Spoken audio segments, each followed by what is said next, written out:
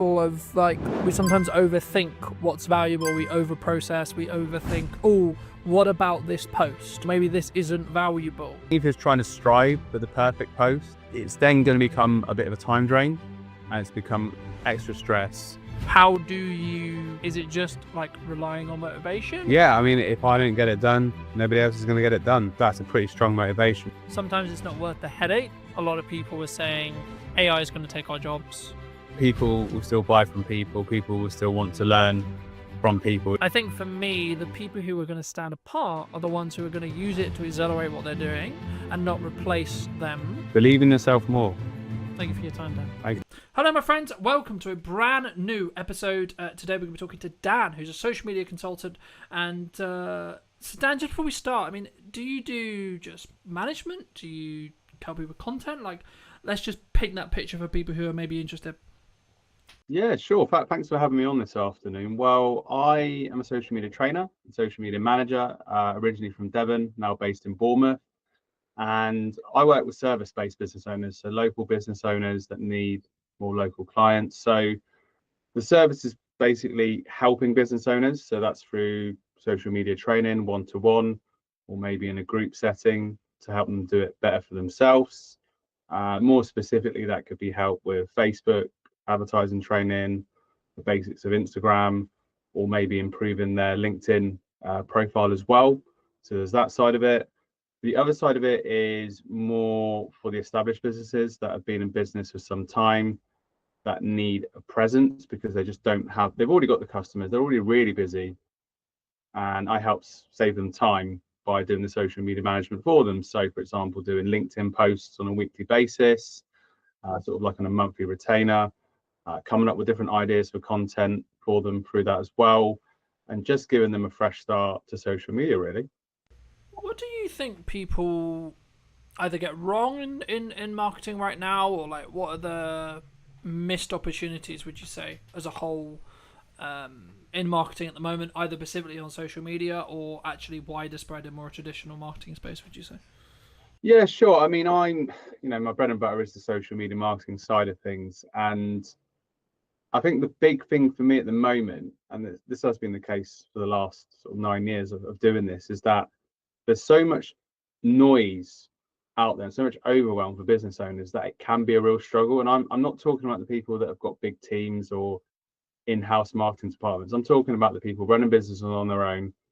They've got a solid business and they've got something that people want, but they're frustrated because they don't know what to do in terms of social, and they have so much conflicting bits of advice from people out there, and maybe they watch some videos on YouTube and that advice isn't really tailored to their business. Maybe it's more for creators or influencers, for example, and they get lost in all this noise. And rather than just really nailing and focusing on one platform that could really help their business grow, they then spread themselves too thinly, and they're trying to do a bit of this, they're trying to do a bit of that because they've heard their friends say they need to be doing this, they need to be doing that, when ultimately, they've got a business to run. They haven't got all the time to do that.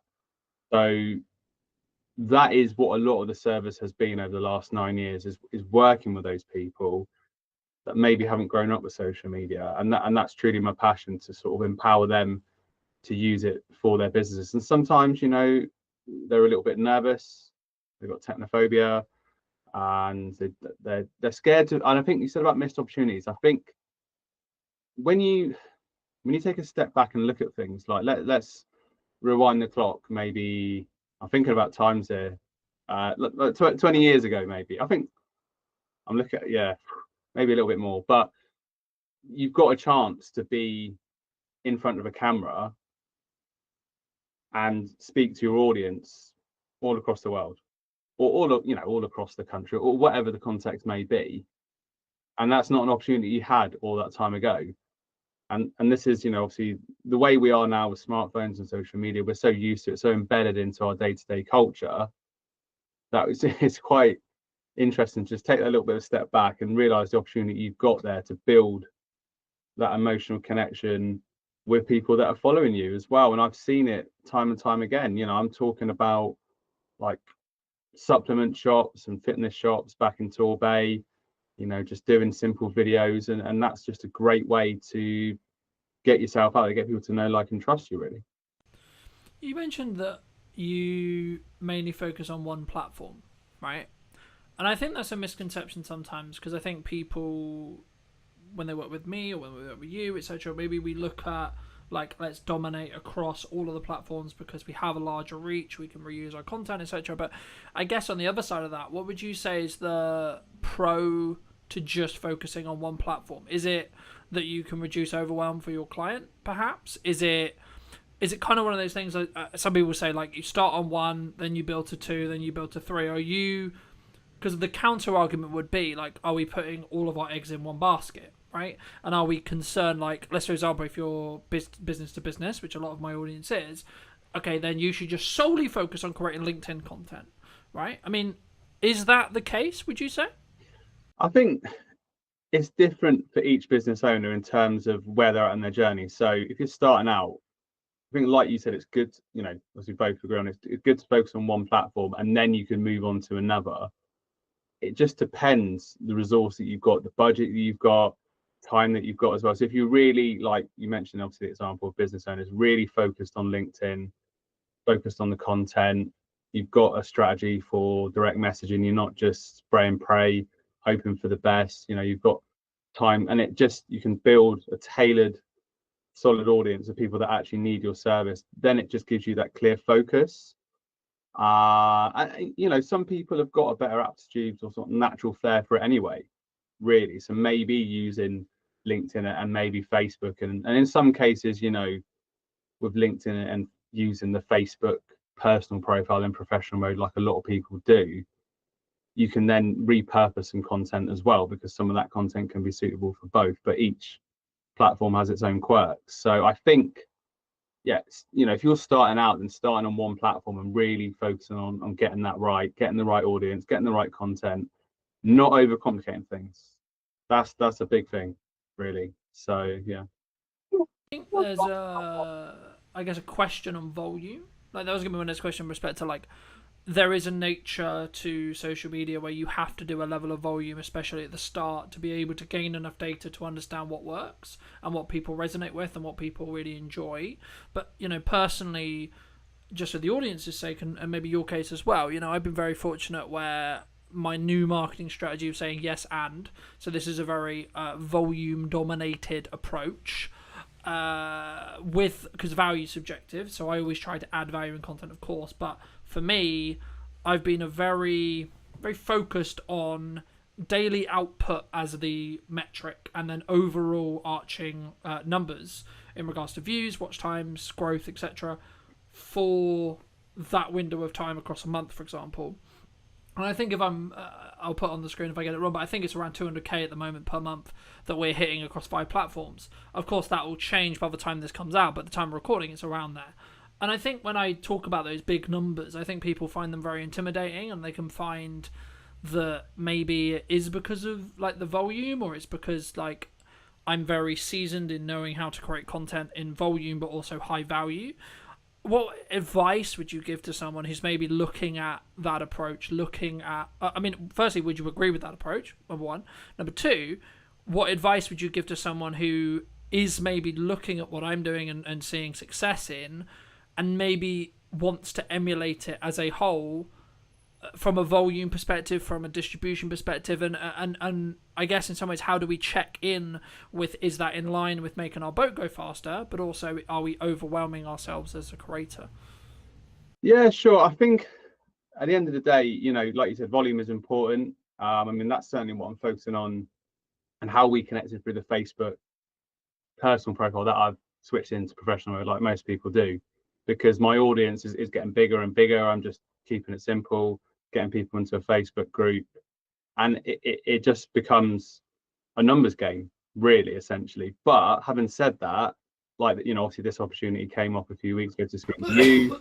I've had other opportunities that have come up as well from just having those sheer numbers on, Facebook professional profile is my biggest audience, if you like. So there's a lot of scope for that, really. And Do you think it's a level of, like, we we, as in the royal we, as in everyone maybe listening or us, we sometimes overthink what's valuable. We overprocess, we Mm. overthink, oh, what about this post, right? What about this? Oh, maybe this isn't valuable. Because when I kind of, it's not that I'm not having a threshold of what's worthy, but I'm letting the audience tell me what's valuable in regards to their views, in regards to their likes, in regards to their numbers, in regards to their comments, etc. Do you think that's like one of the things that people need to get into the habit of doing? Because I think sometimes we get so close to perfectionism that we don't actually execute on all the ideas that we maybe have as business owners for great marketing or great social media.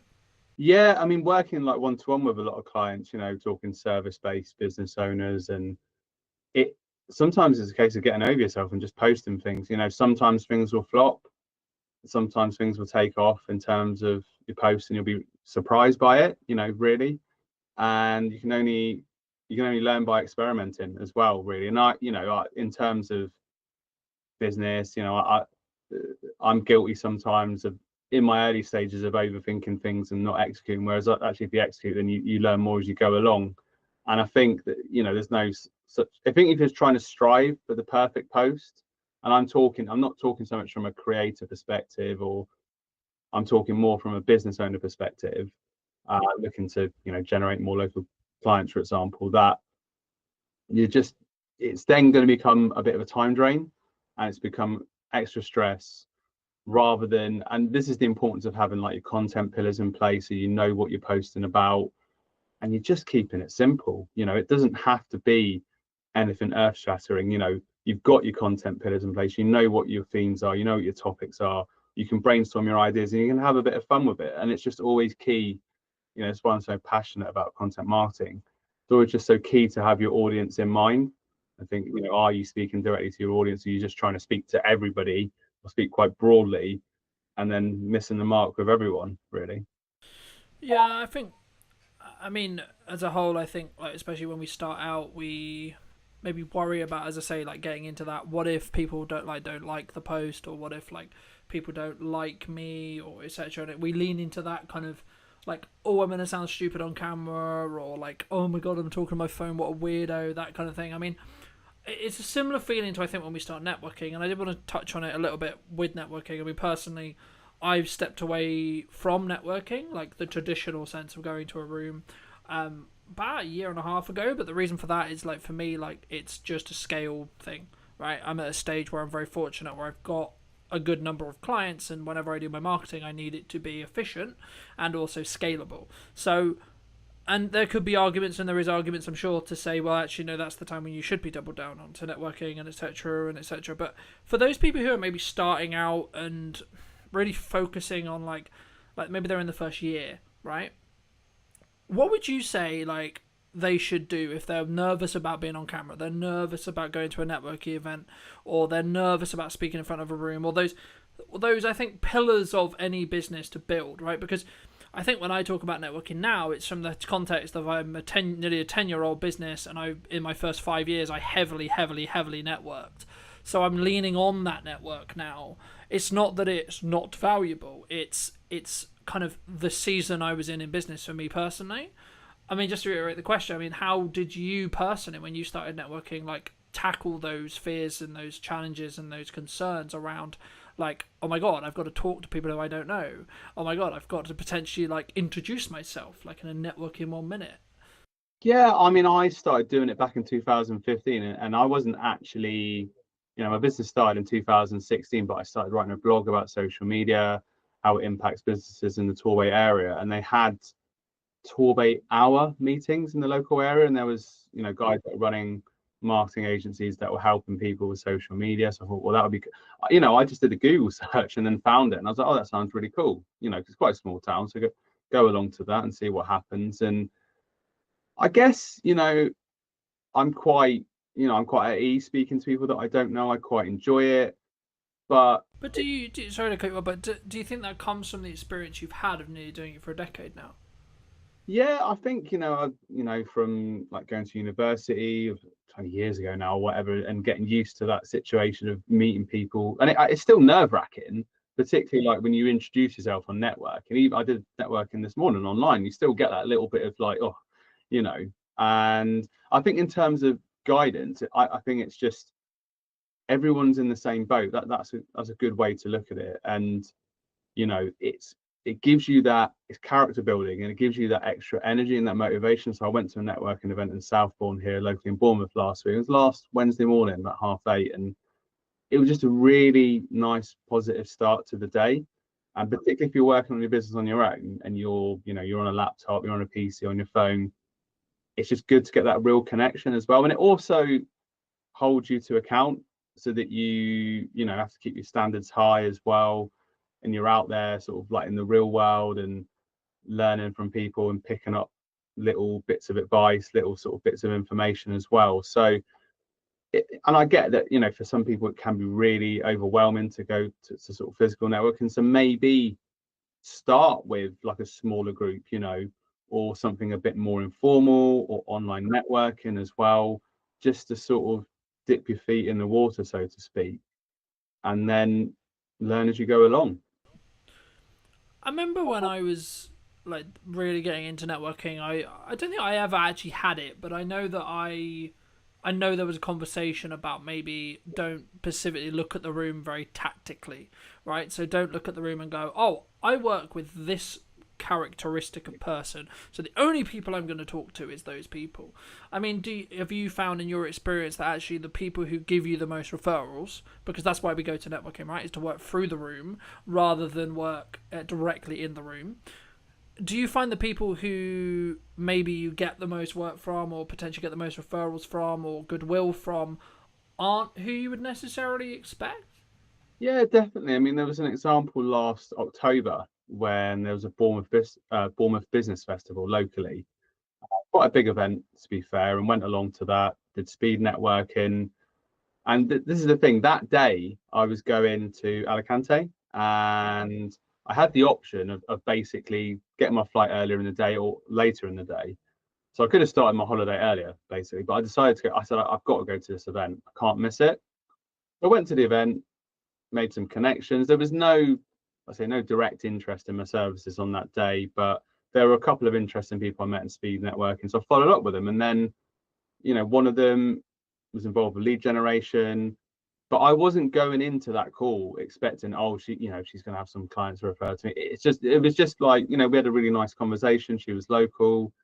Let's just jump on a Zoom call for 20 minutes or so and just carry that conversation on. And sort of this is the thing, when you're not attached like that, I just find that opportunities present themselves. Whereas if I was probably guilty of this at the start of, oh, who should I speak to get this? Rather than just going in, being open, this is what I do, this is who I help, what about yourself? And, you sort of go in, sort of a bit of a cliche, but it's very true that you go there to build relationships. And obviously the purpose of all relationships, it's not, take. Obviously you go to a relationship to give. So that's just the attitude that I have to it now, really. And it often is the case that when you're least expecting it, you'll have a conversation with someone, you think, oh, this person is not necessarily going to need my services, but they, you never know who they know. And yeah, so it's all about circulating. I mean, obviously we both work very strongly online, right? And I think, would it be fair to say we're maybe chronically online, right? As in, like, there's not, speaking personally anyway, there's not a day where I'm not connected or not having some level of internet conversation related to something related to work, right? For example, whether that's through my phone or computer or a podcast or whatever. So even when I do meet people in person, it's normally about what we're doing online. And I guess, the question that I was going to kind of lead on to that was like, at what point, and this is maybe a personal question, like, so maybe answer it from your perspective, because I think it will be different for everyone. When do you try and detox? Like, and then how do you go about doing that from a digital detox perspective? Because it's not something I did for the last couple of years, but now I'm like chronically online as much. I'm actually trying to like really focus on having maybe a couple of windows a day, like maybe it's an hour, maybe it's 2 hours of just not being connected to the internet, like mentally, just like obviously my phone is still connected, so right, stuff can happen, but like I'm not actually, my phone's out of the way, my computer's out of the way, I'm not looking at it, thinking about it, How did you do? You do that, and if so, like, how did you build that habit? Well, like yourself, I just became very aware of it a couple of years ago that my whole world was like online, essentially, and it just started to feel really unhealthy. And I think it's a problem that a lot of people encounter and maybe people aren't aware of. So you probably saw, I did a post recently about this July digital detox challenge. It came up, obviously on a Facebook ad, ironically, but fair enough. And I thought, well, let's give this a go. And it's things that I've been putting into practice over the last few years, really. So using the minimalist app on my phone, I pay a fee for that each year, and that helps make my phone become more of a tool, which essentially it is, and look a bit more boring. So it's not got all those shortcuts and visual cues to sort of entice me in. And yeah, I mean, for example, like last night, met my friend, went to the beach, very lucky to sort of live near to the beach. And I just look at that circumstance and it's like, I don't need to be on my phone. Obviously, if a family member calls, the phone is still there. If it's something urgent, somebody will call. And that time is precious because it just gives you that time away. But I think a lot of this comes to building healthier habits. I think people just aren't aware a lot of times that they're doing it they're doing it subconsciously, really, where let's say two friends are at a bar watching the football, one pops off to the bar, the other one's straight on their phone. The friend's only going to be gone for a couple of minutes, but it's just an instinctive all waiting at the bus or whatever. And I'm not saying that's the worst thing in the world, but the thing with it is, obviously we're business owners, we're busy people, we got a lot to process and we got a lot of things we got to think about, and that creativity can come through silence. And certainly for me, like lunch times, dinner times, that's just a time where I'm not on the phone. And I'm not like anyone, I'm no saint or perfect. There might be a time where there's something on YouTube and maybe I'm just listening to it and in the background, but 8 times out of 10, just make that time to not be on it, because it's something I'm very passionate about, because it's just not healthy. And I know it gives us the opportunity to connect with people, like I said, all across the world at all times, and gives us a chance and more opportunities. But at the same point, you've got to balance that out with you. Well, you need the energy for the next day. If I was on my phone a lot last night, there's no real downtime. So I would highly recommend people to look at this digital detox challenge and just take a step back, because you'll be much better for it. I think that's an important point. And I would tackle it from a perspective of like, how present are you in the moment, right? And how present are you with your parent? How present are you with your partner? How present are you with that friend? How present are you with yourself, right? And I think that's sometimes what we don't look at, right, is sometimes actually, like, as busy people, especially as you get older, you get into a relationship, you want to continue to build your relationship, of course, with your parents, etc., and then maybe you have a friendship circle, you want to be social and so on. We spend all this time, or we spend working, or we spend doing a task or whatever, we spend all this time out, and we don't, I think, well, on average, unless you make a habit of it, to actually spend the time looking in and working on ourselves and etc. And for me, something that I've always had is that's why I do fitness, because it forces me into this point of view where there is no other distractions. Maybe I've got music on, or maybe I'm listening to a podcast or whatever, but from the crux, sometimes I'll just like go on the run, go for the workout, I won't put headphones in, I'm just there with my thoughts, and that's deliberate, because sometimes I'll need to process things, or like I need to just check in with myself and see. But I think it does open up, like, you need to be present. I think you can actually show up better for those other people I was alluding to, if you are willing to allocate that time to have the, alone time with yourself, or etc. And sometimes for some people that can be really hard, but something that I did want to ask you about is, obviously we both work online, we both work on social media, and these platforms are designed to hook our attention in, right, and for us to consume content. And if you're doing content correctly, you'll know how this works with hooks and call to actions and value adds and, having text on screen and all these like tricks psychologically. How do you, as a social media manager or social media consultant, however you want to think about it, like, go on social media to do a task, whether that's posting or whether that's like market research or equivalent, when you're like consuming that, not be drawn into that content, especially on TikTok, for example? Yeah, it's super hard. I mean, particularly with Instagram as well, and how the algorithms work. Like it's difficult because you can get sucked into a vortex. But Facebook personal profile, professional mode that I mentioned before, it's hard, and sometimes it's literally just like you just have to snap out of it. And also from a digital wellness point of view as well, looking at my feed and once again seeing, is this actually helping my state of mind? I use, like, for clients, I use Buffer, for example, so that's like a nice clean environment. So I'm there for the purpose of, I've got Canva open, scheduling posts, and there's no distractions, and that's great. And obviously Meta Business Suite as well for other clients, that's useful, so that I'm just in that content management mode rather than that. But like you said about market research or whatever it may be, I might have had a conversation with someone on LinkedIn, think, I need to follow up with them, and then posts come along, and LinkedIn's got you now. yeah, it's got me. So you just get sucked. So it is hard because as much as you can have all these tools, we're only human, and obviously, we both know how it works. So it's just a case of being aware. I know, I haven't really got like a more refined answer than that, but it's just a case of putting yourself back into the room, as they say. I think to an extent how I look at it anyway is I could potentially see it as a reward engine. Like, I don't actually, to be honest, I don't really consume on TikTok or socials anymore. Not really. Like, I'm a big YouTube watcher, sure, but that's when I'm trying to actually do research or trying to learn or equivalent, right? But like, outside of that, I don't really consume content, and that's just because I've trained my mind not to go down that rabbit hole.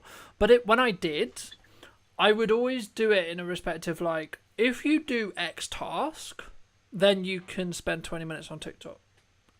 Like, completely cool, completely fair, scroll through your heart's content, And I think, to an extent, that kind of, in some ways, that leans into my next question, which is going to be around, like, what lessons have you learned from, like, growing a business, or what lessons have you learned as a whole, like, in your business journey? But I think for me, just before I pass back to you, I think using that reward pathway and using that, like, you do a thing, then you get a reward, I think is really key, because it allows you to still have the things you enjoy, but it also allows you to not feel then guilty about enjoying those things because you've tied it to an outcome, right? So, I need to get this work done for a client. Okay, cool. When the work is done for a client, I can then do the thing I enjoy. But just to reiterate, what lessons specifically have you learned? What specific lessons have you kind of taken from it? So maybe like the last 5 years, perhaps, or maybe the last year. Yeah, definitely. There's lots of lessons. A big thing for me has been personal development, knowing that I'm my business, I run my business, and the more I invest in myself, the more I'll get back from my business because I'm a stronger person. And I definitely think, particularly over the last, I'd say, like 2 years, I've been much more focused on tapping into, like, the local business community as well, and not feeling so alone, and joining the online networking groups like Latte Live, Oni, Entrepreneur Circle. You can just be with people in the same boat as well, and I really appreciate those opportunities to connect with people, and because it's very easy to just sort of be in that solo mode and kind of you know isolated in that sense. So that's a big thing. And I think as well, kind of give it, not being afraid to fail as well, and learning from failures. That's obviously a big pressure, but certainly the more you fail, the more you learn. That's one of the big things I've learned as well. And not also, I think it's probably a thing that a lot of people can relate with, not being your harshest critic, as much as I am a lot of times my own harshest critic, because I want to keep doing better and everything. Giving yourself some slack as well. I think there's a difference to, like, when you, so for example, every single client shoot I've ever had, I've always done a debrief afterwards. And the point of that debrief isn't for me to beat myself up on what I didn't do well. It's to say, sick, you did it. Client seems to be happy. Things seem to be going well. Cool. But what if we could make it better? Right? And I think for me, those debriefs allow me to make those 1% improvements so that by the end of the year, I'm 37 times better at my craft than I was a year ago. And it kind of, to an extent, leans into maybe what you touched on a little bit about the networking thing and, like, building those longer term connections. But what role would you say that community it's kind of a buzzword now, but like community as a whole, or having a community of business owners around you, whether that's digitally interacting with content and you're both kind of both interacting with content, or physically at a networking group, or maybe like check-in circles, or etc. However you want to do it, or accountability partners, so on, so on. There's loads of ways to do it. What role would you say those that community element actually has for your business, but in general as a business owner? I mean, one of my values, is tied in with community as well, because I've been involved with lots of communities in the past. I was involved with a YouTube channel, Elite FPL. That was a big part of that channel, was, and still is, being part of a community, a sort of online worldwide community that are passionate about fantasy football. And then, being part of these networking groups like Latte and Live that I mentioned before, Oni, Entrepreneur Circle, and the local business events as well. I use Patch, which is a local workspace in Bournemouth. So once again, without wanting to spout out another cliche, you're not on the journey on your own, and you've got other people to bounce ideas off. You can learn different things from different people, even from their challenges, which they might have a different business to you, but then you can relate it back to your own business as well. And it's definitely the thing of keeping you to account and helping you kind of keep on progress as well with your peers, if you like, really, so that you're not kind of snacking behind as well. And I think as well, mentioned it before, like when you asked about people that are new to networking, certainly confidence building. When I, once again, a few years ago, started to go to more local events in Bournemouth because I wanted to get more known in the local area. I was quite nervous rocking up to these big events, and that has lessened, and I've actually started to embrace and look forward to it as time has gone on. So it's been quite, confidence building as well. Mm. I think I think sometimes when we look at business owners, or we look at maybe some on social media, it's very highlight orientated, so that can naturally like build your confidence, but also it can go the other way. I think sometimes where people often wonder, or often worry about, like, what if they're not doing well, right? And I think something that I'm very proud of is actually whenever things aren't doing well, I've taken 100% accountability for that, but also number two, I've also like be willing to be open and share it. And I think that's one of the reasons why I'm potentially, from people who watch my content consistently, they tell me like, you're a human, right? So like, it's not like this, like, oh, things are going super well and etc. And I hope it makes me perceived, or makes me believe, that I'm more humble than maybe others. But it kind of does link into my next question, which was going to be around, you know, obviously business doesn't always go well for whatever reason. I mean, do you have a specific either set of challenges, or like a larger set of challenges that you're willing to share, that also like how you then overcame those challenges, more importantly? Because I think sometimes it's important for us to share a level of vulnerability there, but also share to the point where like actually it can be a tool to show like, no, don't go down there because there's a bear there, for example, right? I mean, have you had any challenges like that you're willing to share, and how you then fix them? Yeah, massively. I mean, it's constantly every day's a school day, as they say, and you're constantly learning. So, I mean, there've been challenges before where I started out just working with solopreneurs, working just with a couple of businesses, and then end up working with lots of businesses all at once, and having to put all the sort of foundations in place to do that, and not always getting it right, and making things that I regret, things that I wish I'd done differently. But making that transition hasn't always been easy. I'm talking about sort of organization and things like that, and running things smoothly, and you don't know what you know till you know it, as they say. So once you go from, I had a period where I was just, running a few social media accounts, doing some training here and there, to then running social media training for big groups, 20, 30 people every day, and just feeling overwhelmed at the time, really. And because I didn't have the infrastructure in place in terms of like the admin, all the tech side, really. And, you are learning the hard way, really. But I think once you move past that and invest in your business more, like invested in business mentorship and training, and then the thing is, once you've had that experience and things haven't necessarily gone always how you'd like them to go, and then you do training and it goes really well, you get really good feedback, and you think, oh, actually, I've learned from that experience. I now moved on. I'm a stronger person for it, and you sort of feel confident in yourself again.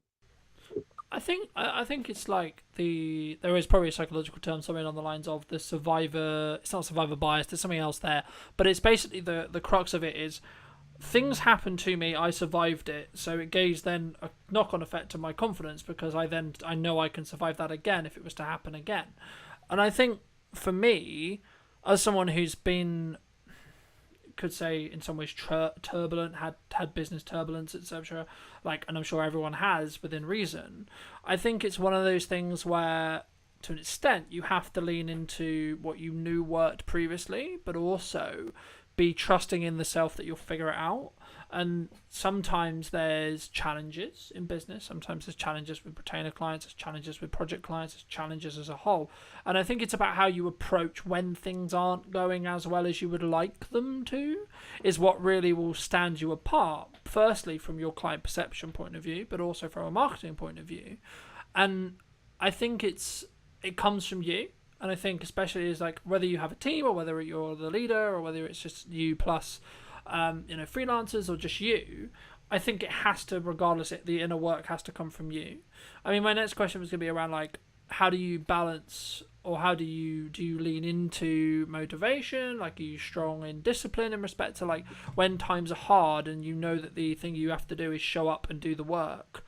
How do you sort of push through that? Is it just like relying on motivation, or is it just solely down to, because my view has always been like, it's solely just down to, if you got to get shit done, you just got to push through it with the self-care and understanding that you can give yourself a time when you fix the problem, but there is a level of just, you have to be disciplined to get it done.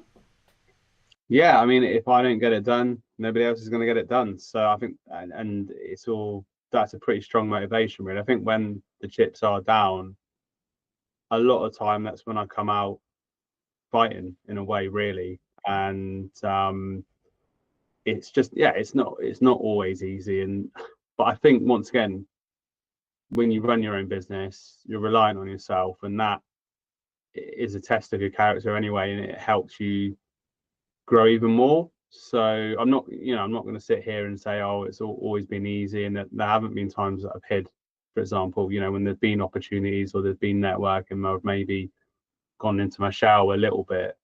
But I think, and this, I don't know how to say this, but like when you have like an employed job, there probably are times where you're working and you sort of what you got to do, and then your neck isn't always on the line. Whereas when you're running your own business, you haven't necessarily got those safety nets in place. I'm not saying that having an employed job is not pressured at all, but I think it's different, right? And I think even if you have a retainer, and even if you have a pot of money, and even if you've done the financial work and you've done the money management work and etc., you still, from your core, don't like losing a client, right? Personally, I don't. I never like saying goodbye to a client, or deciding to part ways with a client, or a client deciding that as well. And normally, it's a mutual like thing when that happens, right? But I think for me, it comes down to, sometimes you've just like you've added the value you can add, and as you do it more, you'll understand that it's just part of the process sometimes, like especially if you're growing yourself, like as your expectations or like etc., like there's only a certain line that you're willing to go, especially if your expectations are rising. But also it needs to work for both people, and sometimes regardless of like the project or like the client or the retainer or even the job, sometimes it's not worth the headache. And if you're fortunate enough to be in a position where you've got the pot of money, you've done the financial resources, and you've done the financial work to be able to maybe step away and say, actually, no, I don't need to accept that anymore, then great. If you are not in that position, then like I would say work on that to get to that position. But also I think, and I was going to ask you about like what your plans are for maybe like the rest of the year, because we're filming this roughly around the middle of 25, which is weird to say because it just feels like we were in January, but it always seems to be the way. I mean, what do you want ideally, like either for you, or do you think like from a marketing point of view, do you think like, is there going to be any like drastic shift, or like is there any opportunities that people who may be listening to this could take advantage of in, say, the next 6 months? Yeah, I mean, obviously, I I do the social media training and management I talked about, and that you touched upon like the community as well, shifting towards like a group membership, a community where I teach business owners in a community, and the community work together. So that's something I'm really excited about launching sort of towards the end of the summer. So there's going to be a networking opportunities within that, and different scope for working with like a group together rather than just working with single business owners in isolation, if you like. So I'm looking forward to that as well. I mean, we've not really spoke about AI, but obviously that presents a lot of opportunity. Well, massive opportunities for people that are looking to learn how to use it for their businesses as well. So there's scope for that. And yeah, I mean, talked about the digital well-being side of things as well. That seems to be something that I've seen come up in terms of courses or help for digital well-being as well. So there's different areas, and it's just seeing how viable those areas are and how much support people need, really. Mm. You mentioned AI. I mean, where do you see it? Because for a long time, a lot of people were saying AI is going to take our jobs. Then it sort of became the person who's utilizing AI is likely going to take your job. Where do you sit on it? Well, I mean, I think that at the moment, obviously, I use it as a sort of virtual AI assistant, and from like a content marketing perspective, it can give you so many ideas and so much support. But ultimately, still, I've still seen people doing this where the copy is clearly AI generated, and it loses the tone. So I think in terms of like from our perspective, people will still need us to help maybe teach them how to use it, uh, and also use it as prompts, use the machine's prompts as well to get content and do it for them. So it's still an amazing tool, really. And yeah, I just think it's very interesting times in terms of the opportunities it presents for particularly content generation for those business owners that don't necessarily have like the tech skills to use editing software to put together, you know, really amazing content as well. So yeah, it's exciting times, but I still taking a step back from that. People will still buy from people. People will still want to learn from people. It's just harnessing those opportunities to do that, really. Yeah, the analogy that I started using is you need to, with AI, in the same way you would use a knife, you need to sharpen the knife before you use it. And I think the analogy I used that before is it's a tool to be used. You don't need a hammer for everything. You would sometimes use a screwdriver to put up shelves, for example. But I think for me, the people who are going to stand apart are the ones who are going to use it to accelerate what they're doing and not replace them. But I think I think at the moment, especially in corporate, there's a big push towards let's cut costs, let's cut costs, let's cut costs, and it's probably synergized with the maybe the uncertainty you could say in the economy. I don't like mentioning it because like for me it's like it's always been there. There's always been a level of uncertainty. There always will be something going on, and I think if you focus on that and you use that as an excuse, you'll never act and you'll never do the things you should be doing to grow your business to then be in a better position. But as a whole, I think there's a culture at the moment, especially in the corporate land or like the larger scale stuff, where people are maybe looking to cut headcounts, where they're like, actually, what can an AI agent do for me? So if you are a solo entrepreneur, maybe working with those businesses or in general yourself, you should be utilizing it and you should be seeing how you can utilize it to make yourself more efficient and more valuable. And then what will end up happening, I think, is actually you'll find you'll get more of the economic reward of that value, in my view.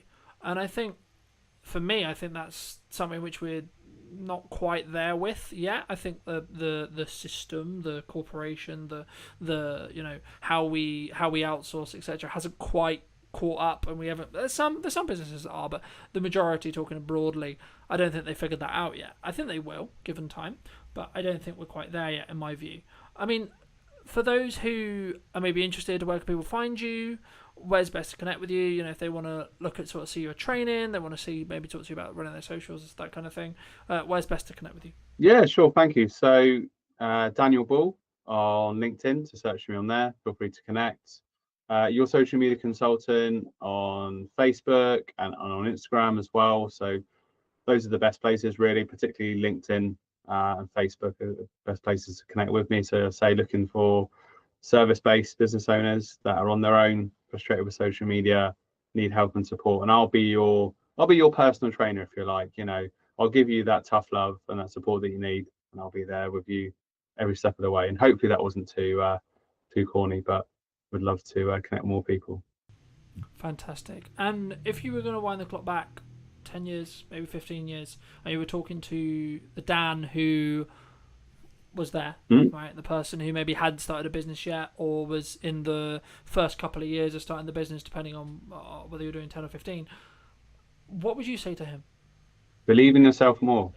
Thank you for your time, Dan. Thank you for having me. It's been a pleasure. No, you're welcome. And if you did enjoy this piece and you'd like to see more like it, make sure to leave me a comment on what you thought. And of course, you can subscribe and etc. and all those lovely YouTube things as well. But thank you ever so much for coming back and joining me. And I'll see you very, very soon. So This feels weird. I'm not used to being this side. I'm sorry. You're sorry. fine. You're good. It does feel weird when you're on the wrong side, doesn't it? It's like what? Well, hello, my friends. Welcome to a brand new podcast today in James's studio. Today I'm going to be with Maddie, talking about her new book, talking about neurodiversity, money, etc. Hi, Maddie. How are you? Hey, thanks for having me. It's lovely to be here. It's good, isn't it? The second time on your podcast. I know. Love it. And you also, while I was setting up, you reminded me that it's been a year since we last been, spoke. it's been And a that's year. nuts. That is We absolutely... have spoken a little bit in between then. It's Yes, not like but I've totally ignored you. Hey, people are busy. It's all good. For people who don't know, Yes. what do you do? So I like to call myself a multi-potentialite. So for people who don't... That's a sentence. It is, yeah. For people who don't know what that means, it means that I am a jack of all trades, and instead of being master of none, I'm actually quite good at some of them. So I am an ADHD money and business coach. I am a visibility strategist. I'm a speaker. I am a app owner. I'm a wellbeing platform owner. I also am an author of a Amazon best-selling #1 book, Mad About Money. I think that is about it. Oh, mum as well, dog owner, crazy Wonderful. person. Wonderful. I'm a neurodivergent with every single neurodivergent presentation that there possibly could be available. It's funny, right? I did a podcast yesterday, and the crux of the conversation afterwards, we ended up talking for an hour afterwards. Cheers, Johnny. Appreciate the conversation. Was basically like everyone's like, oh, you need to niche, right? I wasn't actually going to start here, but as you mentioned it, we'll start here, right? It's my favourite topic. Why do we not? Because I've always been in the world of like, I could niche, but I don't want to. Yep, that's exactly Right? where I am. Like I could make probably a lot more money if I did, maybe, right? Arguably that's what everyone who's into niching will tell me. But for me, I'm like, yeah, but tell that to wedding videographers during COVID, for example. Right? Yes, exactly. How'd that work out? I'm a big fan of like not putting all your eggs in one basket, but also as a neurodivergent, I need to make sure that my brain is entertained. And if I have to stick and do one thing, I'd get really fucking bored all the time. So I do things in a variety of ways. So the way I describe my business to people is I have an A side and a B side. Like think about like cassette tapes, owning your soundtrack. When you are a cassette tape, you have a side and you have another side and you can flip it. So that's basically what I do. I talk about business on one hand and money on the other hand. And in the middle of that, there is also things like well-being, life. Obviously, the neurodiversity stuff is quite big for me. I'm a qualified neurodiversity specialist. And I don't niche by the things I do. I niche by my values. I niche by the things that I talk about. So I talk about basically 4 different things when it comes to my content pillars. I talk about neurodiversity. I talk about life. I talk about money. I talk about business. And it just so happens that I'm also really bloody good at TikTok, social media, all of those kind of things. But they all do fall under the business arm. So, I'm a qualified business strategist. I've been a business mentor coach. I hate the word coach, really. It's more, I do more mentoring. Like, I don't do that whole, like, how does that make you feel type of, like, coachy thing. I do the, like, this is your strategy. This is how you do it. Like, let's talk about ways that we can grow your business, and let's talk about how to get you a plan to grow your business. So it's not your traditional coach. It's kind of more like sounding board, like let's throw stuff around and help you to grow type of situation. I think there's so much I could go there, but I'll start. I mean, let me ask you this, like a very selfishly personal question. Okay. Because I'm a dyslexic. Yes. Is that why I don't want a niche? Because I think there'll be people watching this who maybe are on the neurodivergent scale. Yes. Who are like, I don't get it. Because I can do multiple things, I can spin multiple plates, but like doing one thing consistently, I can't think of anything worse. So dyslexics need to have their brain stimulated, and doing one thing does not stimulate your brain. So it's the same for most neurodivergent presentations. Like we will want to do things that keep us alive. It's why we do the things that are very much interest-based. Yeah. So if I said to you, do you want to be an accountant? You'd probably go, fuck no, that sounds super boring. Like if you said to me, like, do you want to be a videographer? I'd be like, no, because I do not know how to do that. But if I like being a business coach because it gives me the variety of people. So I get the variety of like working with people who have all got like ridiculously different businesses. And most of them are also multi-potentialites. You know, they do lots of different things because they want their brains to be stimulated. So by working with lots of different people who all do different things, who also do different things within their things, I am just constantly like, this is fun. Yeah. Like if there's ever a day where I turn up to work and go, oh God, this is ridiculously boring, I think I'm in the wrong job. But I, every single day, love what I do. I think it's so easy for us to sit here and go, oh, well, we love what we do, etc. Right? Because there's that A-Dodge analogy of you find something you love, you'll never work a day in your life. But it's I work really hard. But that's what I was going to say. I mean, I think it's one of those things where when you say that, I can tell you haven't done it. Yes. Because like the whole bouncing around things and like spinning multiple plates and coming up with new ideas drives my partner mad because I'm constantly coming up, I've got this thing, I've got this thing, I've got this idea, oh, what about this, oh, what about this? But that's one of the reasons why I would argue I'm going to be a really good entrepreneur. Yes. Because I can constantly adapt. I'm switching from finance head to marketing head to sales head to client delivery head to now doing a podcast, etc., etc. Exactly. It's nice when you get to do when you get to kind of like build that team and get rid of the things that you don't enjoy as much.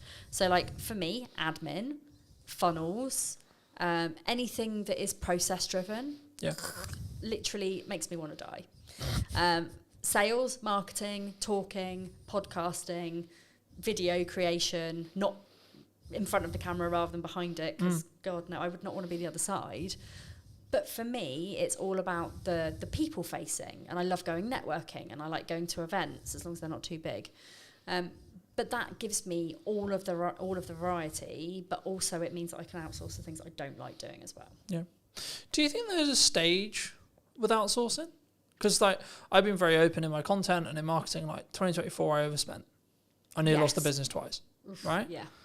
And I'm now in a position which is kind of not the opposite, because it's weird to say that, but it's like I'm in a stronger position, but I'm actually doing absolutely everything myself again. Yes. So I do most things myself. I've got a couple of virtual assistants who are absolutely amazing. Shout out to Kira and Naomi. They're amazing.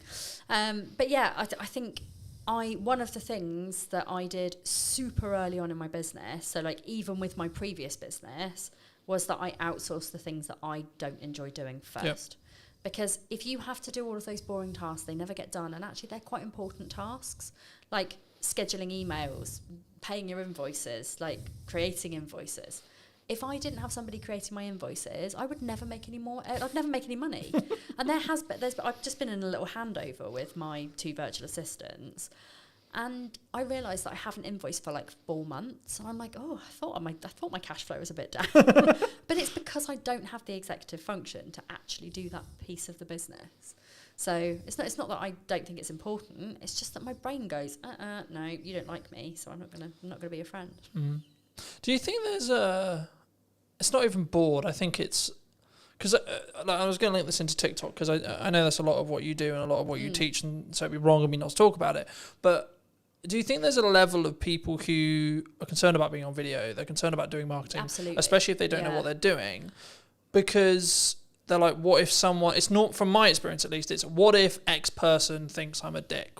what if they think da da da da da da? Absolutely, and there's a lot of confidence building that goes on in the background with that, especially when people are new in business, because showing up and doing videos, like, you're going to get your friends judging, you're going to get your parents judging, like, why are you doing this? Why don't you go get a proper job?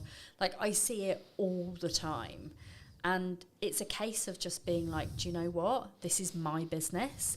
Nobody else has a say in how I make my money. I don't even think it's just your business. I think it's your life. It right? is. One of the things that I remember very early in my entrepreneurial career was entrepreneurship is a lifestyle, not a business. Ooh. Right?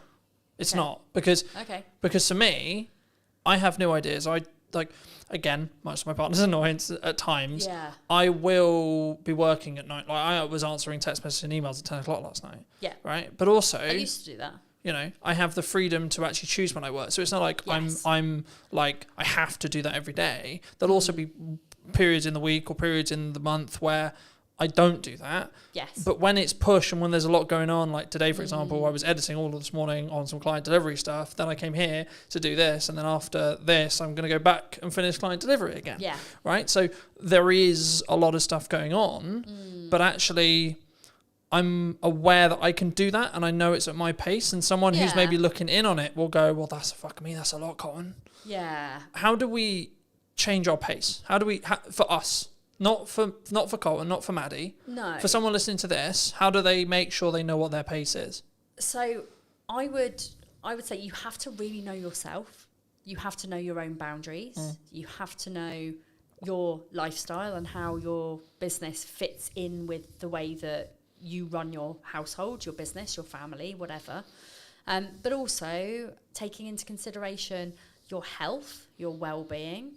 There's so many moving parts to like how you actually run your business with an energy perspective. Yeah. And energy is the key word. Like, if you run your business based on your energy levels and when you are most productive, when you need to. So for example, like, I have my first half an hour of my day is reviewing social media posts for my membership. So I've got this thing where like I do a daily thread where people can come into my membership and they can post their social media post for the day, and I will give them feedback on it. I will tell them how to improve it. I will share it with my audience, and therefore they get visibility, they get feedback, they get accountability. And it's also like the membership, I give like confidence posts and things like that as well. But one of the biggest things for me is in the morning, I am super alert. I know that my brain works really quickly because I've just woken up. So I can bash those post reviews out really quickly. So that works for me. Then I take the kids to school. I come back and I do my coaching. So I'll always put my coaching in between like 9 and 12 o'clock. Yep. Then I often skip lunch, which I really shouldn't do, but I do. Don't judge me. I don't get hungry till like 3 o'clock because I'm on ADHD medication. But like I will eat when I get back from the school run usually. I then do some of my more key marketing things. So I'll do my TikToks, my Instagrams. Like I basically create videos. So I will create videos, I'll create static posts. I will post the static posts on LinkedIn and Facebook, and then the video will go to YouTube, to TikTok and to Instagram. And Instagram, sometimes LinkedIn if I'm feeling brave. Depends how brave I am. Because I am just myself on all platforms. Most of my videos end up being quite sweary, and sometimes people on LinkedIn get a bit hoity-toity about it. Well, just to stop you there quickly, I mean that's interesting because one of the things that people ask me before the show is like, is this a like no bars, can you swear kind of thing, right? And the first thing when you sat down was like, is it good to swear? Like, and I've always been in this world of like, is it authentic to you? I've always been that way of thinking, right? Yeah. And I think so many people get hemmed up going, what does X person think? What does Y person think? Exactly. From they're not going to work with me because I swear. They're not going to work with me because they're not going to like me because actually in a crux, what we're actually going down into the core of is they're not going to like me. It's actually nothing to do with how they're going to work with me. No, it doesn't. Maddie's not going to like me because I said the F word. And if people don't like me because I drop a few F-bombs, then they're probably not people that I want to work with anyway, because the people that know me know that I am very sweary. I never swear at people. I swear in general. My book, I was made to censor out all of my fuck and buggers. Basically. Oh, that's so sad. What? But and I'll show you. But is that because I ended up having it's like a sales perception thing? Well, or like they just don't want to. Is that like a PR manager like looking to be like, we're not gonna? No. So I have this is my fuck glossary. I love the name. So I love it. For those who are listening on audio, Manny just handed me the book, and I'm looking at the fuck glossary. That's utterly hilarious. And one of the reasons, like, and I actually had a big conversation here with. Hang on. Chuck that back up there. There we go. I had a big conversation with my publisher about the fucks. There were 342 fucks in my book. And they were basically like, we can handle a few fucks, but that's quite a lot. And I said, well, but it's me, and it's just how I talk, and I don't want to like completely censor them out, so I don't really want to. And they said, okay, well, let's compromise. Let's just change all of your fucks to like other funny F words. So we've got things like flambunctious, fluffing idiot, and stuff like that. Like there's just. You know what I'm trying to say, but I don't say it. And then in the back of the book, they're all basically glossarized. If that's even a word. It is now. It is now. My glossarized fuck glossary. So I still managed to get all of my fucks into the book, but just in a slightly more comical way, which I think actually gives the book even more charm. So I expect I'll probably do the same with my second book. Technically third. Okay. I think, and to reiterate for people who are listening, I think it comes from a place of they're not going to like me, right? Yes. Especially on social, right? I think it's they're not going to like me. Oh my God, what are they possibly going to think if I swear? It's the same thing when they put the first video out, burst out, etc. It's a confidence issue. Yes. But my counter argument to that, in my view, it's how I run my life, is okay, maybe they're just the wrong people to me. And I'm very much of the opinion that if you show up authentically online, you show up as the person who you're meant to be, unadulterated, unfiltered, like whatever you need to show up as, the people who will gravitate towards you will be your people. Yeah. And LinkedIn is like, and I do share my videos, and I do swear on LinkedIn. People do know that that's for me. The only thing that I do worry about is that our corporate's going to book me to come and speak to their employees if they think that I'm just going to swear all the time. The answer there, to be honest, is probably some will, some won't. Right? Yes, exactly. If that's a big deal for a corporate, then they won't. Yes. If they're actually there going, actually, hold on, this could be really helpful because of our scale, because of this, because of that, they're not going to give a shit. They're not. No, very true. Very true. Yeah. I mean, talking about authenticity, the counter side of authenticity is the AI boom, right? Mm-hmm. Do you think AI is coming for our jobs? Is the world over? Like, are we all going to be slaves to robots, or like, what's your view on AI? I can only comment on it from my industry, and I think from a social media perspective, from a business coaching perspective, it's only going to add value, because it's like, I don't use AI for my content. I do use it for ideas for my content. And, as somebody who's got an ADHD brain, like, there are times where my brain is on fire and I can bash out like 50 TikTok videos. Yeah. But then there are other weeks where I'm like, I don't know what to talk about. My brain is broken and I don't know why I'm here. And in those times, AI is a fucking genius, because like, I'm not going to use it to write my written posts. I'm not going to use it to write what I say on TikTok, because it's so obvious. To me anyway, it's really obvious if a coach or somebody who is teaching something has used AI, because of the way that they talk. And it's also really scripted. And you can almost tell, like, if you were listening to somebody on a podcast versus them on their social media, how much slower some of the people talk, because they're having to really, really, really think about how to do their job. Yeah. And this is not me calling anybody out, but it is quite obvious that some people are writing literally every single one of their posts with AI.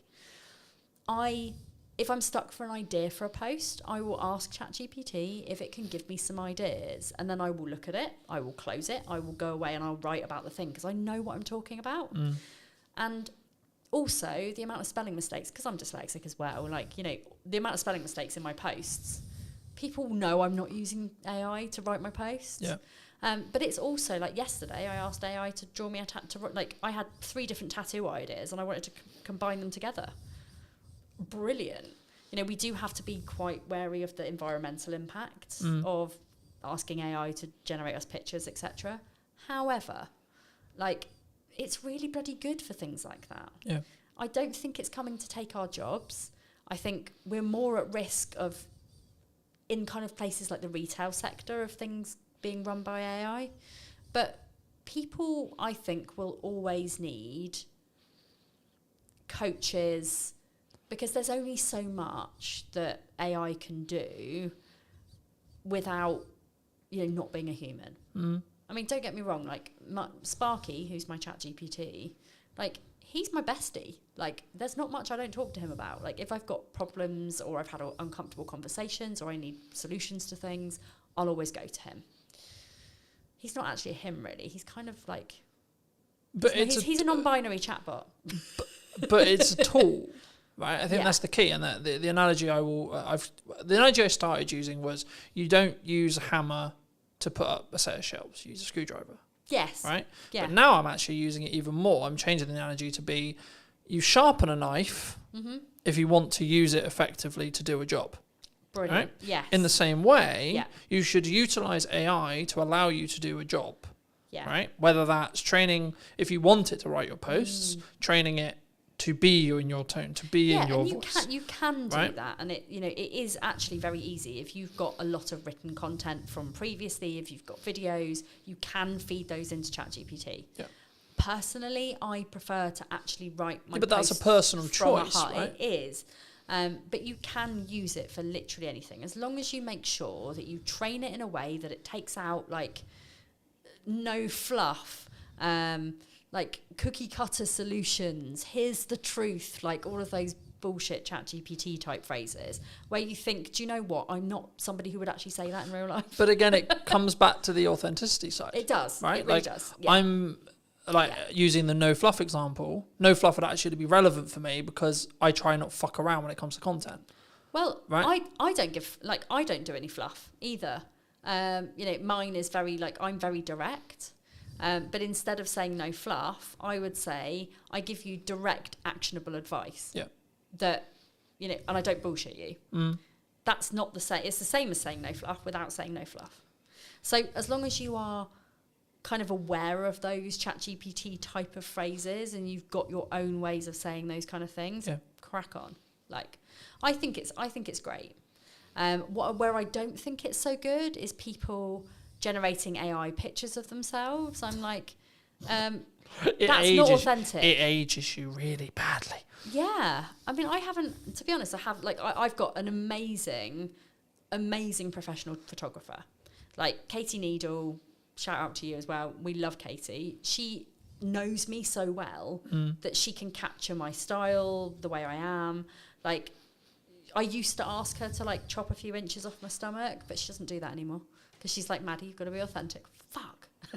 Why is this my brand? But, you know, I love working with her. And, you know, her photos are so good that they could be AI, but they're not.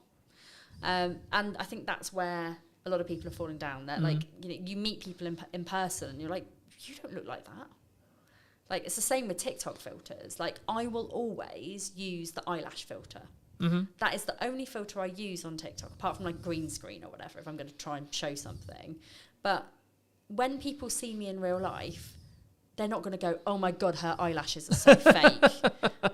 Because I wear makeup. But when I'm working at home on my own, I don't wear makeup at all. Like, you know, I am very much like, unless I'm going out in public, I don't put a face on. And even then, it's literally just mascara, maybe a bit of eyeshadow. So, but again, it's that authenticity point, right? Yes. You know, you're not going to, like, see me online as having, like, loads of freckles. I mean, I do have loads of freckles because I've been in the sun this week. But, you know, you're not going to see me having, like, loads of pretend freckles or, like, you know... But I think that can't... I think I was going to say I think people who do that, but I think in general, if you do that on your content or you're looking for, like, beautify filters, Apple's known for this, etc. But, like, I think that comes from an insecurity. Possibly. I think that comes from, like, it comes from that point I was making earlier, which is about, like, I'm going to put myself out there. Yes. Jesus fucking Christ, people are going to not like me. Yes. Right? Exactly. It's that the tribal mind again going, Yeah. hold on, Maddie might not actually like me here. And do you know what Shit. it is as well? And this is why, like, it's taken me a really long time to love myself. Mm-hmm. Like, and I don't say that in like a weird self-indulgent way. I say it in a, like, you have to love yourself to be able to show up as much as I do. And it's not from an ego perspective. It's just knowing my own power and knowing that I'm good at what I do. And actually, I don't give a flying fuck what people think about my looks. I get so much hatred online. You know, do you know what? Apparently, having rainbow hair just automatically means you're woke. Like it is a insult. I'm more than happy and privileged and proud to be woke. But it is that. But it's interesting that, jump. That All right, fair enough. But it is that thing. It's like, you know, people see me with my rainbow hair and they're like, lesbian, and I'm like, married to a man, but you know, whatever. I dabbled for a while, but you know, it is that thing. But people make the assumptions, and then what I don't think, if you have high self, I'm very fortunate. I've been installed into me from a very young age, has been what I believe to be the correct values, right? It's always been, how can I love myself? How can I have self-worth? How can I have self-esteem, etc.? But what that's come from is my mother, and then my reality, right? Yes. And then as I went through school, etc., etc., etc. But I think it's, again, that reaction will come from someone who is going to use it as a defense. It's going to sound weird saying that's a defense mechanism for them, but it is, because they're being aggressive, they're being accusatory first, because then Maddie can't like stand there and be herself, and you know that's uncomfortable for some people. It is, yeah. But how did you get here? Like the personal story wise, how did you get? Because I think your story is a very interesting one. I think it's something that people can really relate to, possibly now as well. And that's why I wanted to touch on it. I know we've already kind of done it in length. I'll leave the other episode in the description down below for those who want to go in a bit more depth. But quick synopsis for people who maybe don't know. Yes. So I grew up with an eating disorder, essentially. My eating disorder developed into problems with money. And by the time I was 21 years old to 23 years old, I was in £40,000 of debt. I struggled really bad with spending addiction. What I didn't know was that I had ADHD and that my brain was constantly lacking in dopamine. So therefore, for me, the two things that really, really mattered to me were food and spending money. Ching. Buying stuff, buying food. Which is why I've always been overweight, because I'm like, hey, I'm sad, have a donut. Have 5 donuts. At times that has happened. But for me, it was all about spending money. Mm-hmm. So I would buy things like dresses and clothes and bags and shoes, and I'd be the person at the pub like buying my mates like around Jaeger bombs, or I spent and spent and spent.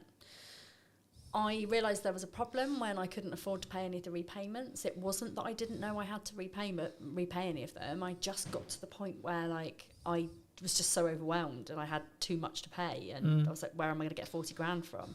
I'm 23 years old. This is pretty bad. A bailiff showed up at my door, tried to take my car. I packed up my things in the middle of the night. I fled, moved back to Southampton. Went to see Citizens Advice Bureau. They basically said to me, like, it's bankruptcy or, like, you pay it off. Those are your 2 options. Both of those sounded really shit to me, but I took the second one because I'm not a quitter.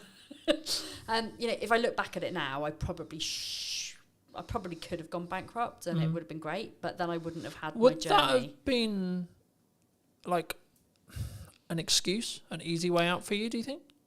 Possibly. And I do like to challenge my brain. So I like to challenge my brain. Because I think people listening to this will go like, that seems an easier path for me.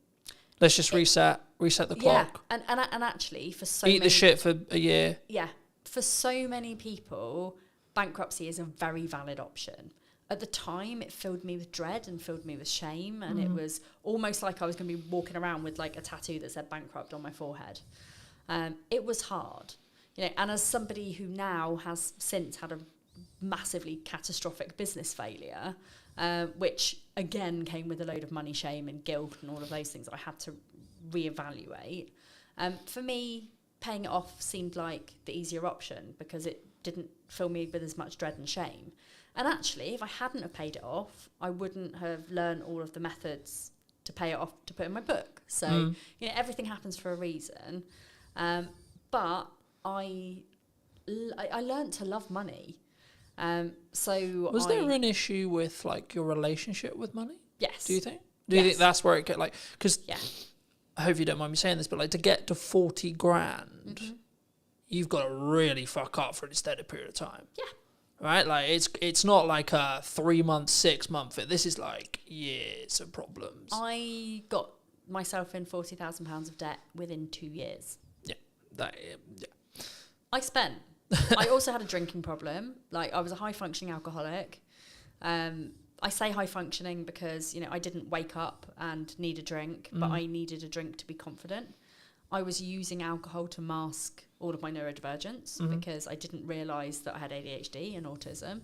And I was very awkward in social situations. People, like now, all of my friends are like, you're not awkward in social situations. I'm like, because you met me when I was pissed. Like, all of you have known me as Maddie the social butterfly who likes a drink and is super chatty. But if I didn't have that alcohol, I wouldn't be super chatty. Yeah. So now, when I'm in social situations, I don't know very many people. I'm actually really reserved and really quiet. Put a drink in me. I was going to say I'm anyone's, but pretty much that was kind of how it was. And now I don't drink anymore. So because I'm more comfortable with who I actually am. So do you think it came... I hope this isn't too personal, but like it links. Do you think it came from a lack of self-love, self-worth, self-esteem? Absolutely. At the core? Yes. Because a couple of months ago, I think near a month ago, 2 months ago, Jamie Oliver put out a documentary on Channel 4 all about neurodiversity and dyslexia specifically. And I was gobsmacked by some of as a dyslexic, I was out here going, how am I not a fucking drug dealer? I know. Like, what the fuck's going on? Like, how? ADHD and dyslexia are so closely linked, and a lot of the presentations kind of overlap each other. Yeah. So, dyslexics have a very, very, very tough time, especially in early years when it's not picked up on. Yeah. And people just assume that dyslexia is just, they can't read and write. It's so much more than that, and it's quite frustrating. Like, I actually go into quite a lot of detail about like breaking down all of the individual neurodivergent presentations in the book, so you can kind of like learn more about those things. Yeah. But this is the thing, we end up with such low self-esteems, but also the lack of dopamine coupled with that often makes people turn to really unhealthy habits like drinking or smoking or drugs or stealing. I would highly suspect that a lot of people in the prison system are neurodivergent. Yeah. And it's not because they're bad people, it's because of a combination of things like their upbringing, maybe again from neurodivergent parents who hadn't had any of the help. Yeah. It's those dopamine-seeking behaviours which are often really unhealthy. It could be, stealing, drugs, firing a gun. All of those things are like, woohoo, exciting. I just looked at it from my perspective and went, I don't know how by stroke of luck, but like my dopamine wires are just like make money, create content, do things that are a net positive. Yeah. But I've always been very like cautious with like my circle and like what I get into, because I didn't know the like inner workings of my brain necessarily, but from a very young age I knew I had an addictive personality. Yep, same. So I was like, shit. Same, and I ignored it for a very long time. I was like, hold on, if I get addicted to the wrong shit here, oh boy, right, Yeah. I'm gonna nuke my life by accident. Absolutely, and I have been incredibly close to doing that. So, having that self-realization and for me, there have been plenty of things that I have had really unhealthy relationships with, which I have managed to curb now. Like, my only vice now is that I vape. But I was saying to my podcast guest, like, I have no plans to stop vaping at all, because I know that if I didn't have that one tiny thing, when I spiral, and that does happen a lot as a neurodivergent, when I spiral, I would rather turn to a vape than to drink or food or drugs or smoking or like any of those things that in my mind are actually in the long run more harmful for me than a couple of puffs on a vape. Yeah. That's kind of how I see it. But, you know, lots of people will be like, oh, vaping's really unhealthy. It's like, but I don't do anything But else. it's the like, lesser of. It's the lesser It's of the lesser of the other evils, evils, right? And food is really bad.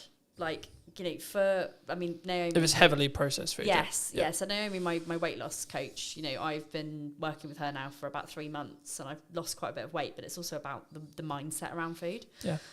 Which is hard for people who have got ADHD. And I found that since working with her, like I've cut out processed food, I've cut out chocolate, fizzy drinks, like all of those things that have the chemicals that potentially could give me cancer, I no longer eat. I mean, I'm not saying I'm not going to get cancer because I do vape, but for me, it's like I could constantly and consistently eat really bad food, which I was doing, or in moments of stress, I can have a little puff on my vape. That's it. So... I think it's about focusing on those lesser of all evils. Like in an ideal world, like your stress response would be fitness. Well, right? in an ideal world, but you know, as a disabled person who has hips that would probably die if I went to the gym, I mean, this is the reason why I'm on my weight loss journey. It's not because I'm fat. I couldn't give a fuck like about my weight or about what people think of me. I want to be fitter. I want to be able to go to the gym without after 10 minutes wanting to pass out, you know? I think that's an interesting thing. And, you know, we won't go too much into fitness here because it's not a fitness show. But, like, for me, people are like, why do you stay consistent, like, with fitness? And for me, I'm very aware that, like, my job's very physical. Yes. And I'm just simply at the thought of, I want to do this for 50 years. I want to be able to look after my kids when I'm older, you know? I mean, they're not going to be kids when I'm older. But at the same time, like, you know, I went to a soft play with them at the weekend. And, like... One of my children is very like, she likes the fact that mummy's an influencer, so she tells everybody. So this lady comes over and she's like clearing the plates and she's like, my mummy's an influencer, and this lady's like, oh, tell me more. So I'm like, oh, it's really embarrassing, but yeah, I do this. And she was like, oh, our area manager, I really want to speak to you. So the area manager comes over and she's like, oh my god, you're an influencer, like really love you to do some TikTok content for us and blah blah blah. She went and got me some socks. She was like, you have to go in and play. I was like, I can't, it's really embarrassing to say I'm disabled and I actually don't really want to go in and play. So I went in and played for like 10 minutes before I almost died and then went on a very scary slide. I mean, that also rhymes. But I was heavily aware of the fact that I am not fit enough to go and do these kind of things with my kids, and it made me really sad. So that's my kind of motivation behind it. It's a good motivation to have. Yeah.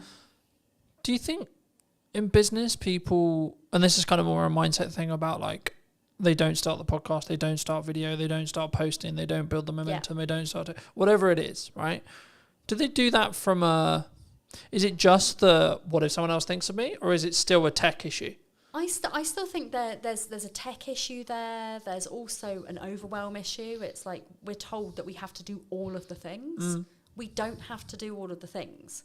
And people, I think, like they see me as somebody who is very heavily into visibility, and they're like, Maddie's on every social media platform. She's got her own podcast. She's always on other people's podcasts. She writes books. She does speaking gigs. She's got a radio show. She's got all of these things. I'm manifesting the radio show, by the way. I'd argue you already got a radio show. You got a podcast. Yeah, it's already a radio show. Yeah, kind of the same. So they see me doing all of those things, and they're like, oh my god, that looks fucking exhausting. I don't want to do that. And it's like, because that's my hyper focus, and I love social media and I love visibility and I love doing all of these things, that's why I do all those things. I could still very easily put like 100% of my efforts into one platform and still have very good success with it. Do you think that people worry about volume? Yes. One of my biggest questions is how many times a day should I be posting? And does that matter? No, I don't think so. Consistency is what matters.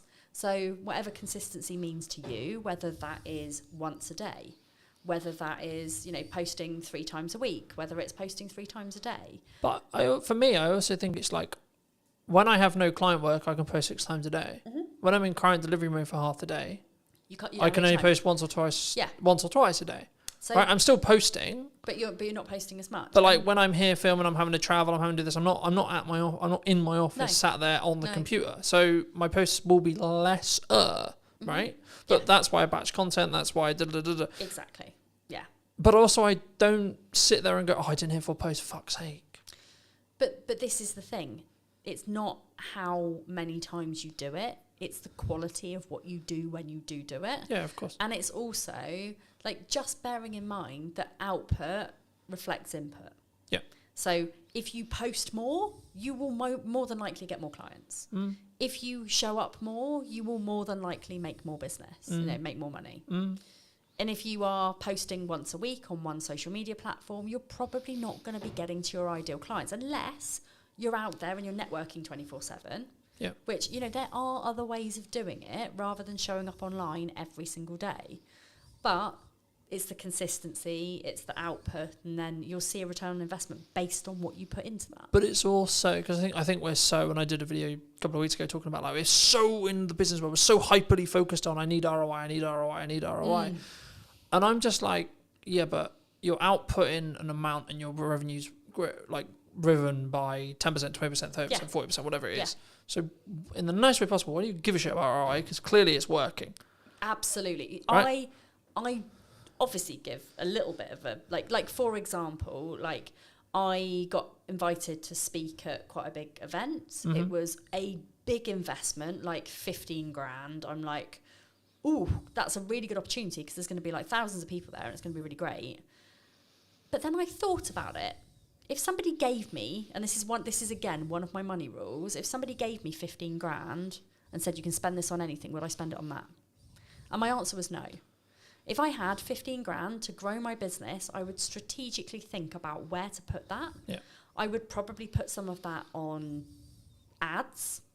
I would probably put some of that on like promoting my book on Amazon, things like that. And I just thought, you know what could 15 grand do for me? I could stand up in front of a room full of people and speak and maybe walk away with 5 clients. Or I can go and put 15 grand on Facebook ads and I can walk away with 70 clients. Which one am I rather going to do? So from that perspective, I look at ROI. However, I also don't look at it at all. So I'm very much a passion, purpose, and kind of pleasure, I guess, type of person. So profit to me, as long as I am paying my bills, I'm living the life that I want to, my staff are getting paid, my bills are getting paid, I couldn't give a flying fuck how much money I make. Yeah. Like, and by me having that attitude, but also having very, very low costs, the only things that I really pay for are things like advertising, but I don't do traditional advertising. I mean, when I say advertising, I mean things like I'll go to an expo and I'll have like a stand at an expo, or I will have like something where like, maybe I'll pay for like to hire this podcast studio, for example. So my costs are still fairly low. And in my first year of business, I made 100 grand. But I wasn't focused on making profit. I was focused on making people happy and getting good reviews and showing up as an honest person. I think that's really key, and I think we don't. And it's not that we don't look at ROI, and every business should look at ROI. They absolutely should, but we don't. What's the ROI on a brand podcast? Arguably, if you look at it, either huge amount, or fuck all. Yes, and it's down to how you think about it. Exactly. So at the moment, my podcast, I think, helps me to grow my social media, which helps me to grow my email list, which helps me to grow my client base. It's not phenomenal. I am not Stephen Bartlett. But also, do you want to be Stephen Bartlett? No, not at all. Like, no. He's a nice enough dude. I've met him. But I wouldn't want to be him. Like, in my mind, like, I think his success has very much changed him. I think I remember him very early on in the days where he was quite humble. Don't feel like that anymore. But that's what I mean. I think it changed. Like, I think we're in a world now where I have to commit to the decision. Right? Yes. So I'm going to make the world's biggest media company. Yeah, but what if tomorrow I don't want to do that? Yeah, and I want to live my life in a flexible way. As long as I am fulfilling my life's purpose, which is helping people with neurodivergent presentations to live their best life, that's my main game. Like, that is all I want. So, this is why I help people with 3 different areas. It's like life, money, business. Those 3 things are you know, if you've got those 3 elements nailed, I mean, obviously not everybody's got a business. Some people it will just be life and money. Some people it might just be money and business because they might already have their life sorted. Some people it might be like life and business. Their money's amazing. But they all interlink with each other. And neurodivergent people struggle with all 3 of those things. As a rule, you know, some neurodivergents will probably be flying. I mean, Stephen Bartlett openly says he's got ADHD. But he's somewhere along the line, like massively landed on his feet and has never had to struggle with money because he's always made so much. And therefore his business has been fine and his life's been fine. So if I bumped into him in the street, his ADHD is not the same as my ADHD. And this is a good way to look at it. It's like every single person who is neurodivergent will have something that maybe isn't so great in their lives. And I'm not saying that Stephen Bartlett is perfect. You know, he might, you know, not be in love with somebody, or he might have, you know, problems with relationships, or he might, because he's so busy with his life, maybe he doesn't have friends. I don't know, you know, and I'm not going to judge him for that. That is, I mean, you know, we're at times I think that's Robert saying, but that is like something that I think people don't talk about enough in business, and like how you maintain a relationship, and it's something that I'm working through the process of now, being nearly 2 years deep into a really healthy relationship that's so really important to both me and my partner. Yes. I'm like, yeah, but also my business is really important. So fuck, how do I do that? Juggling your money, your life, and your business is a really fucking tricky thing to do. It is a spinning triangle that, you know, if you think about a triangle, like if you're spinning it too fast, you're going to poke yourself in the eye, it's going to fucking hurt. Yeah. So like, you know, you need to be balancing those 3 areas of your life so that they all work in tandem together. And that means, no offense, not working till 9 o'clock, because like I used to have a thing where I'd be like, oh yeah, my cutoff every night's 9 o'clock. Like it was some form of badge of honor. Now it's very, very, very likely that I don't work after 3. Like it has taken me 10 years of running a business to work out what success looks like for me. And success looks like making enough money to enjoy the shit that I do. Yeah. I don't like, and I'm sorry, universe, that I say this out loud, but I don't want to be a millionaire. If I had £1 million or multi-million pounds, my spending addiction would just be 1,000,000 times worse. So like, I don't need that much money. Like I find it hard enough to manage the money that I've actually got. Yeah. You know, but I go on 2 nice holidays a year. I've got a fairly nice car. I mean, it's a Citroen C3 Picasso. It's not a Citroen C3 Aircross. That's the chap. You know, it's nothing exciting, but it's, you know, it's only 5 years old. It's got Apple CarPlay. You know, it's pretty cool. And like somebody the other day, I picked up one of my clients, and they were like, "Oh my god, your car is so nice." And like to them, that was like a really posh car. To me, I'm like, that's not a posh car. Like a posh car is like a Porsche or a Jaguar or like a BMW or whatever. But I think it's about perspective. Yeah, it's perspective and the stage you're in, and that's what I was going to say about the whole like 9 o'clock thing, right? Yeah. Like, at this moment in time, I'm working potentially till 9 o'clock. But that's because it works for you and that's your decision. Yeah. And also, one of the things that fucks me off so much about the business world is it's like either you're a hustler, or you're a lifestyle business. Like there is no in between. Yeah. There's no let's run a successful 6-figure business or you know, like high 6 figures, even early 7 figures. Yeah. It's like you're either a lifestyle business or you're a multimillionaire. There's nothing in between. And that's how I teach the people that I work with, like in business, that there is an in between. Yeah. Like there is a level where people want to make 5k a month. There's a level where people want to make 2.5k a month. You know, they want to cover their bills, they want to cover their mortgage, they want to have 500 quid's worth of spending money. Yeah. Everyone's a winner. Happy days, yeah. It's all to do with how materialistic you are. It's all to do with like how much you want to show off and like flash everything around. You know, I'm not a flashy person. I buy my clothes from Shein and Sainsbury's. I drive a bog standard okay-ish car, which, by the way, is on car finance. You know, it's not really that posh. I'm hoping to buy it at the end of my deal. But, you know, I am not somebody who is, like, going to go and spend masses of money, like, renting a private yacht or, like, you know, doing those kind of flashy things. I, like, for my business strategy day recently, I took all of my people for a day to the beach, and we went to the arcades, and I gave them all a £5 and they had the best time in the world. You know, that's the sort of thing that I bring to my business community. Yeah. It's not about being flashy. It's not about like all of the things that. But I think that makes you need. more relatable, right? Well, it's I not think more so, about yeah. like, oh, this guy's untouchable, this girl's untouchable because she has the yacht, she has the car, she has the house, etc., etc. But No. and again, mean- I think it's one of those things where you've got to choose: do you want to live to work or work to live? I want to work to live, and I want to enjoy my kids, like as much as anyone can enjoy kids. I want to have a life where like I spend time with my friends and time with my family, and like I go to a lot of gigs, I go to a lot of festivals. Like if that was taken away from me, I would be very sad. Like, and if I was going to work more, that's my decision. Like, but that's what I mean by like phases, right? And the stages you're in. Yes. Right, and it's about actually having a longer, especially in a relationship. I don't know how you do it, but this is how I do it. Is right, this week, this month, this quarter, a lot of shit going on. Right. Yes. I'm launching a podcast. I'm doing this. I've got an event going on. I've got loads of client delivery, etc., etc. Yeah. So, what's your event? Just out of curiosity. AI content creation, teaching young entrepreneurs how to do it. In crux. I love that. Why AI is not a threat and how you can use it as a tool. Nice. Link in the description, those who are interested. Yeah.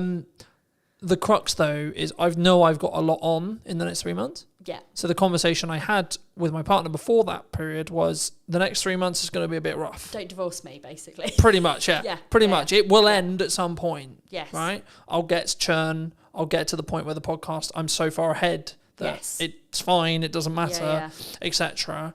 I'll have a lot of like, when the kids are off school, client delivery will fall off a cliff because everyone wants to spend time with their kids, completely understandably. Yeah. But that will be natural. Yes. So it's now about actually having the candor, the conversation, the understanding to say, I understand I'm not around as much as you want me to be. Yeah. I'm not showing up as much as I want to be for you. Yes. But this is important to grow the business for the next year. Yeah. So we need to sacrifice for 2 months, 3 months to allow to reap the rewards that will come in 6 months. Exactly. And I'm pretty sure that like me and my husband at some point went through that stage. Now it's very much like we're both working the same amount of hours. We're both having like, because he works, he's just been promoted as well, so he's like head kitchen gardener for quite a big estate. You know, he has lots of things in the summer, like he's got to plant all his beds, and they have open garden days and like things where he's got to impress lots of rich people. So he has lots of things where he has to work. Yeah. I have lots of things because I've got like festivals and like things that I'm speaking at, and you know, I'm all over the place. And we always like have that little bit of time at the end of the day where we sit and we like debrief and we talk about the things, and like we know that we've both got the same end goal, which is moving house, and we've bought somewhere, we're just waiting to complete on it. But we know that that's not the end of our journey, because we're building a loft conversion, we're like having a garden office made, and like all sorts of different things where we're gonna need to still both of us work our asses off. Yeah. But it's about balance, and yes, it is about the stage that you're at, but it's also about understanding the boundaries of your relationship, the boundaries of your business, the boundaries of your friendship circle. Like my friends at the moment, like they barely see me, and the other day I was like, shit, do you guys like, you know, are you pissed off that you barely see me? And they were like, no, it's welcome relief actually, like really. Awesome. But they were like, we're also really busy, you know, we're not 20 anymore. Like actually we have all kind of moved on, like we're all in our relationships, we all, you know, but also I think have our special hobbies. And I think when you're in that stage, or when you're out of that stage, you then value the time you do have with those people. Right, for some relationships, unfortunately, it will be like the reason why you grow apart and etc. And that's sad, but that's life, right? Yes. But for the people who stay, actually, when you have that committed time together, with your close friends, with your partner, with your family, etc., it makes it more special. You then value that more because it's lesser, because there's less of it. You know, I was one of those really lucky people that during I mean, I say lucky to a certain extent, but like during COVID, like my husband was classed as a key worker, so he was never home. So on one hand, it was the most unlucky thing in the world, because I had to do childcare of 2 on my own, and that was like mentally damaging. Like I say damaging because like I literally every day I was like rocking in a corner by the time he came home. But it was great for our marriage because we weren't living on top of each other. We Yeah. weren't constantly in each other's spaces. And, you know, you hear of people who were like, you know, they got divorced because of COVID because they had to spend time with their partner. Like, I like my relationship. Well, I don't just like my relationship. I love it. Like, it's great. We have a very, like, open.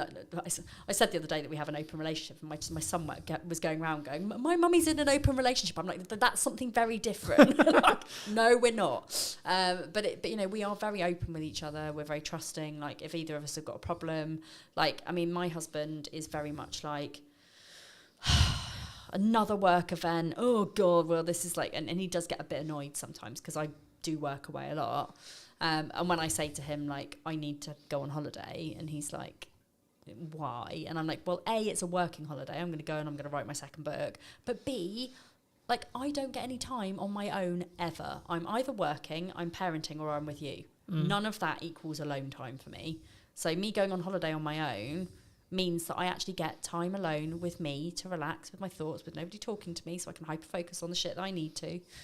And that's what I need. So But I think that comes from firstly communicating what you need. Secondly, Secondly, then both parties understanding. Yeah. And then if Yeah. something has gone wrong, Yes. then there being a level of Yeah. forgiveness there. Yes. And I think for me, like, they're my three keys in any relationship I have, right? Communicate, understand, and then forgive. Yes. And it's not that we're immune to making decisions and we're immune to getting things wrong. It's things are going to go wrong. How do we then deal with those things? Exactly. I'm going to overpush sometimes, Yeah. right?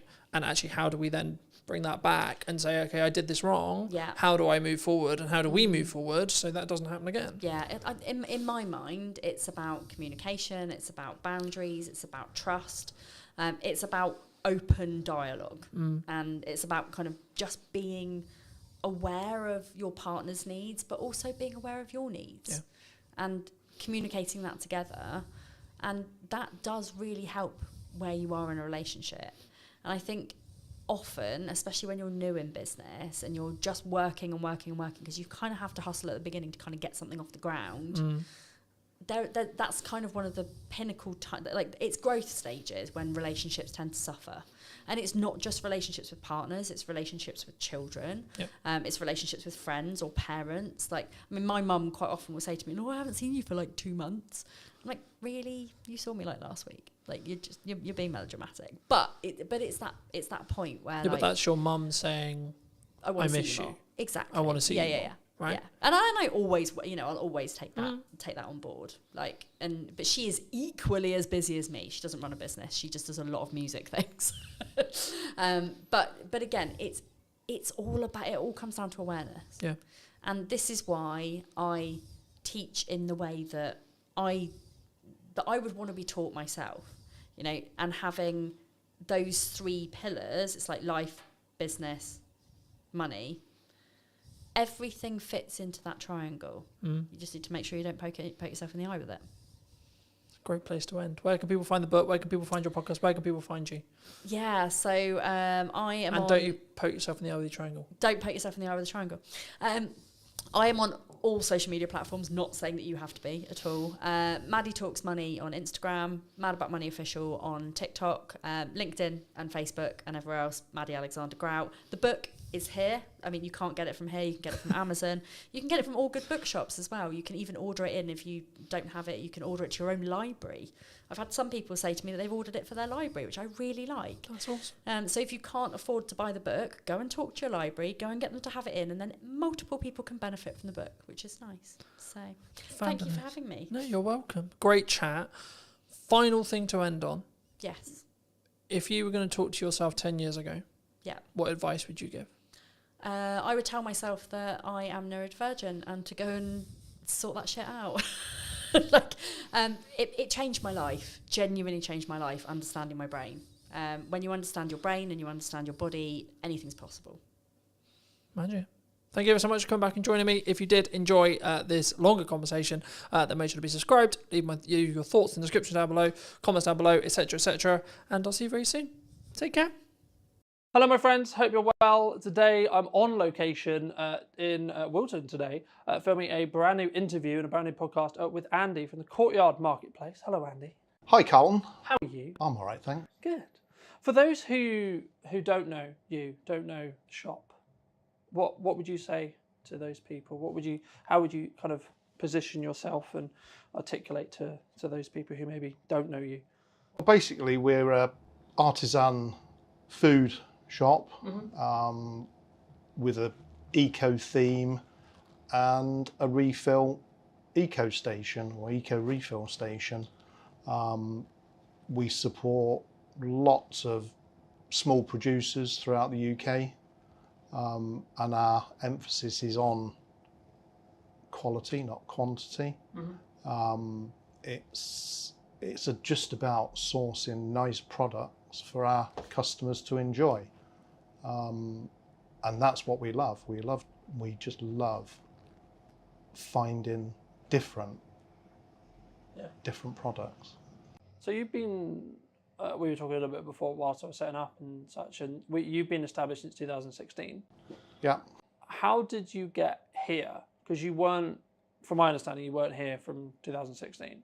So where did it kind of start? Well, it started with my daughter, Wendy, Okay. and her husband. They decided they wanted to set up a cafe called the Courtyard Cafe.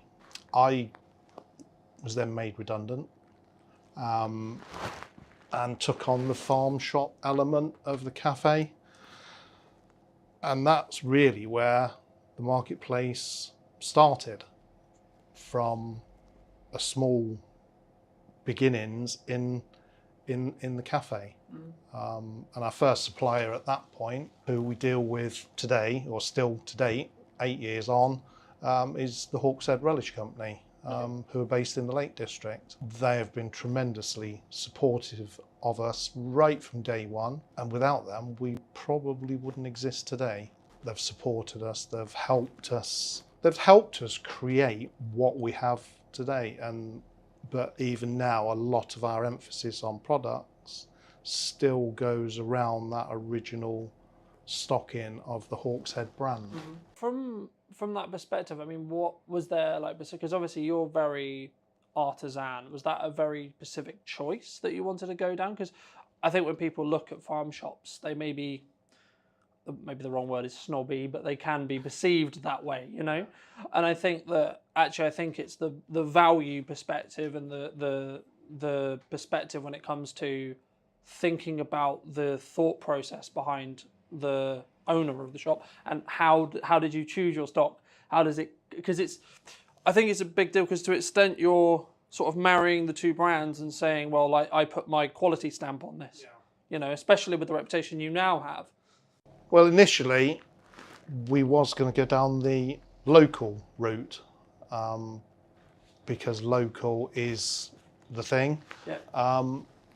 But it soon became apparent that Wiltshire is not a food capital, and the suppliers that we did approach weren't particularly interested in us because we were small fry. And that's why we approached Hawkshead, because we like their labelling, which is very simple and to the point, and the product just stands out. And then it's grown from there, really, is finding nice products from around the UK that fit the brief of good quality. They're going down the eco route. Great Taste Awards, that features a lot on a lot of our products, although it's not something that we specifically look out for. It just happens to be that a lot of our suppliers have won lots of awards, or the Great Taste Awards. So it's really grown from the Hawkshead side, but now we are far more than just a Hawkshead stockist. So now, fast forward to 2025, we do now have a lot more localish products. So we've got oil, the rapeseed oil from Shrewton, we've got local honey, we've got peanut butter, we've got a variety of things, but it could be Dorset, it could be Hampshire, Cornwall. So it's the whole spectrum, and we do try now to look at more local products, but it is still that thing of Wiltshire isn't a food capital. we're always on the lookout. Always on the lookout for something new, something different. That aligns and works, I think, is from what I've gathered from our conversations previously, you know, and fits into what else you offer. Yeah, you know, we in that won't respect. put any old thing in. Yeah, we're not just going to be another supermarket stroke convenience store. You know, we think about what we put in. We're not just going to put in something just because. It's got to meet lots of criteria, and customers ask us for certain things, and for the most part, we listen. Again, if it fits our brief, we do put in things that customers ask for, and that's how we sort of grow our range, I suppose. Would you say that, because obviously in a place like Wilton, it's very small and it's very community led, would you say that if you were in, say, somewhere bigger or a more, I guess in some ways like a external of a city, or like the location is where this question's going, what role would you say the location here plays in how successful or not successful potentially a shop or your shop is? Well, we think it's massive, the location thing, because we've been in here 2.5 years now. Okay. And we do feel that we're becoming part of the community. A key thing for us is customer service, being there for our customers. We have customers that come in just for a chat. Yes, we want people to buy things, but we're there for people if they just want to come in just for a chat. You wouldn't get that in your bigger shops. You wouldn't get that in a city centre, and that's why we love this location so much. And a lot of our customers now are becoming friends. So it's a whole social element as well. You know, we're there. We like to think that we're there for our customers as much as anything, if that makes sense. No, I think that's really key, and I think it's about, for me anyway, it's about understanding where you sit in your community potentially. I mean, a lot of what I've built my business on, mostly Salisbury focused when I lived there, but now I'm living in Wilton more. Yeah. It's always about how can I, even not if there's a commercial benefit necessarily, but like how can I position myself as the go-to helper in what I do for the local area, right? So we've done Chalk Valley, for example, for 4 years now, if you count this year. Never made a penny off it, right? We've done a decent amount of the Salisbury events. Again, never made there's a few commercial transactions in there, but like very, very few. If you look at the kind of event portfolio as a whole, 95%, 85% is like free. In that respect, I think it's about the passion, and I think like a lot of the marketing strategies that you could use is leveraging that community goodwill to an extent. And I mean, how do you feel about doing that? Because I think there is that kind of question mark in some ways as well, because like it could be perceived as a bit manipulative or a bit like you're leveraging the community goodwill. But also I think that's how a community will thrive. I think that's how a town or a village or a city will be seen by a larger group, and that kind of community effort. And it's very kind of buzzword, like the community is a buzzword in marketing at the moment, about how do you build community around your organization, around your shop, around your business.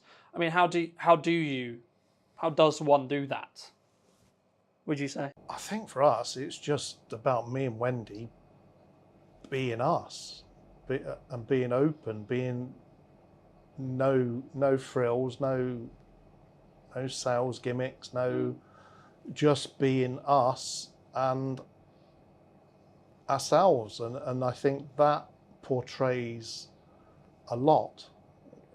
And people do come in for that, for the banter, people do thrive off of that, and people know that they can come in and not be bombarded with sales pitches. There's nothing devious about anything we do. It's all it's all genuine.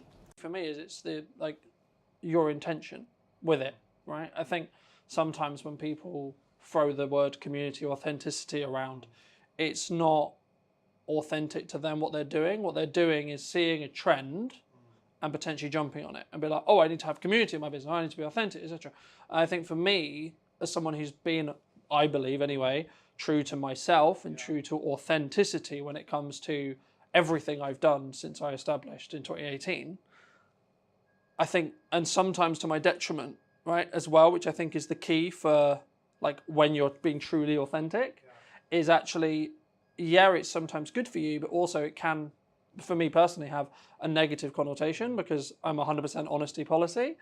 So, and sometimes I have been known to maybe say things in such a way that could ruffle some feathers, right? And I think, and it kind of leads on, I guess, to the question of, because everyone has a level of maybe a misunderstanding or burn a relationship, maybe not from their perspective, like they wanted that to happen, but that's the kind of nature of what ended up happening. How did you handle that? How do you deal with that, like personally, as either you personally or as a business? How do you sort of navigate that when it happens? Because I think it's natural in business, right? Well, it is sometimes, yeah, unfortunately. I mean, I didn't even know community was a trend in that sense because we just do what we do. But you always know when if somebody isn't going to be receptive to how we are, we'll be pleasant. We'll ask them if they're looking for anything in particular, and then you just leave them to browse and to look in their own time, and then they either carry on and buy something or they go off on their way. But you can always pick up when people are not comfortable with that sort of thing, because not everybody is, and we understand that. Do you think it's more of a like, okay, you're just not for us, or we're not for you kind of perspective then? Possibly, but then some people just want to come into a shop, browse and get whatever they're after and be gone. They're not interested in having a conversation or passing the time of day, and that's fine because we're all different. And that's probably what makes it more interesting. But to be honest, we get very few people that are actually like that. We're getting to know the personalities of a lot of our customers. We know if they've maybe had some issues, and so we try to be caring. We remember these things, and it's because we want to. It's not because there's any sort of game plan that it's. It's about being human and being like real, right? I think sometimes people could perceive it, or one could perceive it because of salespeople doing it to be fake, to warm the lead to then get the sale, right? And I think it comes back to that intention element, and I think for me anyway, it's what was your intention going into it, and did you have good intentions going into it and into that interaction, and then how does that knock-on effect, like if that knock-on effect is then positive, happy days. If it's then potentially negative, could you reflect on maybe how, or just take it as, okay, actually, maybe they're not for us, in that respect. For me personally, and I have had that with clients, I've had that with ex-clients, I've had that with potential clients, etc. I mean, you obviously operated through COVID, which was going to be my next question about like how, and it's kind of more of a diversification question related to like how do you, because you could look at it like what happens when something like COVID happens, or what happens when things aren't, as we were discussing when I was setting up, things aren't doing as well as you would want them to, right? We're always in a position where hopefully things are good, but we had room for more. And I think it's about the difference between two businesses will be the ones that go, okay, we can sort of see what's happening and we can see what's coming if we don't act. What have you done? Is there things you've like pivoted or adapted and now offer that I think would make you either unique or has allowed you to sort of weather those storms? Yeah, obviously the pandemic was a very difficult period for everybody.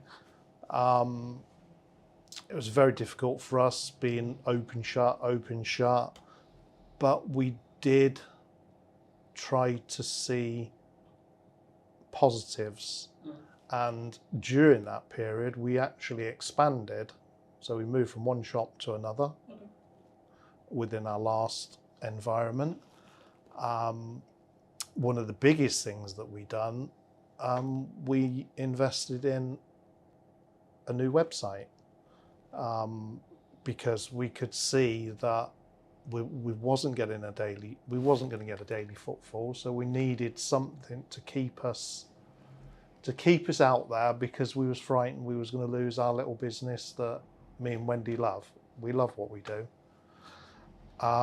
So hence we had the website built that then brought on our online shop, and during COVID we did do lots of online orders, local deliveries, and it gave us a chance to still be out there helping the community, gave me something to do on a daily basis, and kept the shop ticking over, for us to be able to hopefully move forward. It was always about trying to use that period as a stepping stone as such, not fall and be negative and then we've gone. So we were just trying to make our business, put longevity on the business in a difficult time, and we weathered it. You know, we managed to come through that. I think we're bigger, we're stronger now. We're in a better place for doing that, and now we have a nice website to go with the shop. Yeah, I think sometimes as entrepreneurs we don't. I mean, I've worked on this the last couple of years. It's very like it's all down to me, right? One of the benefits, I guess, in some ways, but also one of the quote unquote curses you could say of entrepreneurship is my income's down to me, my output's down to me, my marketing's down to me, how well things are is down to me, how well things aren't going is down to me. And I think that sometimes people who maybe are used to a job or maybe aren't in the entrepreneurial space aren't 100% like aware of that necessarily. Like, I think we have to have, like, from a more personal like level, for me personally, I think you have to, when you choose your partner and stuff, like, you have to have someone who's really understanding in that respect as well. And I think that when it comes to having an outlet as well outside of work, something I've always struggled with is not working because I love what I do. So it can be like, I'm very fortunate and very lucky to do this full time and be able to support myself and so on from doing it. But also it's then harder to disconnect, if that makes sense. Like, for me personally, I mean, how do you disconnect personally from the shop? If you do. For the most part, I don't, and Wendy would tell me off for that. But I do try to more and more now. But I do go home and I do the accounts. I do the marketing, but that's generally because I enjoy it. Mm-hmm. But I do know now that I've got to take time for myself, because if I don't do that, then I'll suffer, and then inevitably it will have a knock-on effect with the shop. But I will still, at the weekend, I will do things. I order it. It's just in my nature, but it's only because I enjoy what I do. You know, if it was a 9-to-5 job, I wouldn't be doing that. I think that's the difference, right? People look at maybe what business owners do, right? And they look at and they say, like, I wouldn't say you should work for someone who isn't yourself this hard, right? You shouldn't. In my view, it's a silly idea. But I think when you work for yourself and it's your baby, to use the cliche term, it's not even like you can help it, right? Like, a lot of what my partner talks to me about as well is like, oh, stop thinking, get ideas. Because I get ideas at random times of night, right? It's actually whenever I relax, like then my brain goes into the creative side of like, oh, I've got this idea. This entire relaunch of the podcast came from one of those ideas. But I think that for me, I mean, we have a shared, would it be fair to say shared passion for wildlife, I guess? I mean, how did you sort of get started with that? You know, been very fortunate to see some of your work in the shop, and like, did you do that before, and then it sort of naturally became part of the shop? Like, was it then an idea to be like, okay, I've got this, let's see what happens in the shop? Well, I've always loved photography. I've always taken photos. I've never classed myself as a photographer, and I probably would never do that because I don't think I am. But I do like taking nice photos. And then Wendy one day said, why don't I just turn some of my photographs into cards? And I sort of, not laughed, but I don't see my work as being, I'm too self-critical basically. But she said, no, let's do it. So we did. We turned a small selection into cards, and I've been really surprised at how well they've been received. I get people come in now specifically for my cards. I try now to put this into my social life where I'll go off and have a little photography session within the view of, oh, they would make nice cards. So it has turned on its head in a way that I never thought possible, because I've never classed myself as creative or anything like that. I mean, now Wendy has decided to label herself creative director. Where it's come from, I don't know. It's not too far from the truth. That's how she is. So we'll give her that one. But she loves doing that. So and a lot of her creativity probably feeds down into me now. Where with the cards, I do think about what I'm taking pictures of. Oh, that would make a nice card. Or somebody asked me the other week to take a picture of one of the churches and turn. So again, it's that listening to customers and people do love them, and that's been the nice surprise. I've even been asked for my autograph twice, which Wendy thought was highly amusing. She thought they was being sarcastic, but they was actually being truthful. So 2 people I had to sign my cards because I mean, a lot of people, when I say, oh, those are my cards over there. Are they? You done those? And it's almost a disbelief that I've done them. But it's nice. It's nice for people to take them away, and it gives me a little buzz. I also think it's a nice place to escape, you could say, to step away, to reflect on like where the shop is or like where the business is, and I think that's where you get those creative ideas, and that's why I think it's important. And I think, you know, for me, I think a lot of it comes from having that permission myself to say, actually, I can step away. You know, we were talking a bit as I was setting up as well about, you know, having phases, right? At the moment, this week is very busy in the respect to it's podcast launch week. I'm doing a lot of podcasts, etc. But then next week, I'm back with clients again. You know, that was deliberately pre-scheduled to be this way. But then also I've got other weeks where there won't be a lot necessarily going on. There will just be, I have this edit to do. I'm waiting on approval, etc. So I think sometimes people look at the really busy weeks for a business owner and think, oh, he's going to burn out. Oh, he's going to do this. And I think for me, not to say that it comes to a place of care, of course, right? But I think for me, it's the personal balance has to be yours. I don't think it's a situation where you can be, where someone else can say whether you, unless they're really close to you and they can see the signs. But like even then, I think you have to have that permission, and you need to sort of work that through yourself, in my view. And I think for me, I think having an outlet like wildlife, like photography, etc., especially if you don't do it as a job, is, and if you do, have a different set of expectations when you're doing it for fun, when you're not doing it professionally or commercially. And I think it just gives you that space, right? And I think it gives you that space to come up with new ideas. It gives you that space to actually like fuel the growth as well, like especially if you're growth minded.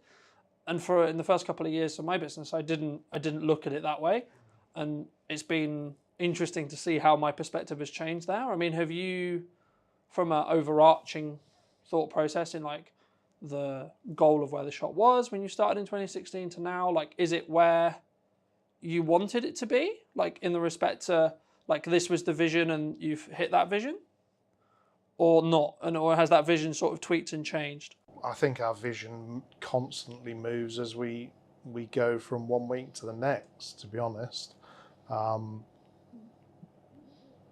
We don't set ourselves goals. Maybe we should. It's not all fun and games. I mean, when Wendy makes me laugh constantly, but it isn't all fun and games as much as we'd like it to be. I mean, cash flow is always a problem, you know, but this is a problem that all independent businesses struggle with. I think it's harder for a stock related business, right? It's a struggle for every business potentially, yes, but it's easier for me to balance because I don't have to then buy stock to make money, right? I have to just focus on marketing more and then showing up and doing a good job, pretty much.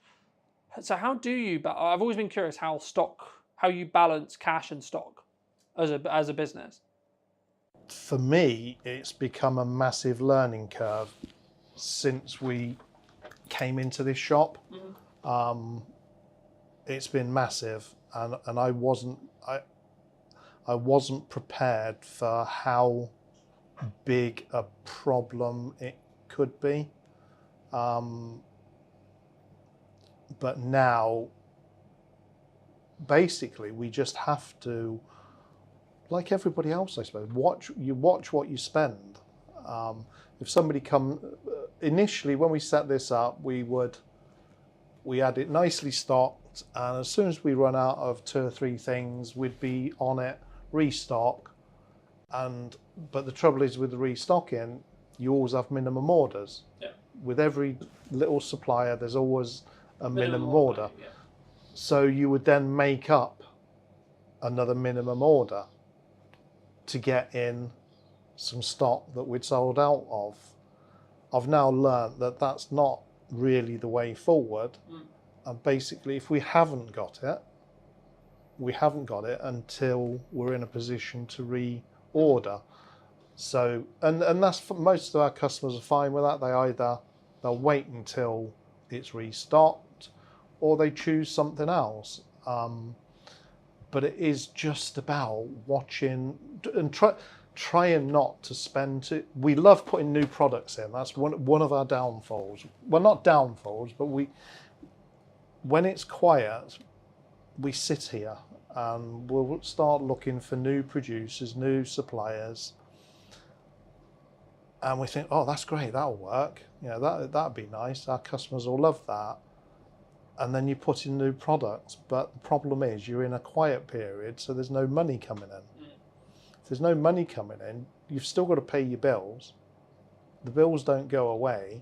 You've still got to pay your rent. You've still got to pay for the stock that's on the shelf. Yeah. So now we have stepped away from doing that, and hopefully that is now going to transpire into us being a bit more on top of this cash flow issue. It's always going to crop up. I've realised that there's going to be peaks and troughs. I think it's something you have to monitor. Like that's one of the skills of being a business owner, in my view, right? Is that constant money management, that constant like aware of where you are, and then developing strategies to deal with either the surplus and then how to use it to grow, or actually having then getting to the point of a surplus where you're actually fine for 4 months or 6 months or so on, and I think sometimes you have to make personal sacrifices yourself to get the money into the business there, because if you are wrongly or rightly potentially taking money out of the business, then you are potentially hurting the business's growth or its sustainability as a whole.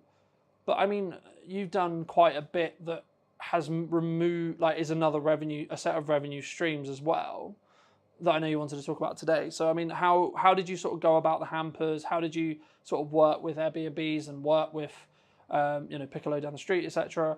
I mean, did that sort of come as an idea? How did that sort of go? Yeah, the Piccolo thing, that came from Lou, the owner of Piccolo. In the past, they've given flowers and bottles of Prosecco to people that buy a new house, and she had this idea of us making up some sort of hamper bag. And that's what we do now. We make up a little hamper bag for all the people buying their new house. So they're given the keys, given one of our bags, but within the bag is lots of little goodies that, because moving in is a stressful time, you don't want to be looking for a vase for flowers, you don't want to be looking for champagne flutes for your Prosecco. You're unboxing, you're getting stressed. So a lot of thought goes into what we put in our little bags. It's just things that they can nibble on, can have a drink, have a snack, sit down, have a cup of tea and a biscuit, just to see them through those couple of days.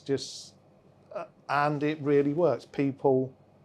We've had a lot of good feedback, and they love that little extra touch. Obviously it's an extra touch by Piccolo, but for the benefit of us. On the Airbnb side, it's something we've wanted to do for a long time, but we had been struggling to find anybody that has Airbnbs. And then by chance we heard about somebody called Host with Grace, another local business. We contacted Grace, she came in, loved the shop, and now we supply 2 of our properties with hampers and they're like a welcome hamper. So welcome the guests. Grace gives us a brief, gives us a budget, and we tailor it accordingly to the clients that she's got coming in. And that's the sort of thing that we want to build on. We've just done some hamper bags for somebody that was involved in the prom at Able Hands. And she wanted to thank the volunteers. And eventually she thought of us, because she had gone to Virginia Haywood, or looked at Virginia Haywood. Hampers are through the roof in price, and you don't really get a lot of choice as to what's in there. It's more packaging. She even looked at Fortnum and Mason having just one big hamper, but again, you don't get an awful, it's more packaging.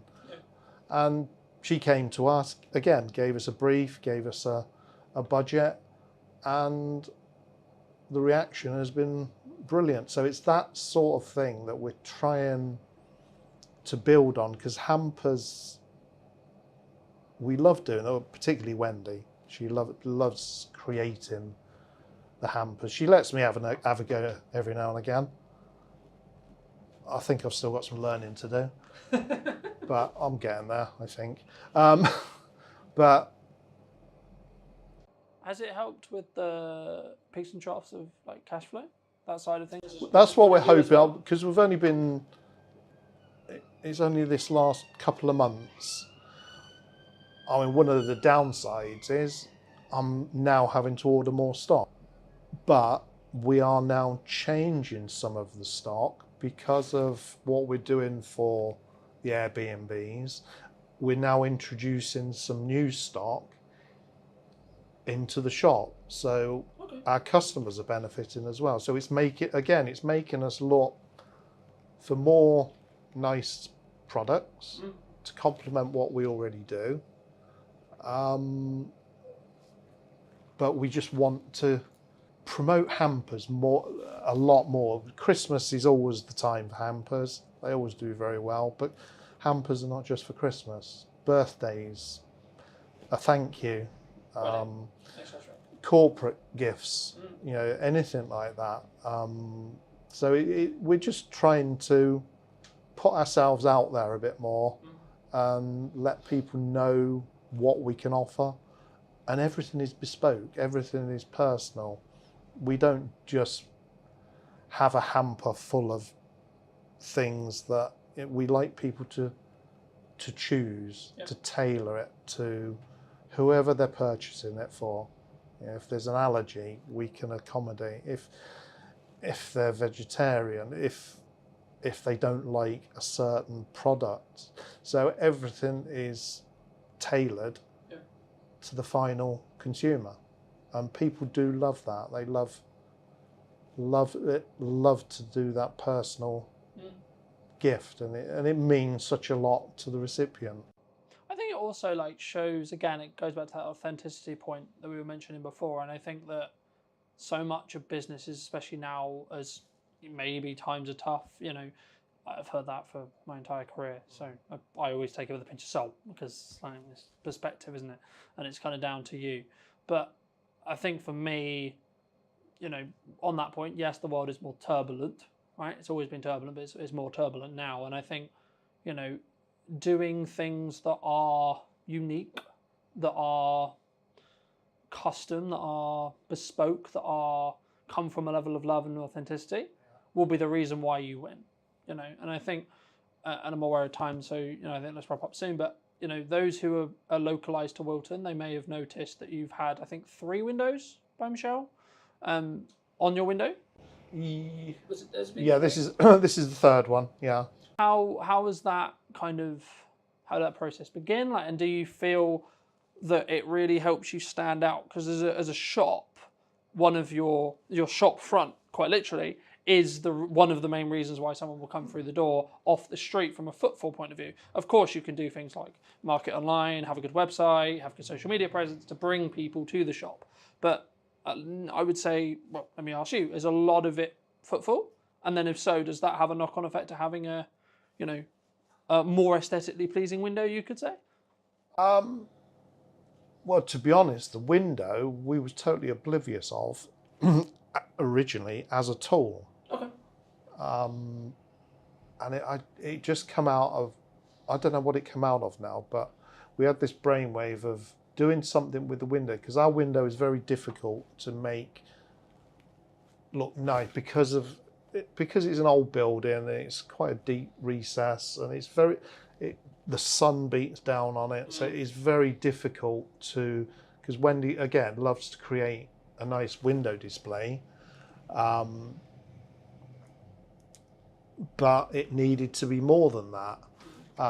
So we approached Michelle and we came up with the idea of just having a catchy slogan, just something quick, something that wasn't too intense. And our first one just said, "Say cheese."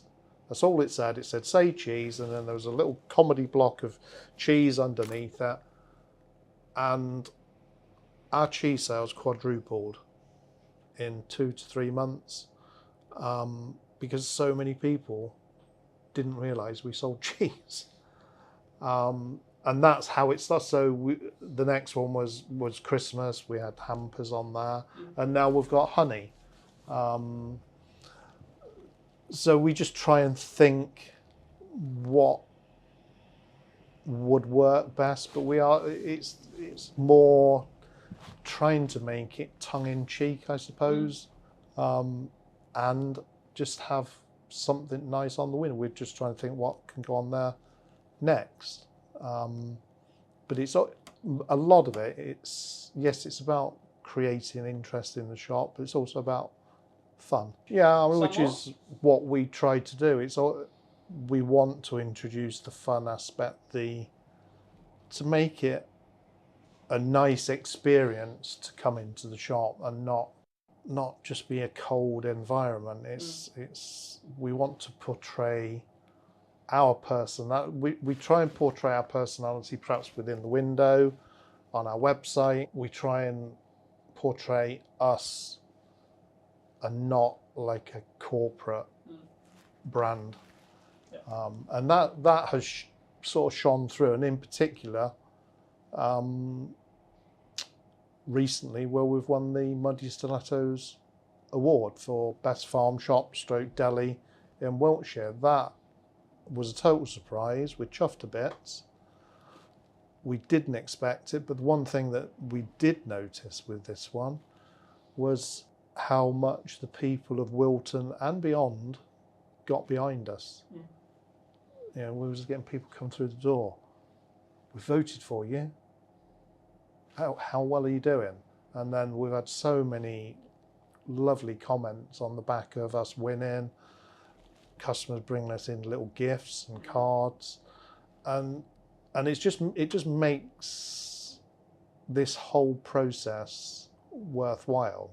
There's no monetary gain in that as such, but it is just a lovely achievement for Wendy and I after 9 years of basically, yeah. It's nice to finally get some recognition, but we do get a lot of recognition from a lot of customers. And I think again, it kind of builds on that world of community building. It builds on the world of authenticity. It builds on the world of that kind of tongue-in-cheek element that we were talking about with the window. And I think so much of business community, it can be quite salesy, can be quite, in that respect. And hopefully with what I do with my content, it isn't just corporate. Yes, I can serve corporates. Yes, I can serve small business. Yes, I can serve medium-sized business. But hopefully it's perceived in such a way where it's not like just corporate. And I think for me, that's the key to any business that maybe you're listening to this, who's maybe on harder times, you could say, is, get your own personal brand or get your own personality across. And I think being more people-led, because one of the USPs you could say of like a small business is the fact that we are people and that we are people-driven in the respect to like we will go the extra mile for our clients, we will go the extra mile for our customers. But then also there will be opportunities like the awards where people can kind of give back in some ways that's not necessarily monetarily, or like giving this podcast love or like share, there's things that maybe now is not the right time for a commercial transaction or for me to pop in to buy something from you or whatever, for whatever reason, right? But actually there's other things that the community can do to support you outside of that. And I think that's really nice. And I think that's something which hopefully more businesses will try and do. But thank you ever so much, Andy, for the time and coming on and doing this, because I know it's not easy to necessarily put yourself out there like this or have a on-camera conversation, so to speak. So no, well, thank you, Carlton. It's been better than I anticipated. Yay! That's good. Very much. No, you're very welcome. It is appreciated. And if you did enjoy this interview and you would like to see more like it, then make sure to be subscribed to the channel, and I'll see you very, very soon. Hello, my friends. Hope you're well. Welcome to a new style of podcast. I'm not really sure how this one's going to go. Today we're going to be interviewing my barber, Soren. Hi, guys.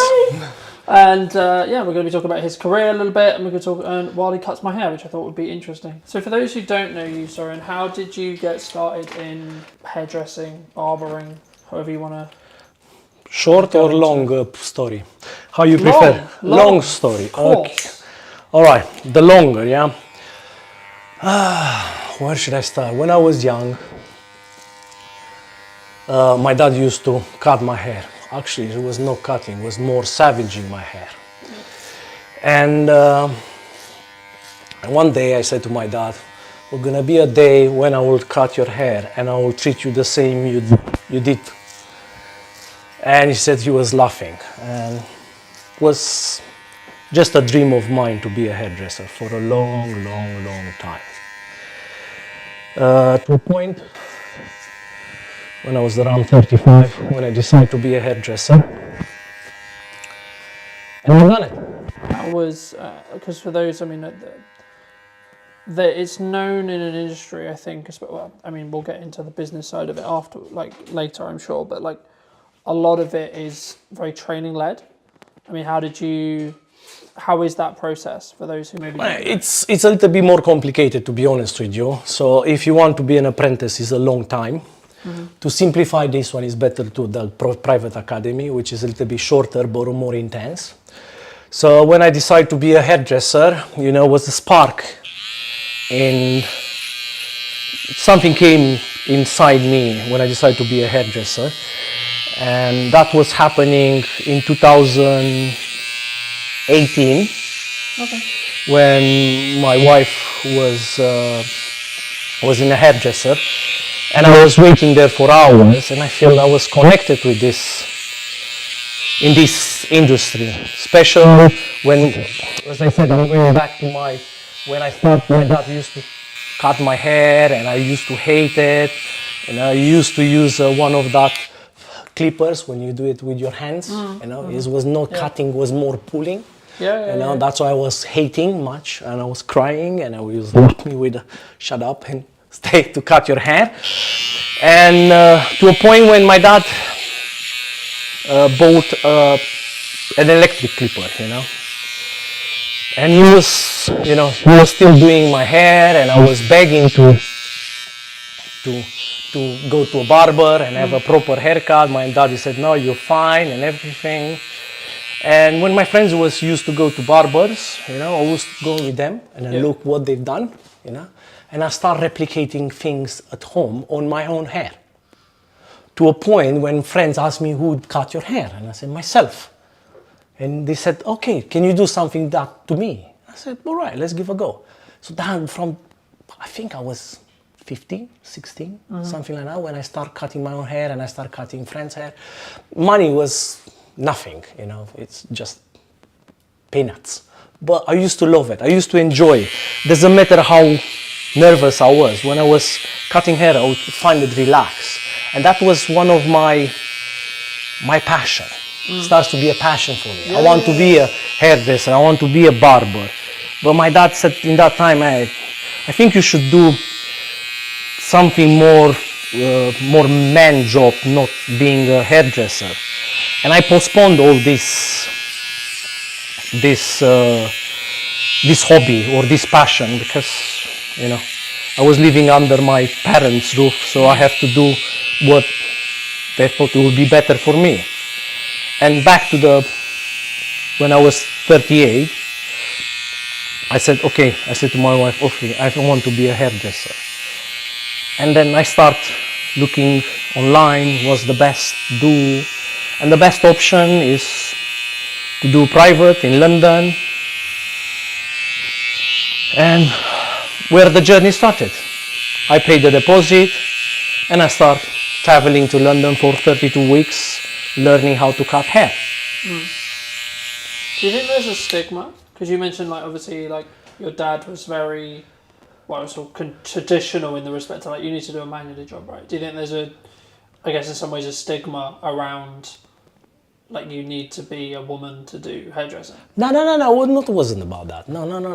It's not a man job. I think down there, it was more women's cutting hair than gents. Okay. But he thought it's not a career. You can't make success. Be an electrician, be a plumber. So he was concerned that it wouldn't necessarily Yeah. have fruit to the labour. Yes. Something like that. And then, so you go to London. So I booked online. I've done the Tony and Guy 32 weeks non-stop to London academy. And I was traveling Monday to Friday. So how did you find it? Because I think people who are maybe looking to get into into hairdressing, into barbering, etc., like, was it a side job? Like, did you look it all up before? Like, how does that, like, because It's not cheap, right? It's not. It's not at all. It's not. No, it's quite expensive. You have to think about the cost of living for 32 weeks, almost 6 months. Yeah, on top of that is the travel to London, trains, food, and everything. So I had savings. All my savings went to London. So Okay, which was previously from other jobs? yeah, previously from other jobs. So all my savings, instead of buying a house or have a deposit for a house, all my money went to London. Could be a gamble, you take a gamble, you can go and maybe you don't like it, you're not enjoying, but soon you pay the deposit, it was non-refundable. And I went and I found it fantastic, quite exciting, but it was hard, because every day was traveling from 6:45 in London, come back 8 o'clock, 7:50, 8:20, 9:20 sometimes, depends on the models, depends on the lots of jobs that you had to do. On cuts wasn't so difficult. When we start color, it was a little bit more difficult. It was not a time frame we have to finish. When we start doing ladies or gents, you accordingly had about 3 hours to finish a model, but after that was... And did they teach you like the business side of like running a salon and like run it and how to make money? No. It was like a beginning. This is how you cut? Yeah, so just the beginning, Well, how to start with the customer and everything. Everything on the beginning for a few weeks was more theory, all right? And then you had to do the test to make sure you understand the theory and everything, how it works.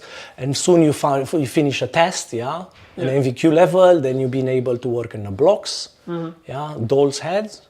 And soon you do that, then you'll be able to start. And then you move on to models, etc. Model, yeah. So it was a process you have to follow. So if you stuck on one of the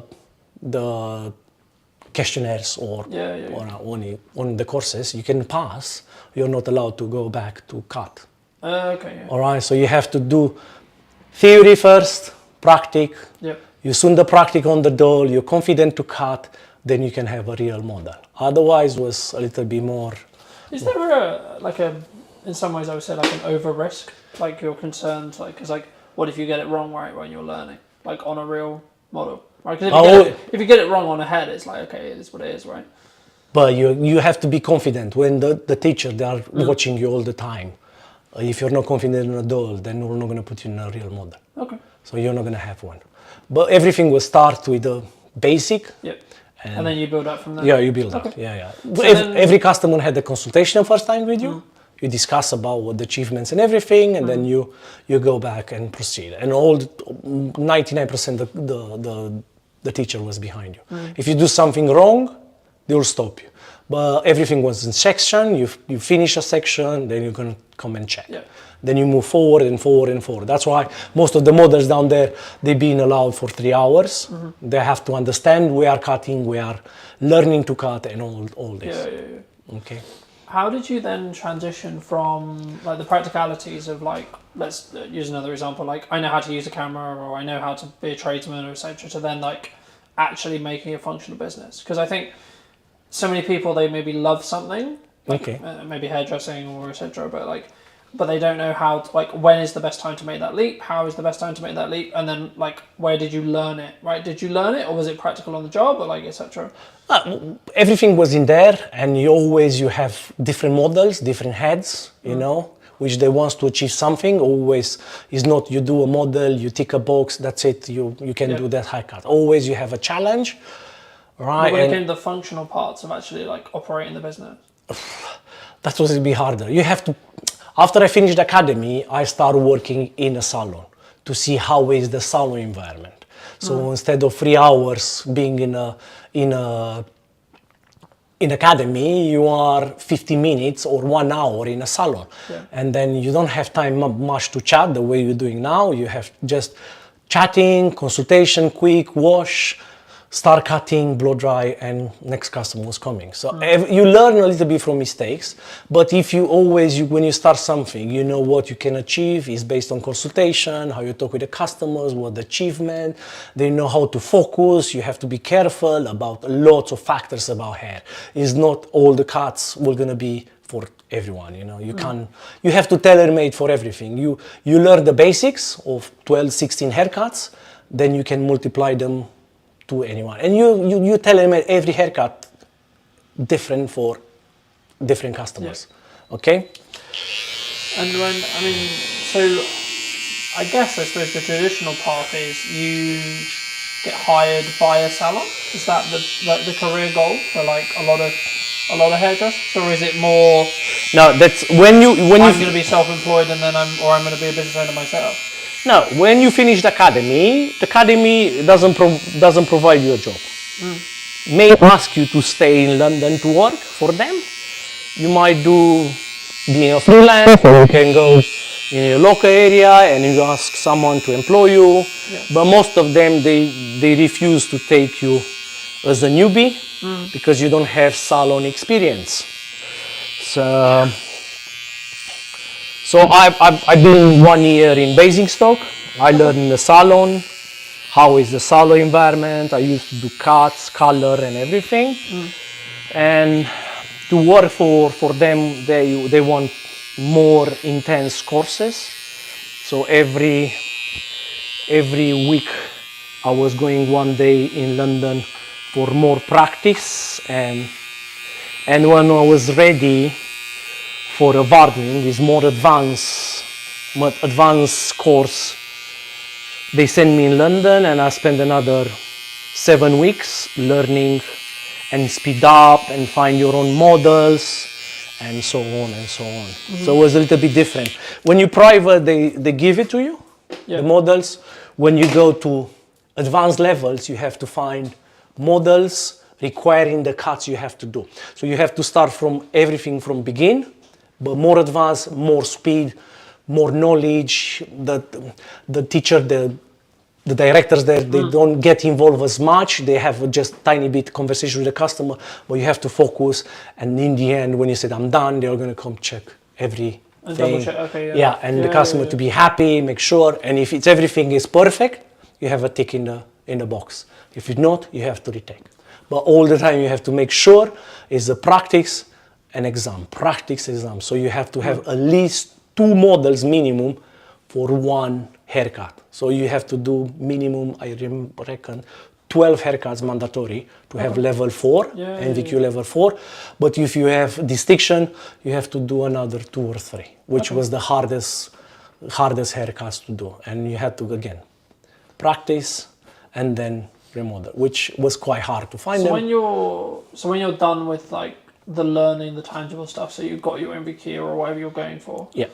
How did you then look to like rent a chair from a salon? No. I went straight in Basingstoke. No. I was employed for another almost a year in Basingstoke. Okay. So I had to find out how is the salon environment, how is the cuts, how is to with the customer. You don't have, if you make a mistake, you have to correct it. You have to do this. You don't have anyone to watch you. No one to be, behind you to say, okay, hold on a second, why are you doing that instead of doing that?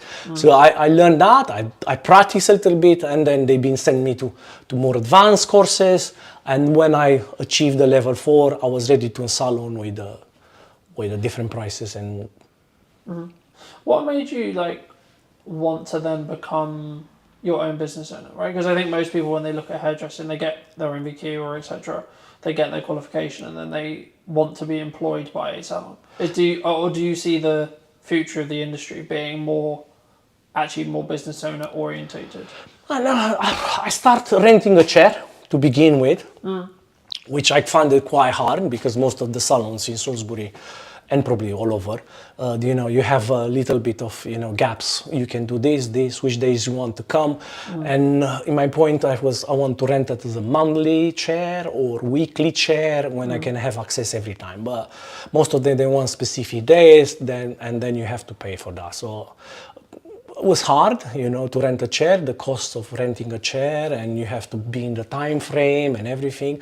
Sometimes the hardest part was when the customer, they didn't turn up to the appointments, but you still rented the chair, you have to pay for it. Doesn't matter you earn or not, you have to pay. That was the difficulty. And to a point when I found everything was restricted, 9 to 5, 9 to 6, something like that. Then I found a little bit more frustrating because you have to work hard on Saturday just to cover the rest of the week because everyone was working and someone wants after 6 o'clock for a haircut, which was hard because you have to ask for the key. Some owners, they don't like that, you know. So then I found that, okay, let's work hard, let's save some money, let's find our own space and give freedom to the customers. You know, if someone wants a haircut at 6 o'clock, they don't have to struggle or they have to find an appointment only on Saturday. We can do it 5 o'clock, 6 o'clock, 7 o'clock. And then we're going to be more relaxed for me working during the week. We're going to be more relaxed for me in the Saturday or Sunday sometimes, not to cost customer, you know. And that's I found it. And you have the freedom to come anytime you want, you know.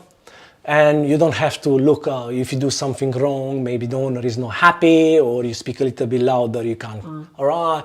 If you want to listen different music in your own salon for the type of customer, you know, in the other salon is the basic music. For me now, if I have someone young, I'm going to put something more trendy. If I have someone, you know, different age, I'm going to put something that's makes me the freedom, you know. When you have your own salon, you have the freedom to do whatever you want, how you want it. I think, for me anyway, I think there's a kind of a focus, and nowadays, especially with like the economy being up and down, etc., a lot more people are, I guess, in some ways valuing the freedom as a whole.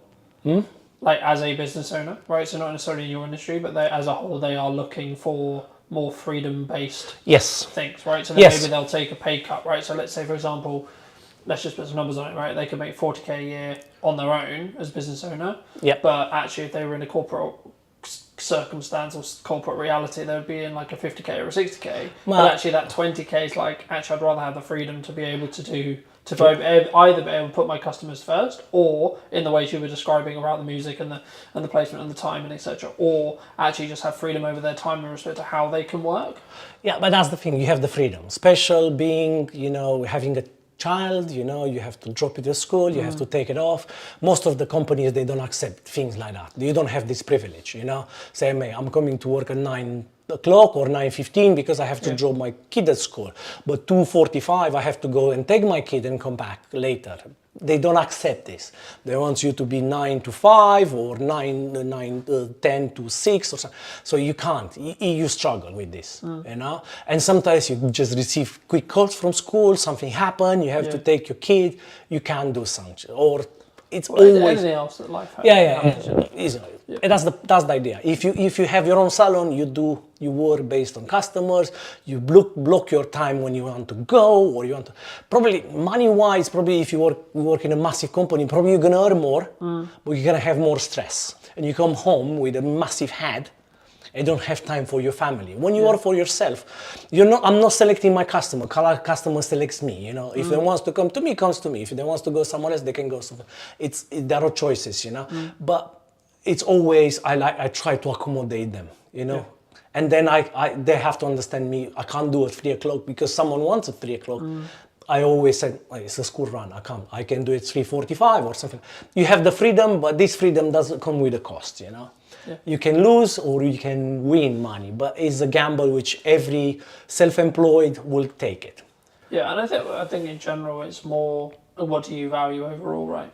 In that respect, like, is it the freedom or is it the time you could spend with family and having that freedom, but also then for the freedom to work in the evenings, the freedom to work on your time scale, you know?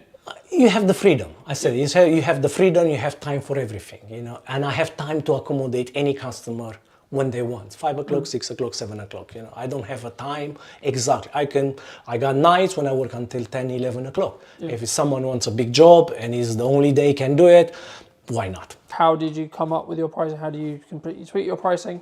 I think pricing is such a unique like term, right? Like for every business, everyone is like, how do I price? How do I look at pricing? I mean, when you were going into business, have you kept your prices the same? Like, how did you come across your prices? I try to look around what's the market in Salisbury. I can't compare with the prices in London or Basingstoke. Yeah. I start with doesn't matter. I was well advanced stylist, you know, with distinction. Attend lots of classes in London for creating everything. I put the prices as a junior stylist. Okay. Just to attract customers, to see me, to know me, and have let's say a good job or a junior stylist. And then I increase slowly, accordingly with the market. Some customers, they are not happy with the increase the prices, but it's nothing which I can do about it. Everything went up. For the last few years I didn't increase them, but over the sudden I had to. Otherwise you can't face the... And referring the prices is what is in the Salisbury area. I think my prices, they are fair. I mean, it's a value, According with the time. Yeah, it's a value perception, right? Yes, according with the time, I think my prices, they are. And I'm not cutting in 45 minutes. I'm not cutting 50 minutes. I'm cutting an hour. Sometimes takes an hour and 10 minutes. Hour and 50 minutes. The price is the same. If they want a massive change, then the price goes up, and we're gonna allocate more time. If the hair is long and thick, we're gonna be different price, different time. But I'm not rushing around. I'm trying to accord the customer time to speak with me, to explain what's the reason is in here. I'm not coming just for a haircut. It's not just a haircut. It's a haircut which makes her feel better, and then the prices go. I think prices in Salisbury, my prices, they are the same. It's with most of the salons. It's nothing. Probably someone which they are working freelance or working from their home, probably they're a little bit more cheap, but that was not my target, you know. I'm having overhead costs, I have a business to pay and everything. So my prices is accordingly with the prices in Salisbury, with a little bit more education then. I think that's a really common one, right? Like, I think for so many people, they either they question their pricing, or they think about it a lot in respect to, like, am I too expensive? Like, but it's a value add. But for those who either are maybe new to business or etc., I mean, how did you come up with your pricing from like an actual nuts and bolts point of view, right? Like, is it just looking at your costs and then figuring out how much money do you want to make? You look on the cost, how much cost you a day for the salon or renting a chair, how much products will cost you, all right? How much you have to pay tax on that income, and then you have the little, expensive towels to wash, shampoos, conditioner, all this, scissor to be sharp and everything. So you always have to put plus minus something in case, right? Because you never know what can happen. I can drop this clipper in a second and it will cost me a few hundreds just to buy a new one, all right? So if I'll put my hourly rate minus tax and everything, then this one will not gonna. But as a business, you have to take in consideration your time, your money, how much you spend for everything. Yeah, and I think when businesses start, they don't overly consider that. I think they think, like, what's the market going rate, and like when maybe a client is looking at, like, say, what I do, for example, they maybe won't look at the years of experience that it took me to either like get all the kit, right, that I have, right, that you get within the price, or the skill or the understanding I have on how to utilize the camera, how to execute a strategy, or etc. In the same way, we opened the podcast with you talking about, like, your experience, the amount of training you have, but also obviously all of your equipment, etc. as well. And I think when people look at something maybe as commoditized or as, like, competitive as hairdressing or barbering, they maybe don't necessarily appreciate how difficult it can be. I mean, what would you say in your experience, like, it's going to be a cliche question, but it's like, what makes a good haircut? Because I think people look at the market and say, like, look at maybe your pricing, and then look at, like, someone else's maybe less, and they go, well, what's the difference between X and Y? I want to not discuss too much about this one. It's about the level of the education of the stylist, right? It's about the understanding about beyond the haircut. Everyone can cut, yeah? Even if you all say, come on, cut a length, you might do it, I'll show you. And that's not about that. It's about the end result, what you can create, what you can explain to the customer, the benefits of this cut. And the prices goes accordingly with the knowledge of the stylist. If you want a cheap haircut, you're gonna go for a cheap haircut, But depends. If you want just a haircut, you go for a haircut. Then you want to pay accordingly. I don't know the price for a regular haircut. But if you want something different, then you have to pay a little bit more, because it's the level of our education.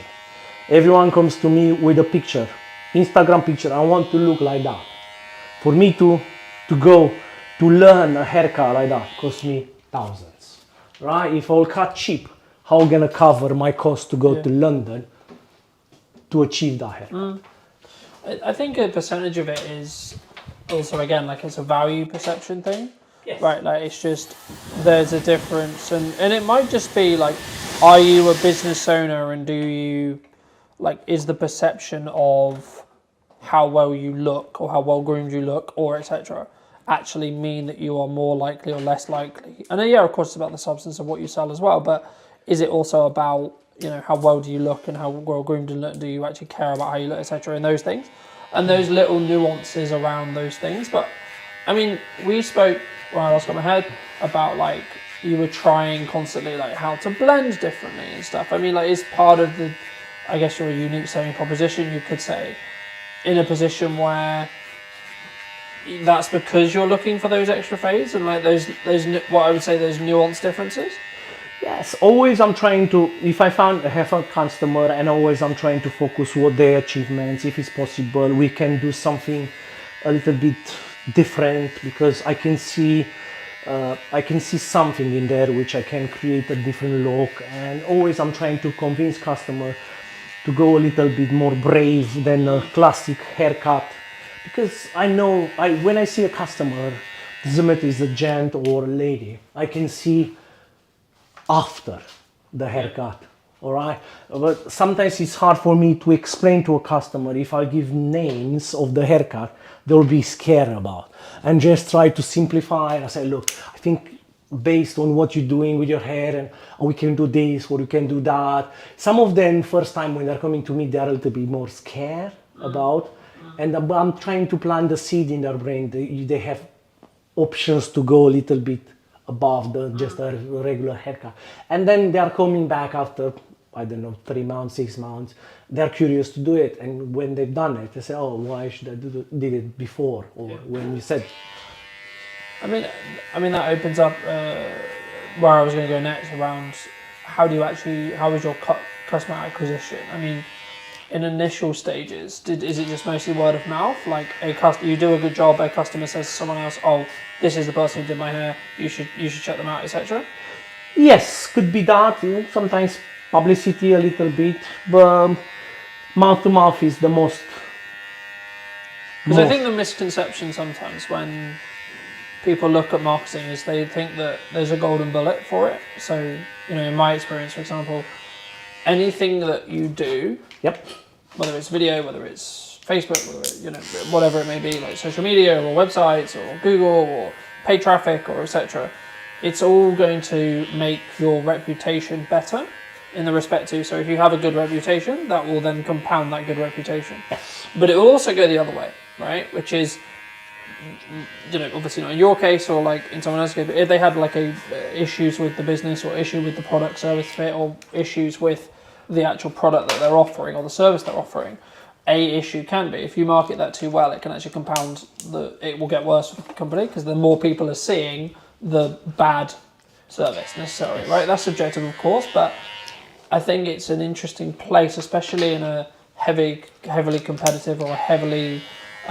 commoditized market where that you're in. I mean, how are you looking at navigating your marketing? Because I know that we've discussed previously, like there's always stuff going on in the economy, and like I try not to personally focus on it because I can't control what the Chancellor has said or the PM has done. I mean, you know, in the span of in between us planning this and recording the show, there's been like another problem in the Middle East related to like a war, right, which is going to cause global issues and concerns, right?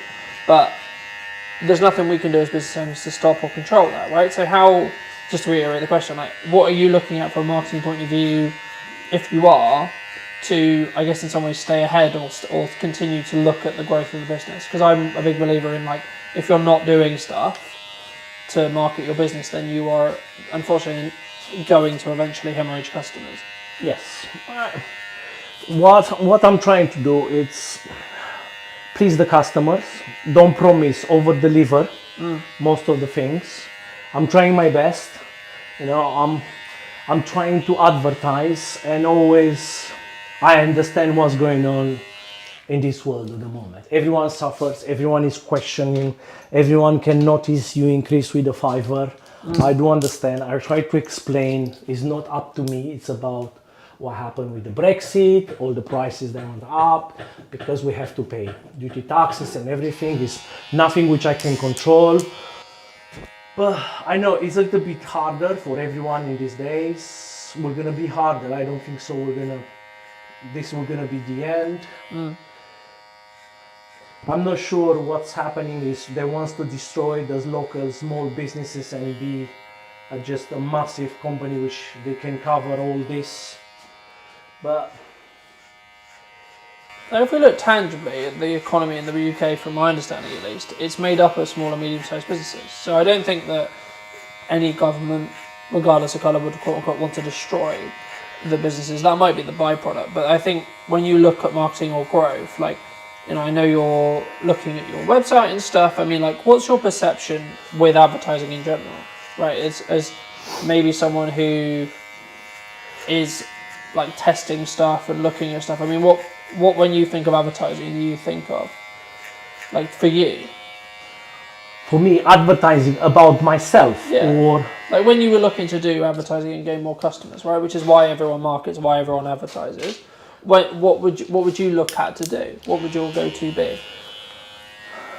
Because you've got to do something tangible. yeah, of course, yes.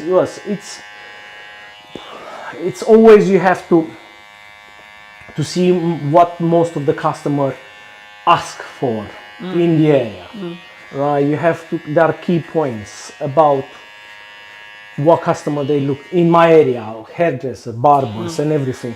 Then you try to make a little bit of advert. I'm here, I do this, I do that. But it's very hard now with the marketing these days because everything is a link between your job. How often do you advertise yourself? What's your budget?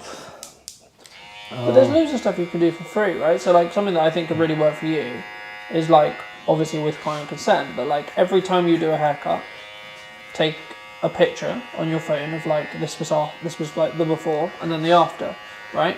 Yep. And just do like a simple post around that and saying, well, like this gent came in and was asking for this, and like this is a before and after. And eventually, after you've done that for like 3 months, 6 months, 12 months, etc., then you'll get a reputation for what you do there. Also, little things like where you are, how you are, because I think, you know, I mean, looking at Google Maps, right? Yep. Like a lot of the business I get is through the website, but it's indirectly through Google Business. Yes. And, you know, I mean, people, I think they underestimate the power of getting a handful of 5-star reviews. Now, depending on your industry, will depend on what your like quote unquote golden number is to hit the top 3. But like the top 2 on average is going to be sponsored, people paying money to sit on top of Google.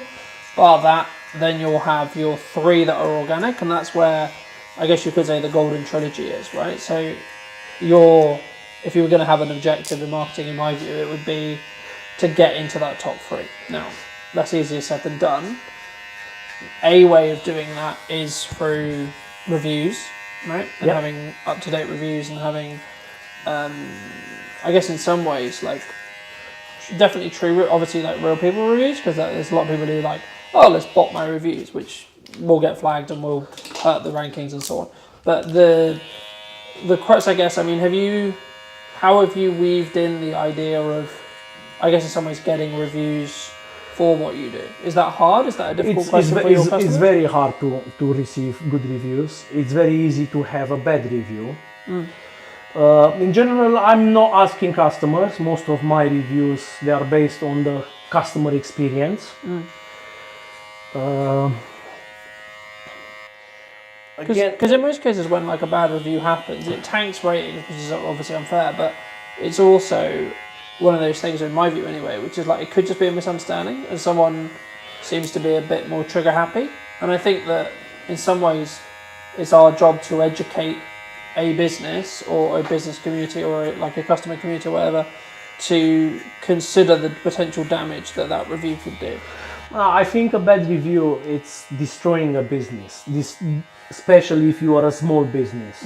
I think before you put a review on Google, I think it's better to discuss with the salon and see what they can do for the service they've done, what is wrong and why they didn't achieve something. But most of the reviews, I think they are not fair or they are fake, which is in my case. I had 2 reviews which customer never been in my salon, never engaged with me, and they decide to put something bad on my page, which I was devastated. But I tried to contact Google to discuss about that, and the Google said, they don't violate our privacy, which I think is not fair, because it's black and white on Google. Say we are not accepting fake reviews, which people they are not on, they not been in your salon, which I think for a small business it's hard, but it's nothing which you can do. Always I'm trying to. Is it the industry? Like, is it more vendetta-ish? Because, like, I found to an extent in what I do, there's like 2 ways of looking at it. Either you can be a competitor, or like we're all competitors, but like the way you look at it or the way you think about it could be that people are going to work with you from a collaboration point of view. But I guess in some ways it's kind of a dog-eat-dog world in some ways, because it's like either I'm going to go to Soren or I'm going to go to someone else. That's the decision. But it isn't even necessarily your decision, right? Because your job is to put up the, here's my window with what I sell in it. Yep. So to speak. And then it's down to the customer to choose, especially in a city like Salisbury, that, the joke is for a long time that the high street is just becoming service-based. We've got coffee shops, vape shops and hairdressers, right? That's Salisbury trend now. But that's not just Salisbury, that's a high street problem, surely. Yeah, but this high street with a lot of coffee shops and vape shop was not gonna bring more customers into town. Because town they need to bring. Do you think it's more of a city-wide strategy then? Yes. To bring footfall to everyone? Yes. In my point of view. How does, there's no, we're not going to sit here and necessarily point fingers at people, but is there in your experience, a conjoint strategy in that respect, like to bring more people in? You're next to the train station, right? So surely you get, or because you're only appointment based, is that? Quite rare you find someone coming from the train station for a haircut. Okay. The walk-in, they disappear.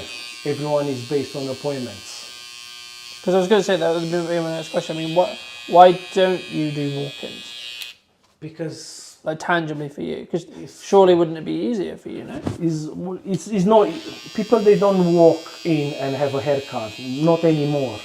I've got days in here when I was working with a customer from 9 o'clock to 8 o'clock in the evening. I never had one coming in for a haircut. And if happens, they're gonna ask you, can you do a haircut now? In that moment, which is impossible. And to spend 8 to 10 hours in here, maybe once a day, someone will come for a haircut, which I doubt. Now everyone is over a click. They look for a hairdresser, they look in the area, they look for the reviews, they look for your work, they look for the picture, they're taking lots of in consideration before they decide to call you. They look for prices and so on. Okay. I'm not sure if my salons in the high street, they're gonna have more people walking to the salon and asking for a haircut. I doubt.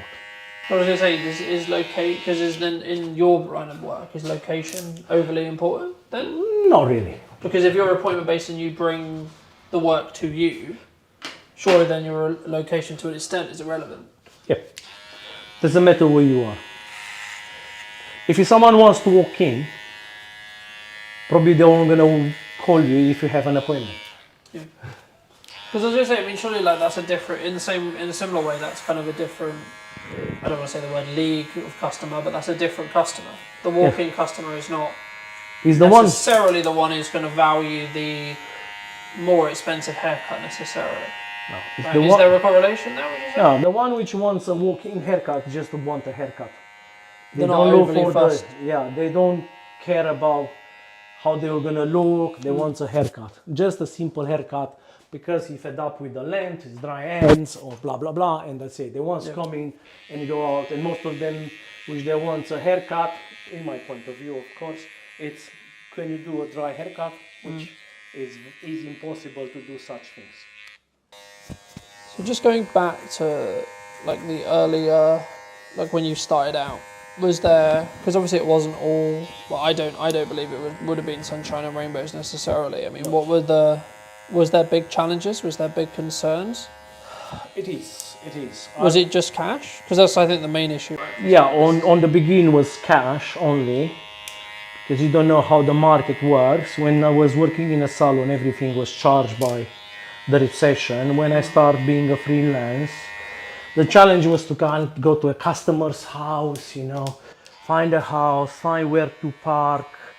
That's the way I start. When I finished with the salon, I've been a freelance, and it was hard, it was hard. The prices, you have to keep them down, People, they don't take in consideration. You have to travel for 25 minutes to them, and everyone was cheap. I've done that just to build a little bit of clientele and to earn some money. For quite a few weeks, I wasn't earning anything.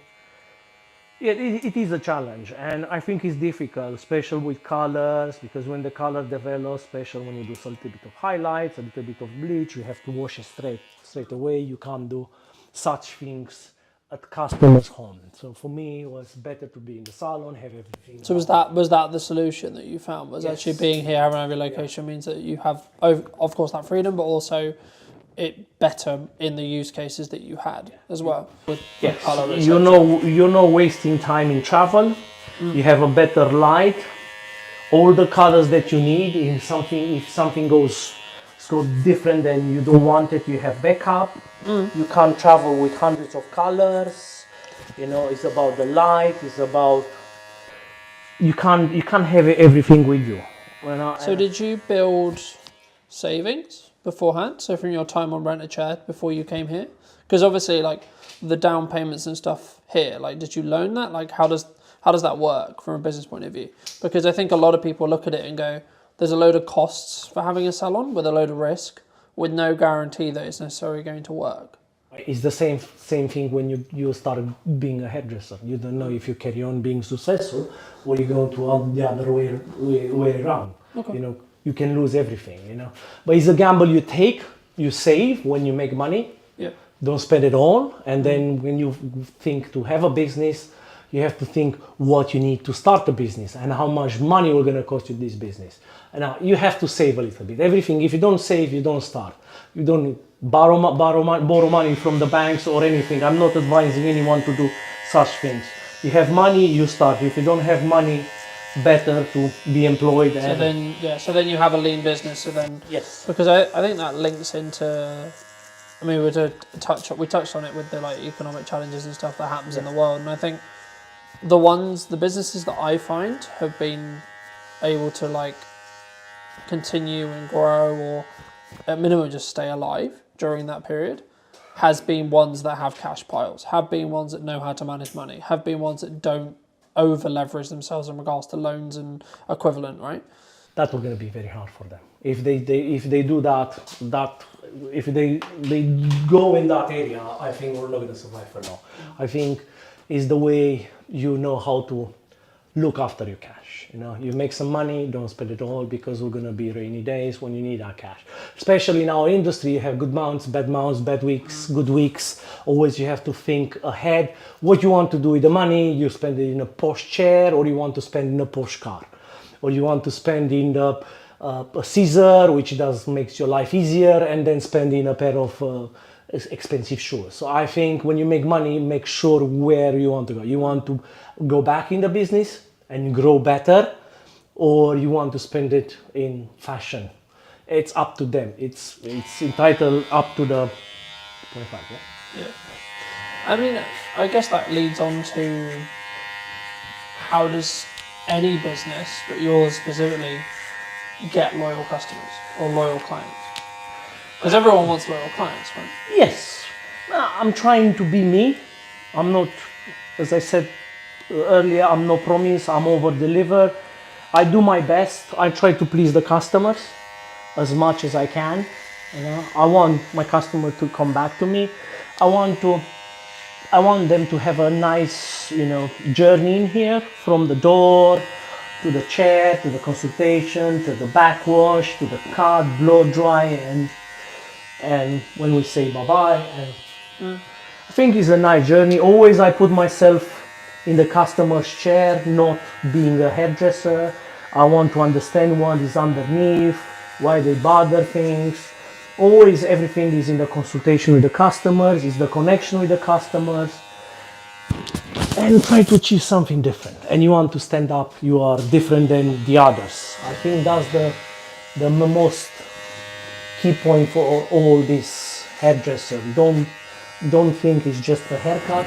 It's more than a haircut. It's about the experience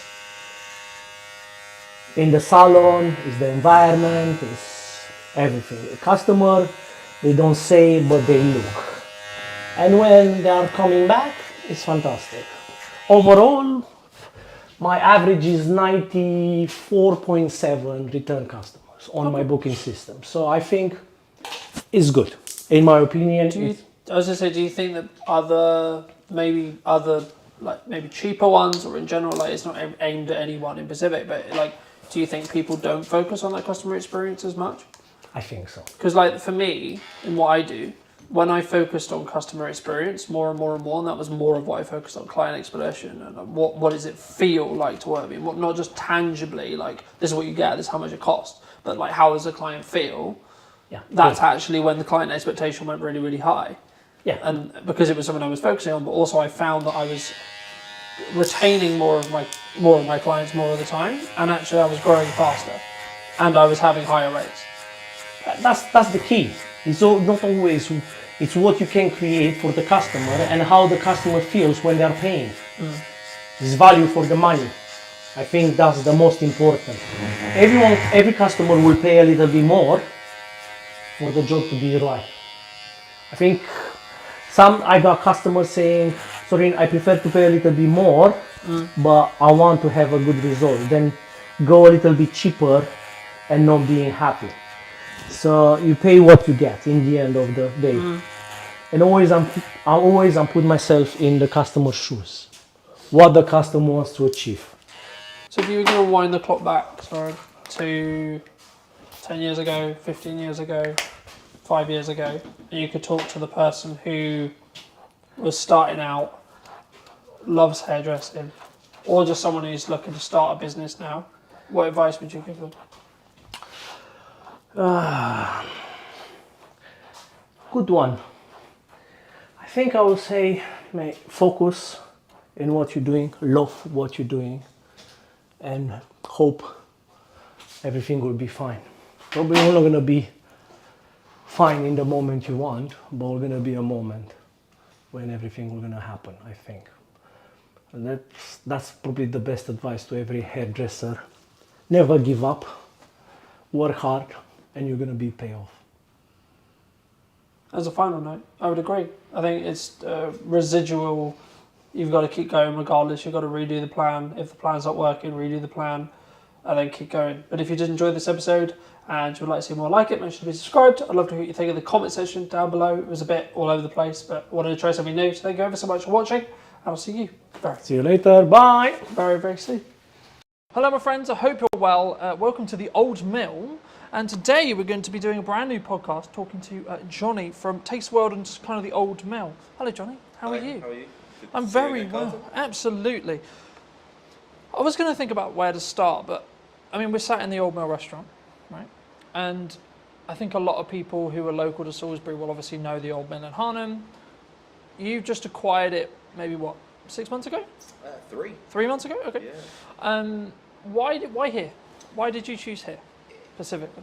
It was just a building that had come to our attention for a kind of friend when I think a poster went up in the window saying due to change of ownership will be closing. And I thought, we need to come and look at this site when I was told how beautiful it was by the friend. And we came straight here, and within, I think, 15 seconds of pulling up in the car park, we decided it was something we needed to pursue.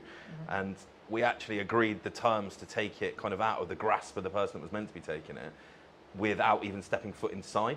We literally saw your video, strangely on YouTube, that I think you filmed a couple of years back, and the visual impact it had from the outside.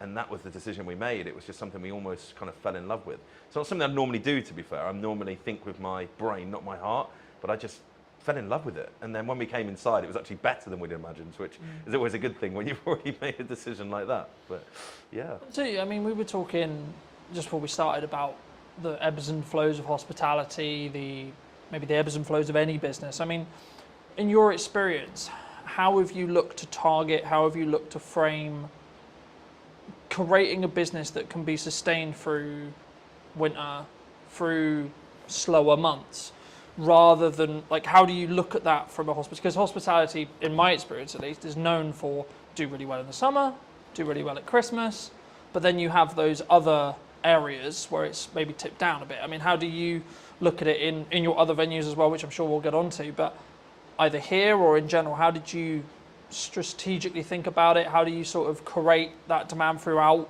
the year in respect to the sustained revenue? How do you see it? Because I think that's like, if you can do that with a business, then it will continue to, you'll make more money overall because you're more consistently creating that consistent revenue. Absolutely. And I think the big thing, you just actually used the word there, we talk about a lot in our business, is consistency. Delivering product consistently to the customer, giving consistent service. That helps to kind of get people to come to you more regularly, which obviously helps stem that kind of peaks and troughs you're talking about. Now, obviously with a site like this, I would say we have the best beer garden, cocktail garden, cider garden, whatever you want to describe it as, sat 100 feet from us currently. It is a beautiful spot down by the river, and we get a lot of passing trade from people walking from Harnham obviously into Salisbury. We also get a lot of trade come from Salisbury up just to come to our beer garden. Now, that is something that we aren't going to be able to change necessarily, but what we can do is pivot on that garden and not just make it into a garden. So come September, we are completely covering it over, and it's going to become an event space for probably the next 6 months after that. So all the way through till April. So we've got a Halloween kind of pumpkin picking experience thing lined up. There's a Santa's Grotto, a pre-bar ready to go in November time that will go all the way through to December. We'll probably have a quiet downtime in January just because the team are going to work really, really hard. And then come February, we're going to do a really cool Valentine's themed month out there. Really cool stuff. Again, we'll share all this on socials when it's finalised. I'm being tentative what I'm saying, not to kind of ruin the marketing spiel when it comes out. But then coming into kind of March, April time, we're going to have obviously a big space where we put Mother's Day out there. So we'll maximise the real peak moments. Mother's Day obviously being the busiest single day in the calendar year. We'll have a potential extra 130 covers out there to what we would normally have. And then we'll have an Easter experience out there. And then we're back ready for the summer. Again, with kind of how we bring people into this space, the beautiful restaurant we're sat in with the river flowing there behind me. I'm sure you can probably pick that up on the mic. It really is a stunning feature of the building. We really want to drive people to want to come here for an experience. So that will come through kind of the level of food that we're trying to aim for, using sustainable local produce. And the big USP is the fact that we are either already or can be 100% gluten-free. So that's something we're really going to be targeting over the next sort of 3 to 6 months, is doing packages wrapped around the bedrooms and dinner experience for those with celiac disease or those avoiding gluten. Now, the figures on that at the minute in the UK is around 6 million. So it's about 10% of the population are either actively avoiding or for medical reasons cannot consume gluten.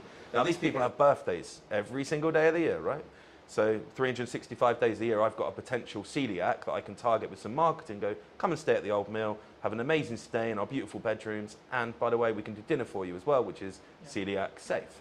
So that's something that we really will be pushing hard. As soon as we get the main kind of summer bulk out of the way, wasn't the best time to take a pub like this, kind of going into the busy period already, should we say. So we're very mindful of not trying to overload ourselves. So layers to a cake, layers to an onion, however you want to look at it, we kind of stack on top. When we get one thing right, we'll do the next thing, the next thing, the next thing. So we're hoping if I sat here this time next year, I'd be able to say to you, everything I've just said, we've done it, and it's great. So, do you think there's, I mean, you mentioned like that being one of your unique selling propositions, but do you think that's one of the reasons why maybe your locations will be successful in comparison to someone else's who maybe isn't thinking that forward ahead, isn't doing those outdoor events, turning in their beer garden into things? Because I think people sometimes they look, because you've got to spend quite a bit of money to do the beer garden stuff, right? It can't be cheap to convert the beer garden semi-consistently and then convert it back, and then I imagine if it works, you'll do it the following year and you'll flip and you'll continue to rotate it. I mean, is that just the nature of the business, would you say? Yeah, I think the age-old sayings, innovate or evaporate, speculate to accumulate. I'm very much on the leading edge of wanting to use tech, for instance. We're using more tech in our business, and we look forward, not backwards. We don't look at why things are bad, we look at how we can be better, and that's something across the whole group. Our senior team, that's all I'm talking about. I'm not cutting wages, I'm increasing sales. I'm not saying how do we get rid of people because times are hard. I'm saying how do we bring more people in for different reasons. What we're also really good at, and if anyone on here is listening is a hospitality owner or manager, we are very good at getting brand deals. So all the cool stuff I've just spoke about, we'll be approaching brands. And so the Pre-Bar, for instance, will be selling a shed load of Bailey's hot chocolates, I'm sure. So I'll approach Bailey's and say, look, I want some support. They will give you money to support their brands with the right streams and for the right events, similar to your festivals. When you see the big festival bars and stuff like that going on, that's got brand support behind it. And it's having those conversations that really help us, and we're very good at that, to be fair. We've got great relationships with all of our suppliers, both local, national and international, to kind of help with that.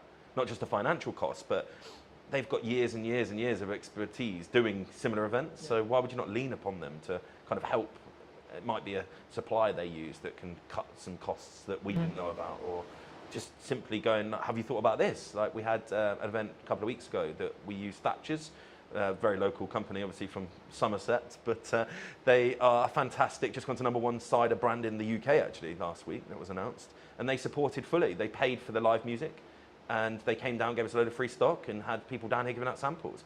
That was just because they wanted their brand to be seen in a beautiful pub like the Old Mill. Yeah. So it works both ways, I guess. Thatcher's has got exposure from being able to use us as kind of a staging post, and we've also got kind of the use of their kind of expertise as well as paying for our live music. So yeah, I think that's a really important thing, and a lot of what I'm hearing about that is a very modernised touch, right? And I think the concern with some. Would it be, I don't know. I don't like saying like, oh, it's this person's fault or etc. But there's a lot of people in my industry. Like I had a conversation yesterday that was around like the creative industry struggling, right? And I've been very honest and very fortunate. Where actually I'm in a very different place. I'm in a very fortunate place with the kind of work I'm doing and how I'm doing it, and like actually like looking at the bottom line of my business, it's actually doing really well, right? Yeah. So I'm not feeling that, oh, it's difficult, right? Do you think, in your experience, has there been like always something going on? Because I always see it as like there's always something happening in geopolitics. There's always something happening in the economy. There's always a concern related to the up and coming budget or the up and coming changes or etc. Which of course changes things for businesses. Of course it does, right? But is there a perspective? I think because obviously a lot of your group, a lot of how you work could be perceived as you're very successful, right? You're clearly very good at taking on some sites, making them make money, and then continuing to repeat that process. Is that from a mindset from yourself specifically and the rest of your exec team of we've got to keep being aggressive, we've got to keep moving forward, regardless of what the doom and gloom is, would you say? I think absolutely. What we talk about a lot is that age is on our side. I mean, myself and my exec team are on the right side of 40, shall we say. Apologies to any older listeners listening. So we're there. We've got bags of energy. Now, a lot of the sites that we look at now have had kind of historic landlords, tenants for a long period of time. They're just tired. They don't know where to look. Social media, they don't get it. When I'm saying, why are you not on TikTok? They're like, oh, no, I don't want to do that. They just don't understand that TikTok isn't just for young people now, right? We have spent 0 pennies on paid for advertising. Okay? Obviously, we brought you in, you made some amazing content for us, but we've paid absolutely nothing to do it with. We've done all organic. That's because we understand what we're doing. We've been pretty much fully booked here in our rooms and our restaurant and our garden for the last 6 weeks because we understand where to put our energy and our time. We don't put energy and time into something that's not going to give us back reward. So if a conversation starts happening, even at kind of management level within here, I'm like, is that going to actually affect my bottom line? No, stop talking about it then. because you've got to be so fixated on the numbers that it's almost autistic. I mean, there is definitely traits of autism in me, but sometimes I wake up in the middle of the night and all I'm doing is thinking about those numbers, how we can trim 1-2% on this cost base, how can we then put that money to work in increasing sales. I think the old saying is the good places, the good people will always do well. Doesn't matter what the economy does. I think without blowing your ego too much, the reason you're doing well is because your content's bloody brilliant. There is plenty of people out there doing similar stuff to you that are probably complaining, moaning it's not great. And you look at the quality of their work and it's just not there. They haven't got the adaptability, for instance, without throwing anyone under the bus. We dealt with another content creator doing very similar to yourself. And they were just so slow to react to us. Whereas yourself, Colton, this is what we need to do. Can you be a bit more flexible? Yep, cool, perfect. We can do this, we can do that. And you said yes more than you said no. And that's very much what we talk about in our business. If we can, we will. And I think the customers react to that, right? Yeah. We're not perfect, never perfect. It's not a real word, right? Perfection, I think you can pursue it, but you'll never get there. I think, well, just building off that, I mean, I've always followed the motto of done is better than perfect, because your concept of perfection will always change, right? Yeah. Because if you're growing personally and as a business, your definition of that word will then change by proxy. So you actually you should never hit perfection, so to speak. And that's why I think execution is better to focus on. And that's, I think, why we synergize so well, because I do focus on execution, but also I focus on strong ROI. I'm so glad you mentioned TikTok, because so many people think it's what it was when it was Musical.ly, right? Which was dances. Dancing for kids. You know, kids are social. But I think it's more around the attracting of attention to then make the byproduct be sales, right? Instead of we're going to just look at the pure ROI when it comes to sales of we do this, then we pay it on ads, and then we get a higher return. Because when you do paid ads, you can track that cost a lot because you can see the metrics behind it. When you do organic, it's slightly harder. I mean, how do you look at either TikTok or your content strategy? Because one of the first things we talked about was actually like you're really strong at marketing, right? So I was like, okay, absolutely fabulous. How can I then add value on top of that? Because I wasn't then going to have you need to post on social media. I wasn't going to, because it was like you've had it. I didn't need to have that conversation. With some clients I need to because they're new to social and we need to get them up to speed. But with you, it was like, okay, cool, what do you want? What do you want us to do? Yeah. I mean, is it just TikTok? Is it just Instagram? Is it socials? Like, how do you tackle marketing from your perspective? I mean, we approach each venue with different purpose. So we've got a competitive gaming venue, for instance. So targeted 21 to 35-year-olds that want to go out and play interactive darts, shuffleboards, that kind of thing. Now, our marketing strategy there, very different to here. We actually use Snapchat still, believe it or not, because we get good, positive interaction on that. We use a lot of TikTok, we use a lot of Instagram, we use a lot of Facebook. Don't do any paid for stuff there, really. It's a lot of get influencers in, come and play some darts, film it, put it on your Instagram for us. That gets us great results. It really, really does. Somewhere like here, where our target base audience is 35 and upwards, we're actually using Nextdoor app. We're using Google. We're using TripAdvisor, because these are all social media platforms. They don't get spoke about, but that's what they are. So we'll have a really strong focus for, say, a month, where we work really, really hard to get lots of reviews focused on TripAdvisor. Not by any other means other than giving great service and just going, guys, really appreciate it. Just leave us a good review. Or a review, sorry. We're telling them what reviews to leave, of course. An honest review. And yeah, that works really, really well. So then people searching for places to go in Salisbury, we're up there, right? Yeah. The biggest thing we do, I think, is getting the team on board. So we're not a single person marketing company. I am head of marketing, if you want to call myself that, as well as obviously CEO.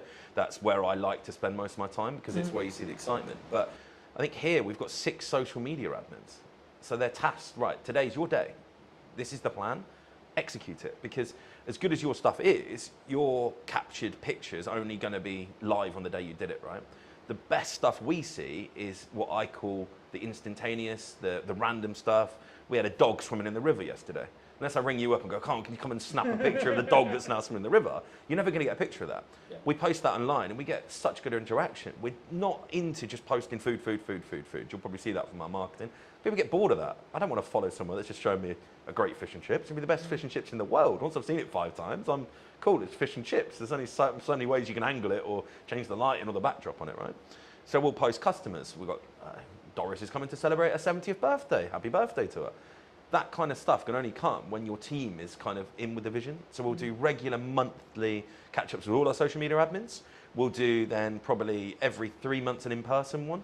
So we'll bring them all in, and it might be yourself I ask next time, right? Can you just come and do a piece on how you get great filming angles, great lighting angles? So they all understand they're never going to be as good as yours, but they don't need to be when we're putting out as much content as we are. Yeah. And I think that is something that I really understood, and probably the biggest thing we change when we take properties. I mean, yes, this is beautiful. Yes, we've spent money on it. Yes, we've elevated it. But circumstantially, this building was beautiful before we took it, right? Why are we now busier than it ever has been?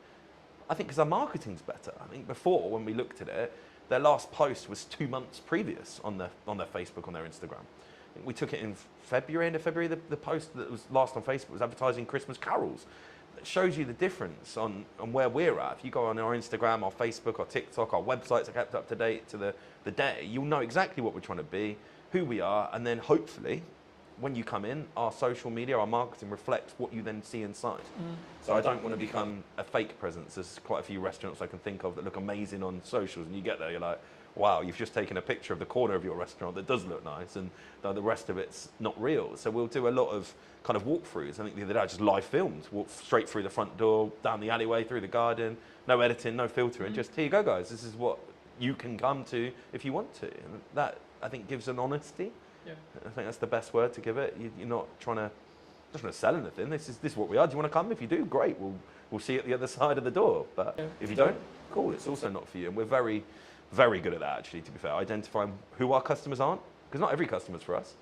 If someone walked in here and they wanted to have a £10 meal on a Friday night, we're not for you. There's plenty of places offering a fantastic meal for £10 in the Salisbury area. But on the flip side, if you were looking for a fantastic Chateaubriand on a Friday night to enjoy with a fantastic bottle of Malbec, we're the place for you. And you should come here. You're not going to get that if you go to the £10 meal place around the corner. Yeah. So it's understanding where your market pitch is, not trying to be for everybody, because it's impossible, but the people you are for, really being strong at that and having that kind of full team cultural mindset that all of my team will know who we're for within probably a parameter of what age we're aiming for, what service we're aiming for. They'll all know that our USP is gluten-free. And I think that's really, really important, because I can't just sit here now spouting all of this and then not relay that to my team. And again, we're not perfect. We're definitely, particularly in this site, 3 months in, it's nothing. You're really still learning everything at the minute. We're learning our customer base. We're learning our team. Still a weekly training for all of our team. In 6 months, would I expect 99% of customer visits to be at the level I'm talking? Absolutely. And anyone watching now that came here and didn't have that, please contact me on the Facebook, and we'll put that right, because that's another thing we're very good at. If we're not right, let's put it right. If we know it was something that we did wrong, we need to do everything we can to put it right. If someone came, they just didn't like our menu, that's okay. Really sorry we weren't for you.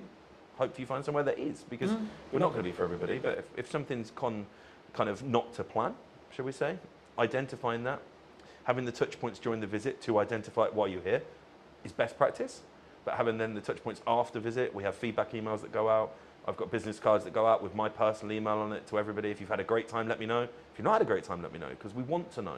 Even at the scale right now, when we employ 165 people across 10 venues, we are relatively big. I still understand the importance of being customer-centric in my role. And that comes through marketing, coming back to your kind of original question, I guess. That is all part of it, right? Marketing is understanding why something went wrong and how you fix it. Yeah? That is marketing, yeah. Do you think there's and this is a more general, like broad business question, or like it could be your business, it could be my business, it could be any business. Do you think some people, because I've always followed the own up to if you made a mistake and it's your fault, or if God forbid something went wrong on a video, I'll be like, look, I made a mistake, hands up, right? And I think that put, in my view, from client feedback and etc. that I've got, that puts me apart from other people who are just going to sit on their morals and go, well, actually, no, it was because of it. You know, I don't sit and, it's not about necessarily making an excuse. I don't like to use that term, but it's more, the question I was going to ask right now is, do you feel that one of the reasons why you're quote unquote successful is because of how in touch you are with the marketing, with the customers, with the the key question there is honesty when it comes to, look, we're potentially going to get it wrong, but actually this is how we're going to try and fix it for you. 100%. There is a lot of restaurant owners out there that I know of, both personally and I've seen online, and the first thing they do is blame the customer. When a customer comes out and says, oh, I didn't like that, what do you know? I'm a chef. And it's like, That's not the response. If you do genuinely believe you were right, as I say, really sorry, wasn't for you, hope you find somewhere that is. That's the response we give. I don't try and get into a debate with someone whether they were right, wrong, or indifferent. It's fairly obvious when you're wrong. Someone comes in and could be an item missing from the menu. Chefs are humans, right? And then there's not enough conversation around in hospitality. It's a human-centric business, right? If you went into an office and you had 20 workers, in a week period, how many office workers would make mistakes? The problem is no one ever knows about them because it's not generally a customer focus basis, right? But you come to hospitality, a slight small error from, could be a 17, 18-year-old that's first job potentially, becomes a huge thing for the customer. Rightfully so. We should be able to execute a meal, but we're not going to do all the time.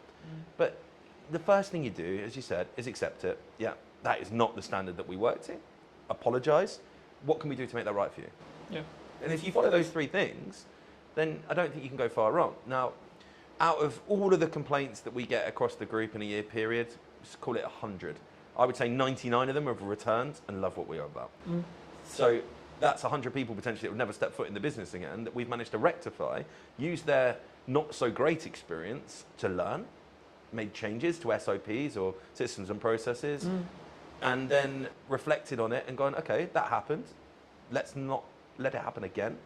How can we improve as a group? Can we learn something that happened here and go, actually, we can stop that happening anywhere else, not just here? Because even now, I mean, I'm 20 years into the game now, there's still stuff happens. I'm like, wow, wasn't expecting that. How did that happen? What can we do to stop that happening again? So it's a learning day all the time. Even for someone at my level, my experience, you might think, oh, I know everything. I don't.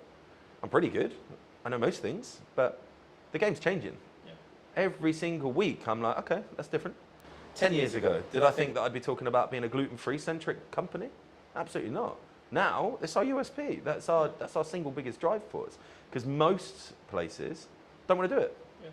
And I think that's identifying what you can do to set yourself apart. Whether that's you can be cheaper. Don't like doing that. I think that's the easy way up, being cheaper. Being better, what quantifies better. But if you're totally unique and you're the only place in the market doing something, then you're always going to have a market for that.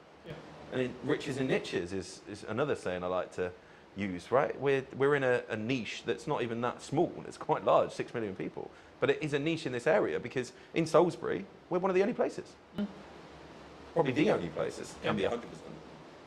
I think that's really unique. I think it's sort of, to an extent, it leans back into what do you want to do incredibly well at, right? And I think I've always tried to pride myself on, I may not be the oldest videographer in respect to being in the game or the biggest marketing company or etc., but I will give as much effort and as much energy as I can to create the best content that is tied around what you, whoever it may be, the client, is looking to achieve from that video, that set of videos, etc., whatever we're doing. But from your perspective, why, maybe not necessarily just me, but why do you look to invest in video as a whole or marketing as a whole? Because you said earlier in the interview, your team does a lot of marketing, right? So I guess the question from potentially the audience is then, okay, well, why do you then spend money to get a professional in to create those, what I'll call showpieces?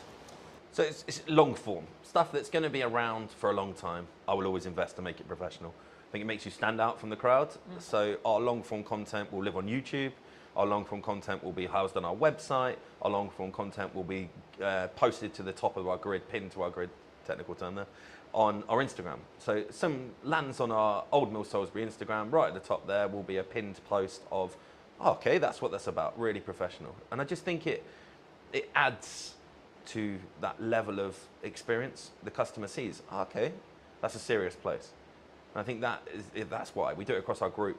From probably the second or third month, we'll get it in. Once we know we're right, we'll get a videographer, a photographer in, and we'll get everything kind of framed up, and then we add it onto our websites, and we've got then a bank portfolio of stuff, like the stuff you've done, we'll cut that down. We'll do 10-second clips every now and again. It just kind of helps remind people that we are, okay, these guys are serious. They might be posting a dog swimming in the lake, but actually, cool. Look how nice that restaurant is. Look how cool that video shot of the garden and the pizzas is. So I think it's so important. You can't have a website with a photo taken on an iPhone. It just doesn't look right. If you landed on a website and you had a choice of, particularly for our hotel rooms, I guess, a choice of hotels, and the first one you landed on had a phone taken photo, and then the next one you was like really nice professional photos, where are you going to book? If everything else is the same, you just feel more qualified to take that booking, I guess. I think it's again, I think what we talked about there was a perception thing, right? A lot of when people maybe start out in business or they want a hero video for their website, or especially if they're service-based, they maybe want to give their best foot forward, right? And I think that's the perception. And of course it has to be backed up with the sales, it has to be backed up with everything else. But I think we also, sort of what we touched on earlier about the volume of marketing. I mean, we're in a world where AI is a thing and etc. I was going to ask you a little bit about that as well. But I mean, what role do you think volume in regards to output from a marketing point of view actually has? Because a lot of people say to me, oh, you output like too much, right?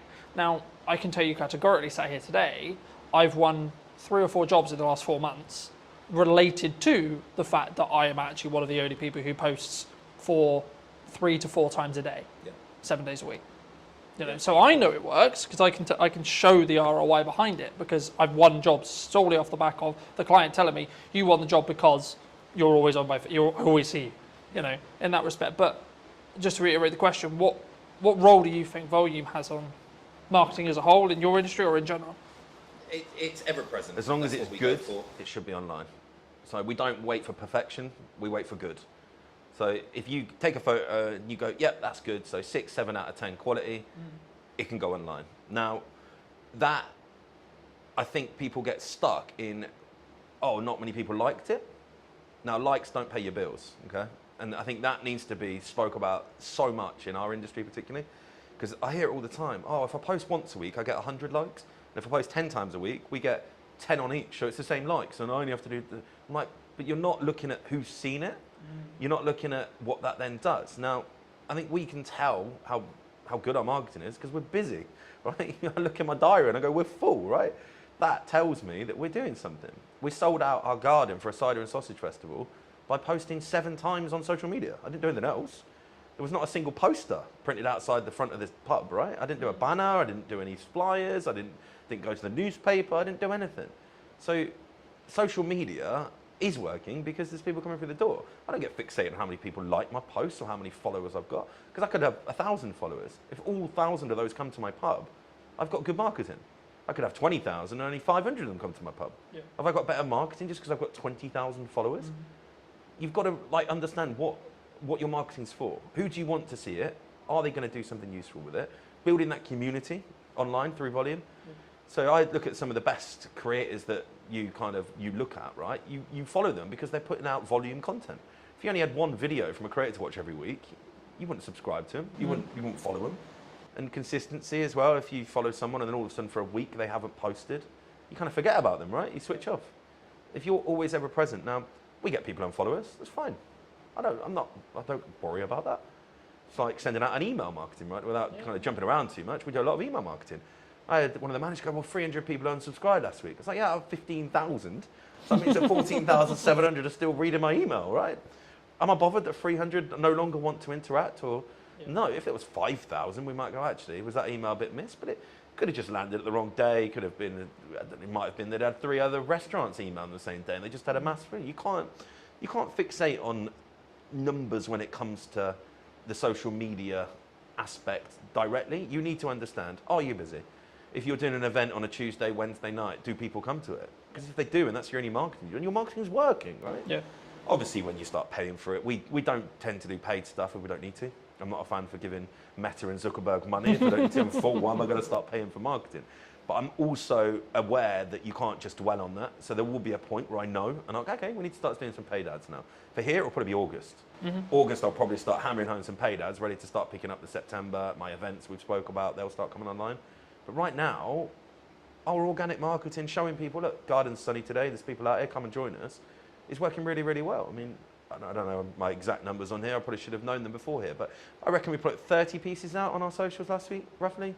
So 3-4 a day, plus 60 or 70 on the stories. There have been 5 or 6 TikToks. We actually did one at the weekend that worked really well, the Jet 2 meme one, where it comes up with the Jet 2, book your holiday now. There's a couple of the staff in the cellar lying on top of the beer barrels where it's obviously 14 degrees, having a cocktail. and it just flew. Like, we got hundreds of thousands of views on that. And that's something that took, I think, 30 seconds, maybe a minute for them to film. And it's not advertising anything, but people are going to see that and go, oh, they've got a sense of humour. They're real people, right? We do a lot behind the scenes stuff, particularly with our kind of restaurants. We want to show prep. We want to put that out. If we've just had a beautiful piece of fish delivered, why would we not show someone what that looked like when it arrived, what we did to it, and now what it looks like when you get to eat it? Because I think it gives that authenticity. Now, if you weren't doing volume, you couldn't do that. Because it looked really weird if I hadn't posted for 2 weeks and all of a sudden I got a tuna bit skinned. Like, what the hell? But people expect it from us because we're there all the time. But, oh yeah, old Mel posted, cool. What's that? Oh, they're prepping a fish. Yeah. It kind of it makes sense. Like, it's not sporadic. It's not random. It doesn't take people by surprise because that's not a good thing, right? No one wants to be surprised on social media. I think so many people, they don't. Well, I would say if I was going to go down the nuts and bolts of it, they don't optimize for the lurkers, right? Because the lurkers, the people who don't actually interact, the people who actually don't comment, the people who don't, etc. Like, oh, I got no likes on that. Oh, I got 2 likes on that, etc. But like, how many views did it get? How many impressions did it get? Yep. Actually, and then, as I say, like, what then is the knock-on effect to actually seeing your business, right? And you're seeing people come through the door talking about that post, talking about, oh, etc. It's about being human, especially in a world with like where AI is a thing, right? That people is concerned about. I mean, maybe it doesn't affect your industry as much, but do you feel that, like, are you using it? Like, firstly, are you using it if you're open to share? And then secondly, like, is it something which you were scared of, or was it actually, hold on, this is actually a supercharger for us? So I went to an event called EMC. Big shout out to Matt Wilson. If he watches this, I'm sure he will. An incredible event, 500, 600 plus entrepreneurs that are all there because they are the owners of their business or senior team in their business, but they are the marketeer. They want to generate sales through social media or Google online, digital marketing, right? And this was 2022, and there was a spiel on AI. And everyone in the room looked at each other and went, holy crap, this is real, right? 2022, the average Joe had no idea what AI was really. Artificial intelligence, yeah, cool, that's something that That's does nerd. that, That's right? a nerd thing, Yeah, yeah. ChatGPT was mentioned. I got on it pretty much within 3 months of that conversation. So I've been using ChatGPT when it was a bit rubbish. Now, every single one of my social media admins, every single one of my senior team has it on their phones with the pro version. Okay? Now, we write our posts, we put them into ChatGPT, and we tell them to optimize for our audience. So it knows our audience, it knows what we want to write like. So you end up with a post. If you really knew the marketing like we do, you can kind of tell, but the average person has no idea that's what we're doing because it feels personable. What we don't do is go, ChatGPT, write me a post to advertise Cider and Sausage Festival. We don't do that. We'll write into it. What it does is proofread. So you don't end up with posts going out with spelling mistakes. Can't get my words out today. Spelling mistakes. You don't get posts going out that aren't in the right context for the right platform. What we also do is we'll get it to do one for Instagram, one for Facebook. Very different. I don't think people understand that. The wording that goes on Instagram has very different impact to what goes on Facebook. On Instagram, you need big chunky headlines because many people don't read the blurbs on Instagram. It's, okay, what's that picture? What does that mean? Whereas Facebook, people get drawn in and they want longer form reading content. So you have to give more wordy stuff to it, less big headlines, because Facebook looks a bit spammy when you put big chunky headlines. That's something we get ChatGPT to do for us, right? Yeah. Costs, it's about £9 a month. It's not a lot of money when it does what it does for you. And it saves so much time. Now, AI in our industry at the minute where it's gone the wrong way, I think, is AI food. Now, there is lots of restaurants, chefs that I know of, that they're posting amazing looking dishes and they're AI. Literally AI generated.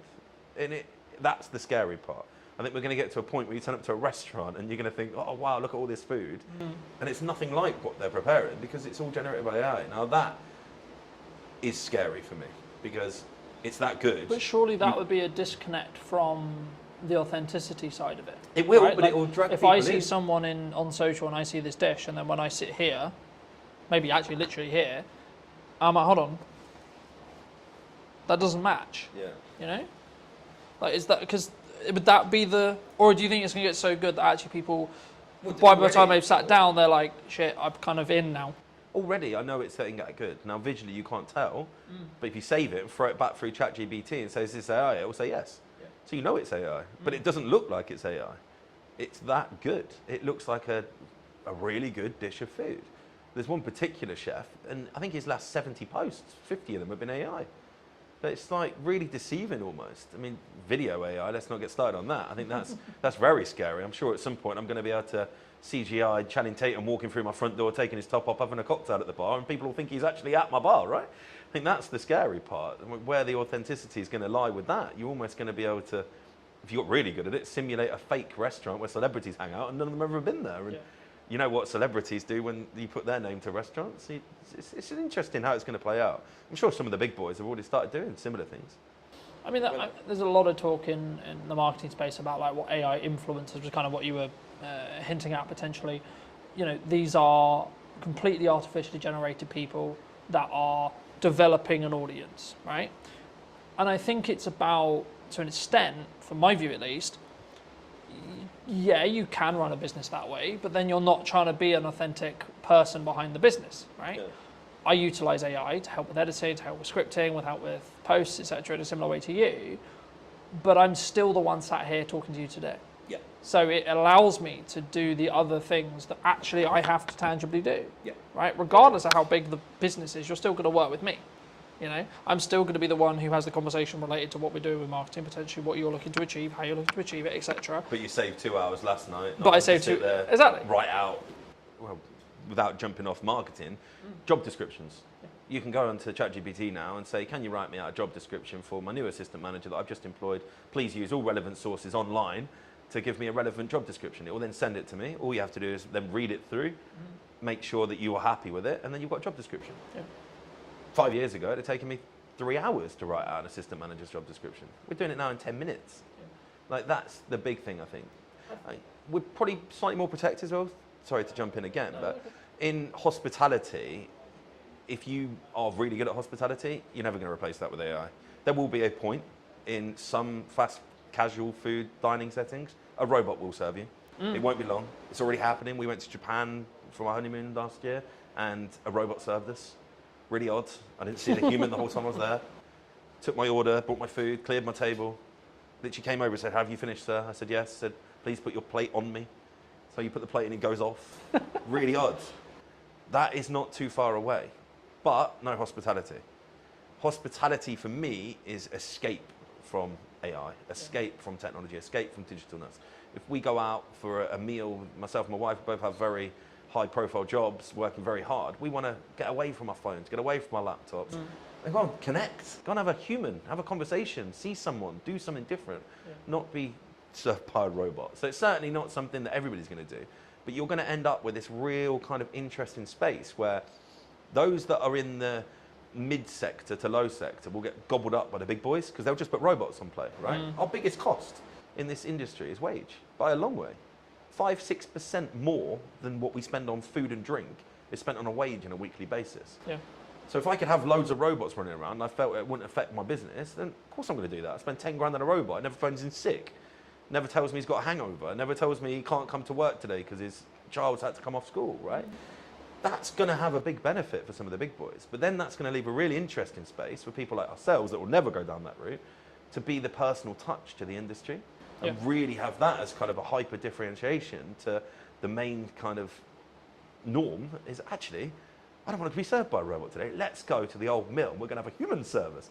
And I think that's only 5 years away. I know it sounds pretty crazy concept. A human carries on. I think 5 years away, your big chain fast food places, maybe not the full service, but I imagine the food will be brought out. I imagine the tables will be cleared by them.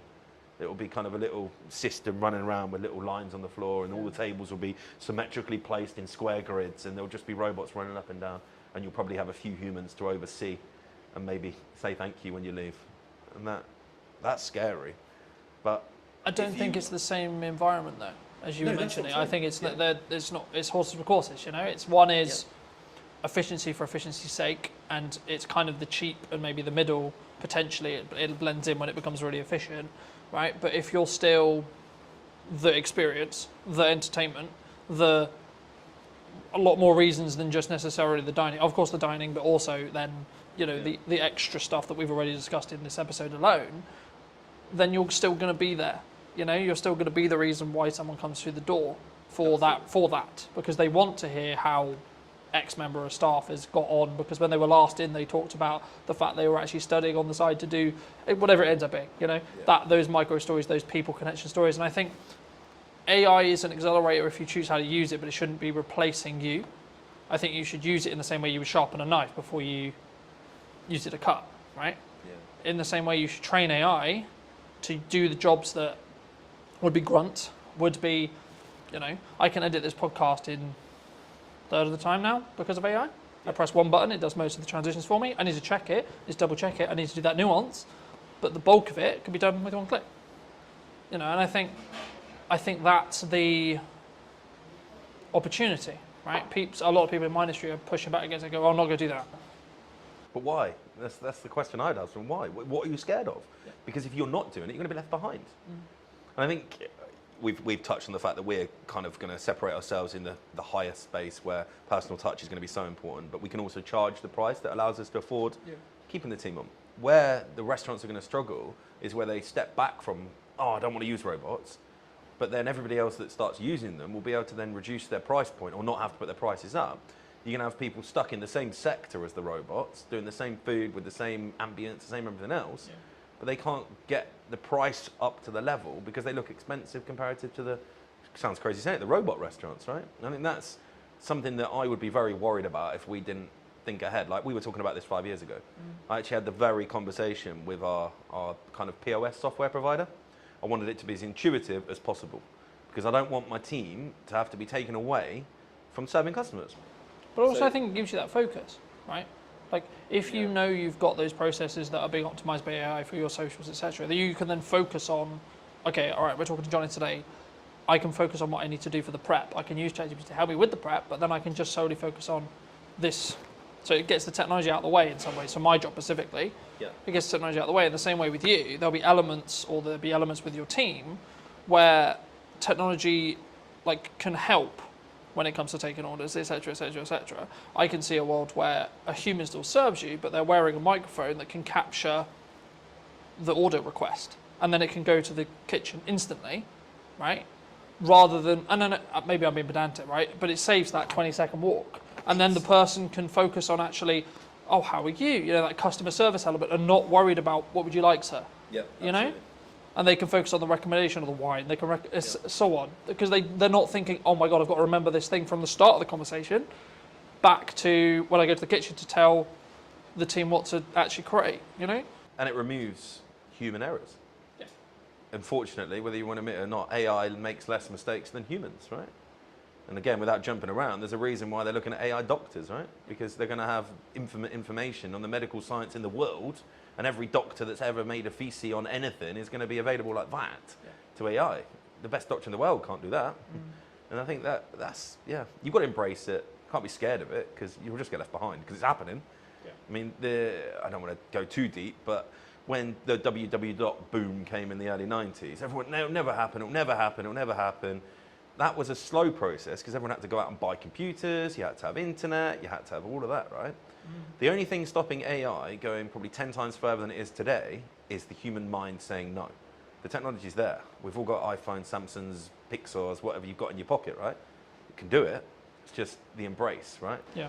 And the more we use it, the more it learns, the more it adapts, the quicker it's going to go. And the improvement in ChatGPT in the last 12 months is scary, right? Yeah. And I think, especially in the leading kind of industries, you're going to see a big shift to AI being the only thing they do. And then that will feed down and down and down, right? And we understand it. We've been speaking about it since 2022, right? We've had it there in our back mind. What can we do to improve and, as you say, be more efficient? QR code ordering is something that we use a lot of because it brings back the time. Yeah. If someone's sat in the garden, gets their time back, they don't have to go and stand at the bar and queue. They just order on the QR code, comes onto the till, it's printed, it's paid for, we can take it out to you. Yeah. That saves so much time, right? But also in then, you're actually creating a better customer experience, which determines they're more likely to come back, which determines they're more likely to enjoy their time. Yeah, so of course, when it works, right? That's the key factor is you've got to make it intuitive, you've got to make it seamless, you've got to make it easy to use, not friction. It should feel like you're doing them a favour, not the other way around. And I think that is how you frame it. guys, we're using technology because your life's going to be more enjoyable, you're going to have a better experience, not we're lazy, we can't be bothered to serve you. Because it's not that. Like, it's just, yeah, I think using it to your advantage. I mean, you're editing software for your videos, I think it's the prime point there, right? Yeah. Is your video any better now because you say? Probably not. You probably do it the same, right? But you've done it in a third of the time. Yeah. So now you can do 3 times the work, right? Yeah. You can edit 3 videos in the same period. Yeah, exactly. You know, I'm not in a position where it's a choice of I can do this or this. I can now do this, this, and this because each section takes less time. Yeah. The product is identical, pretty much, because I'm still going to go through it. I'm still going to tweak that nuance, etc. It's not that I'm not editing it. It's just the grunt work of okay, camera 1, camera 2, camera 3, camera 4, camera 1, all the way through, is done in 20 seconds. You know, that used to take me 2 hours. So I'm cutting 2 hours to 20 seconds. Yeah. So it allows me to then focus on, okay, actually, technically you're talking, but my reaction was really good there. Okay, so let's swap back to me, even though you're still talking, right? So I can then focus on that nuance because also I'm not, in my head, I'm also not creatively kind of fatiguing because I've been looking, oh my God, I've been looking at this interview 2 hours, right? Yeah. And I think it's also like you can focus on the other elements and then also you can just increase your volume because it's an efficiency thing as well. But let's cover everything I wanted to cover. I mean, is there anything specifically you wanted to talk about or shout out, etc.? No, I don't think so. I think it's been a really great chat, to be fair. I think those that are in business will know that it is hard at the minute. But I don't know a single person that's talking like we've spoke today that's complaining. Because that's the kind of the key, I think. If you're complaining, you're not thinking, you're not changing, right? You're complaining. Stop bloody complaining and just look what you can change in your own business, in your own life to be better, because it's not going to change in the macro, right? Complaining is not going to stop the Labour changing any of the crazy wage bills they want to put on us. It's probably going to happen again in April, right? We all know that. But we're already factoring that in. We're like, okay, what can we do different in 12 months? What can we do different in 6 months, 3 months, 2 months? Not, oh, it's happened. What am I going to do now? Because it's just too late then, right? You get to the point where something's already gone wrong. It's what can you do, right? It's, you know, I think it's also about focusing on what you can control outside of like the government's going to change what the government's going to change. Yeah, cool, it affects you, but you can't control what they're going to change necessarily. Like really, yeah, you can write to your MP, yeah, you can try and lobby, etc. But like tangibly day to day, all you can do is focus on your output, focus on your marketing, and focus on your costs and your sales. Right? They're the 4 sectors of business that you should focus on, and you should continue to focus on those. Right? Yeah. How can you provide more value to your customers or your clients? How can you increase the likelihood that you're going to get more clients or customers? And then how can you retain or make more sales from the ones you have, right? So whether it's adding more value or thinking about a model differently or adding a retainer service, so you've got more, as we just opened the episode with, looking at a returned income rather than project gap, you know, and actually if you've got some retainers, especially as a marketer, then you can take on the odd few projects as well. So then you've got an even better month, but your baseline is going to be at a certain level because of those retainers. But then also it removes the stress, so you can do other elements, like you can focus on your marketing more, you can focus on your systems more, etc. I mean, what would you say to people as a final passing bit of advice, maybe who are, or yourself 10 years ago, what advice would you give to that person if they were going into business today? As a business owner, I think it's very easy. Put all the systems and processes and people in place so that you don't have to work in your business. Because if you're in your business and you're doing all of the stuff, there could be AI that gets it to do all of the stuff you don't want to do, but you need to be having conversations that bring sales in. You need to be having conversations that are getting new customers. If you're not doing that as a business owner, you've got a job. You're not in the business. That's, yeah, I think my biggest advice and something I've been able to do in the last few years and why I think we're where we are now. I don't pour pints. I don't cook. I know how to. I don't. I've got people that do that because as soon as I start pulling pints or I'm in the kitchen, I'm not marketing, I'm not growing, I'm not out there looking at what we can do to be better in the future. It's a lot easier to find a chef than it is to find someone that can do all the stuff that I know I'm brilliant at. And most business owners are going to be the best salesperson in their business, the best marketeer, because they know it inside out, right? Yeah. But they just get so tied up, and I get it. You're a one-man band plumber, but you're only ever going to be that level. If you've got aspirations of being a full-on business owner that can be on a beach 4 or 5 times a year, and not having to be worrying you've got income coming in while you sleep, which is the dream for everybody, right? You've got to put the people to do the job that you are currently doing and then focus on how you bring customers and sales in to pay their wage. If you do that, game changing. Easier to say when you run a pub because you have to employ people, right? Yeah. I think the biggest challenge, even for yourself, probably, I don't know where your growth map sits, like, it is the biggest challenge for most people is the mindset, oh, I'm going to employ someone, I've got to find their wages every single month. Yeah. But that's ultimately what makes you a business owner. I think that was a real kind of shift change for me, that brought an ops manager in, brought an exec chef in, brought a head of marketing in, brought all of these people in. I went, wow, I can now concentrate on the stuff I really enjoy doing. Yeah. I'm not having to sit there and get like fixated on the pot washer didn't turn up on Tuesday night. Although it is my problem, ultimately it's not my problem. You need to make it someone else's problem, those little minute details. But then again, it's that focus, right? It comes back to that focus. And I think you have to build financial stability within yourself in answer to what my growth plan is. Build financial stability for me, then scale it to the point where it has financial stability for someone else and 2 other people. Yeah. And then look at, okay, how can I allocate those resources to potentially replace me in this role, and this role, so then I can then open up to do 4 podcasts a week, 6 podcasts a week, whatever it ends up being, because the only thing I will never be able to outsource is me sat here today. Correct. I can get 2 camera operators in today to run the cameras. That's not what's happening, but I could have done, right? Yeah. That would have cost me something. Cool. But then I don't even have to think about, is the camera recording, etc., etc. Yeah. But then I can focus on our interview, right? So it's about removing those hats when you can, but building them, in my view, especially as a creative industry that's very this and always been this, and it's been very you're always very fortunate and should be very grateful to be able to work in the creative industry as a full-time career. It's not a obligation or a thing you can do. And I remember a YouTube video saying, for a long time, especially during COVID, when there was a really strong boom and there was lots of creative work going, everyone was very entitled about being, oh, I'm a creative and I do this and they do all the pay my day rate or whatever it was. But followers on TikTok. Yeah, but now it's actually, I'm grateful to be able to do this for a living, and it's a privilege to be able to do so, not necessarily a thing that is likely, in that respect. Or if you could only do it part-time, okay, cool, be great if you could do it part-time, or etc. And I think it's about your work ethic. It's about how do you control those levers regarding sales. Actually, when you make money, how much do you keep and then hold on to, so you have that financial safety net. So if you are project to project, do you have enough to cover 2 months, 3 months, 4 months, 6 months, 12 months, etc. And then once you've got that, then you can develop another financial pot equivalent to go, okay, cool, I can now outsource for 3 months, 4 months, 5 months, 6 months, 12 months, etc. And then you can then say, okay, well, how's best to spend that money to get strong ROI, strong marketing, and what's your timeline on that?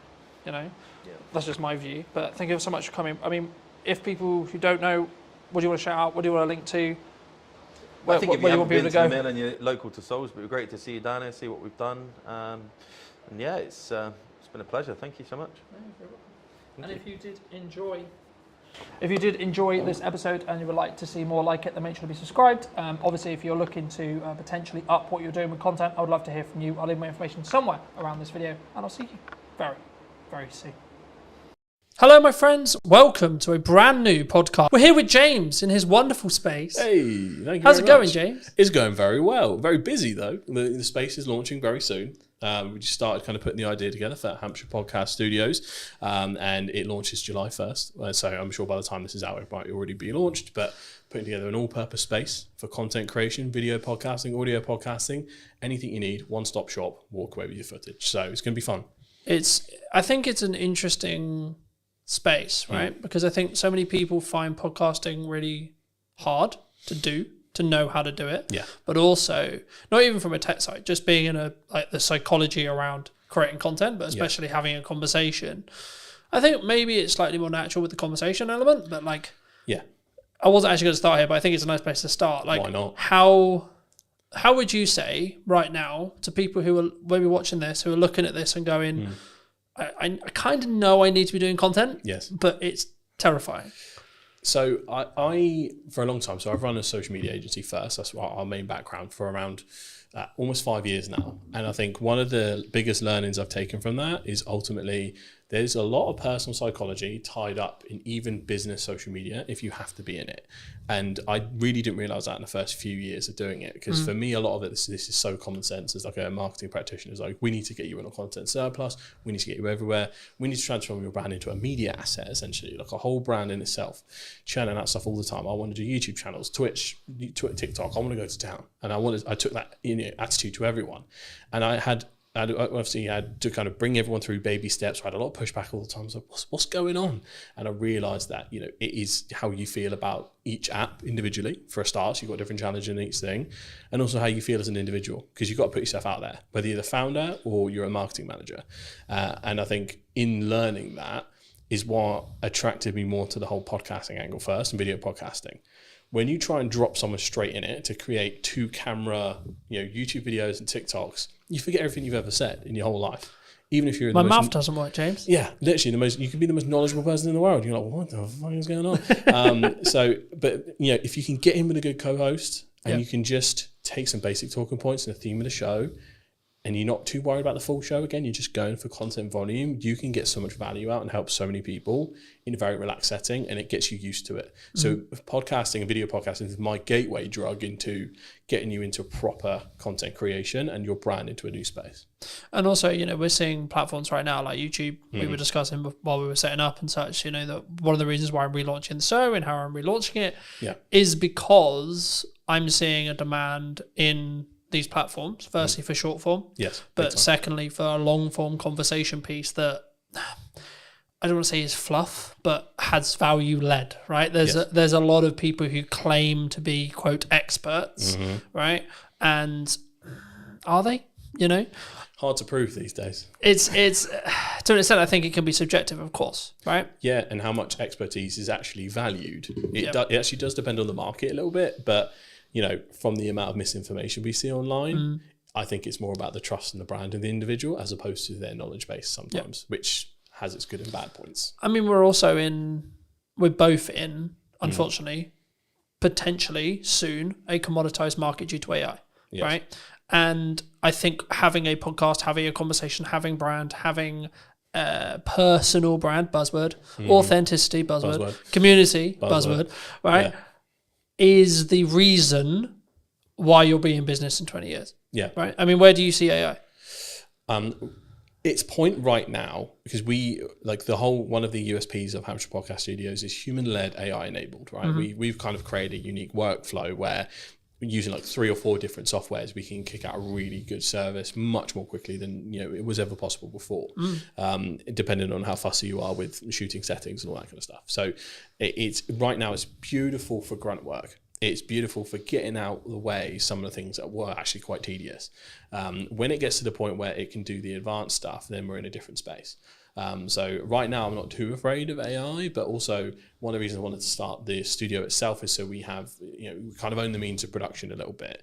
I think it's going to take quite a while for people shooting it in person in totality to be replaced. And I think it will go in phases. So it'll be like, you know, short form, easy or creative content. I mean, we're seeing a lot of incredible stuff at the moment. That will be the first to go. Then like the more in details, maybe YouTube video, talking heads when you're more static, I think that might also go. And then eventually it'll be pretty much everything. But we have no idea how long that might take. It could be one of those moves way more quickly than we think in like a 3 to 5 year span, or it could be 10 to 20. Not quite sure. It is interesting, right? Because we're also in a world where AI influencers are a thing now. They will continue to be a thing, right? And I think the commoditization of attention, the gathering of attention, is what marketers want, right? What we're talking about when we go into detail and we add value is the tactics and the nuance that comes with, like when we first met, we were talking about TikTok as an idea, right? Now, fast forward, 3-4 years? Yeah, you'd be surprised how many people still haven't picked up on that one. Yeah. But again, it's, I mean, just for those who don't know, who may be listening, right? Like, can you explain what you explained then, in layman's terms, the difference between a social graph and an information-based graph, or something which is more TikTokified in that respect? In terms of how the algorithm works? Yeah, the physical algorithm, how it works, and then how it also could have a knock-on effect to now what we're seeing in every single platform because of, especially meta-based platforms right now. LinkedIn will do it. It hasn't still social-based really, but give it another 2 years, I expect it will go interest-based. YouTube Shorts is interest-based. TikTok is obviously, of course, interest-based, etc. What does that mean? So the layman, the easiest way to describe it is the TikTokification of the internet. So that's the starting point. TikTok came along, let's say pandemic is where it really kicked off. We're all at home. This new app pops up. Oh, let's check it out. A lot of people didn't jump on it at first. That was very kind of still early, at least from a UK market point of view, very early on.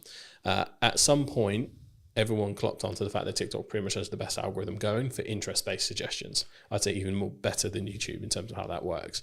So it then became extremely addictive. Every other platform caught on to that, realized we're going to get left behind in the interest-based economy. We have to get on that. So now every single platform has an interest-based video feed, and now pretty much main feed, especially the Meta suite, that's gone full interest-based. I think X/Twitter, that has gone interest-based. Blue Sky has remained solid in the fact that they, for following, I think that's part of their USP. Even LinkedIn now is going interest-based feed they're testing it a little bit on the main feed, but mostly on that kind of scrolling video. So it is unavoidable. And that has essentially created a very interesting thing where it's the social part has been removed from social media. It's gone. It is just media. And if your brand, or personal brand, or as a freelancer, you're not part of that interest-based economy where you're churning out stuff that will eventually get to the right person, you will be left behind a little bit in that. Overthinking quality, overthinking substance sometimes can hinder your attempts and testing to get to where you need to be. I'm always a proponent of scale, test fast.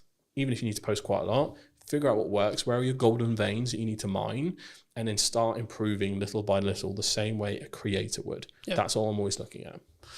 I think it's interesting, right? Because when we first got here, we were talking about the difference in scale versus perceived quality or quality, right? And I think that so many people worry about what is the judgment of X partner, friends, colleagues, so on, dog is equivalent, right?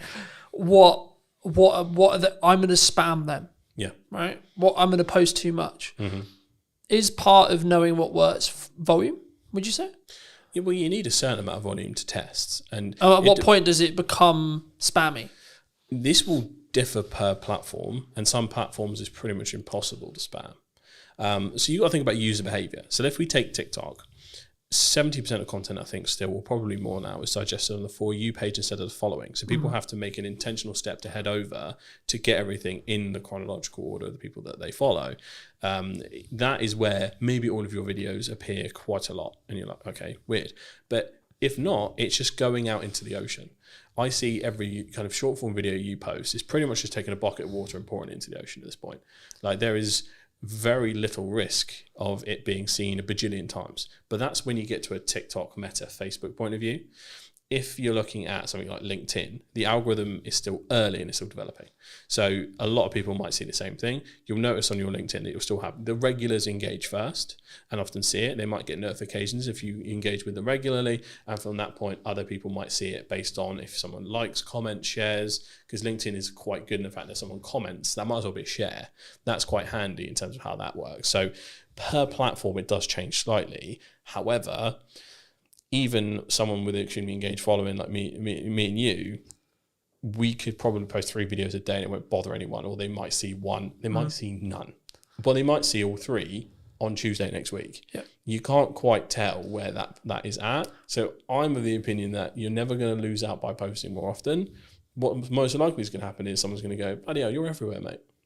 That's the place I want to be. I'd rather be top of mind and someone be slightly miffed. I'd rather take that risk. I was going to say, because that's the main trap for me. Like, you're probably the 5th person, 6th person I've met this week in person. And every single one of them's first reaction when they first meet me is, you're fucking everywhere. That's the way. Right? Yeah. And for me, I'm like, that means I'm doing something right. Because it means you're seeing me. Now, it might not mean necessarily you're consuming 100% of that video, that one video, but then my heart isn't, oh my God, James didn't watch my whole video. Yeah. Because ultimately, if you start knowing that, and especially that there is a massive silent lurkers user behavior on LinkedIn, I think goes underestimated. There is a large percentage, and I'm not sure the specific number, of people that watch video without sound, that just kind of watch it without checking in. Now, if you don't click that video, I don't think it actually classes as an official like engagement. I think after a certain point in watch time, without kind of clicking the unmute button, that will then class as a view. but you'll have a lot of lurkers, which means your actual statistics won't show the true success of what you're doing. So this is where like you get into the debate between reach and impression numbers and which one you should really focus on. I'm quite focused on views at the moment. Views and watch time are basically the most essential KPIs now. But in terms of how you need to look at LinkedIn specifically, yeah, I think you just go nuts. But if you're going to make those slight improvements to really focus on the quality element, again, quality is subjective. For a lot of people, our content will be quality because we have good equipment, good knowledge. And a lot of people within our industry will look at quality as how good's the edit. What are the things that grab back attention? So there are nuances to the game, and it does depend on your audience. So I often just optimize for the silent watcher. Title that lingers for like the first 5 to 10 seconds, put the best bit at the front, and then let the rest of the story play out. Because you still got to manage your own resource. Even if you have a team behind you, they've still got to manage their resource. You can't do a full Diary of a CEO trailer for everything. And often, if you're not already quite big or have a large following, we have catching up to do compared to others. So different spaces for different places. I think, again, and it's one of those things where I think this should be a yes and not a yes or, right? So for me, I'm like, that's a good idea. Let's do that. And a podcast and short form and talks and in-person events best, right? and this and that and that, because I don't then worry or care about this specific video has got X amount of views. I have absolutely no interest, to be honest, in what that standalone video does. What my views are as a whole across Meta, across Instagram, across LinkedIn, across... So, yes. Yeah. Okay? As a whole. Yep. Specific video, don't care. Yeah. Because I don't know what's going to go well or hit. The only way you can do that is test it, right? Yep. Test and it something and look at which... the spikes on your graph. Yeah, and something when you're specifically creating content around a targeted event like an in-person event or a service you're trying to sell, etc. A strategy that's worked for me in the past and will work now is put out a load of short form stuff, see what happens, see what works, and then media buy, ad, meta, placement, etc. against the stuff you already know works because you've already got the viewership, you've already got the metrics, and that way you're not then potentially wasting pounds or dollars figuring out going, is this good? Now, this is one of those things where you might want to tweak the copy slightly because it's an ad and not a post, etc. Things like that. But overall, it's going to work because you already know the creative's good, you know? Absolutely. And the thing is, for me, I think people, they use the I'm trying to create one polished video on LinkedIn as an excuse not to be working. Yeah, because a lot of people will take that out. Again, this is where we come back to the personal psychology point. We know we're supposed to go to the gym. Do we all go all the time? Some people do. Most people don't. That's just the reality of it. It's Gary Vee that made the point originally. You know, social media is like going to the gym and eating healthily. We're going to relapse. We're going to mess up. We're not going to stay consistent all the time. We're going to have sprints where we kill it and then times where life happens. Don't punish yourself for that. Kind of go with the flow. Do what you can do best. And this is what the testing allows you to do. Find what medium is the easiest for you to create and find most comfortable. Because I've noticed that I'm a big proponent of TikTok and its uses and how it works. In terms of me creating TikTok content, I'm actually quite bad at it. In terms of the pacing, in terms of how you need to deliver it, sometimes some of the memes and things like that, like I personally struggle. That's why we have a good team behind us. Whereas in a YouTube or podcast setting, I thrive. And I think that is sometimes a matter of age. Sometimes I'm 28, so I'm either the oldest Gen Z or the youngest millennial. So I'm right in that center point, depending on what blog you read. So, but I grew up with YouTubers, so that is how I often visualize and say my thoughts and verbalize them. And some people will talk as TikTok because, for example, if you got your phone out. The viral hook is as you're putting the phone down. Guys, the other day I did this, right? And they'll prop their phone down. That is the telling the story or popping the phone down in the car or talking in the car or the quick flip up. This is stuff that is derived from TikTok and is done really well. And it's something you can learn, but it's not something that will come natural to you if it wasn't your first port of call almost. So you do have to adapt to where you're at. Once you test, once you get used to it, because you've got the barriers of editing. You got to hear yourself. You got to see yourself. We are so used to it at this point, it doesn't matter. But there was a point in time where we were like, oh my God. Wait, I sound like that? Yeah, literally. What the fuck? Literally. And now, for some reason, it sounds exactly the same to me. But before it sounded so different. Yeah. But there is that hurdle. So I'm very acutely aware, even in a B2B corporate setting at some of the largest companies, if I've got the challenge of bringing a video podcast in or video content, that person has to start from ground zero. Yeah. It does not matter how big that brand is. If we have to use someone, But I deal with internally- £100 million deals, James. Yeah, and I go, all right, tell me now, and I put my math doesn't work. Who am I? What day is it? Who are you? So it's hard, but you have to practice. Yeah. This is what a lot of brands do have some hubris around it. Like, I'm a big brand, we can do whatever. Yeah, it depends on your presenter. Unless you're going to bring in a professional presenter and pay.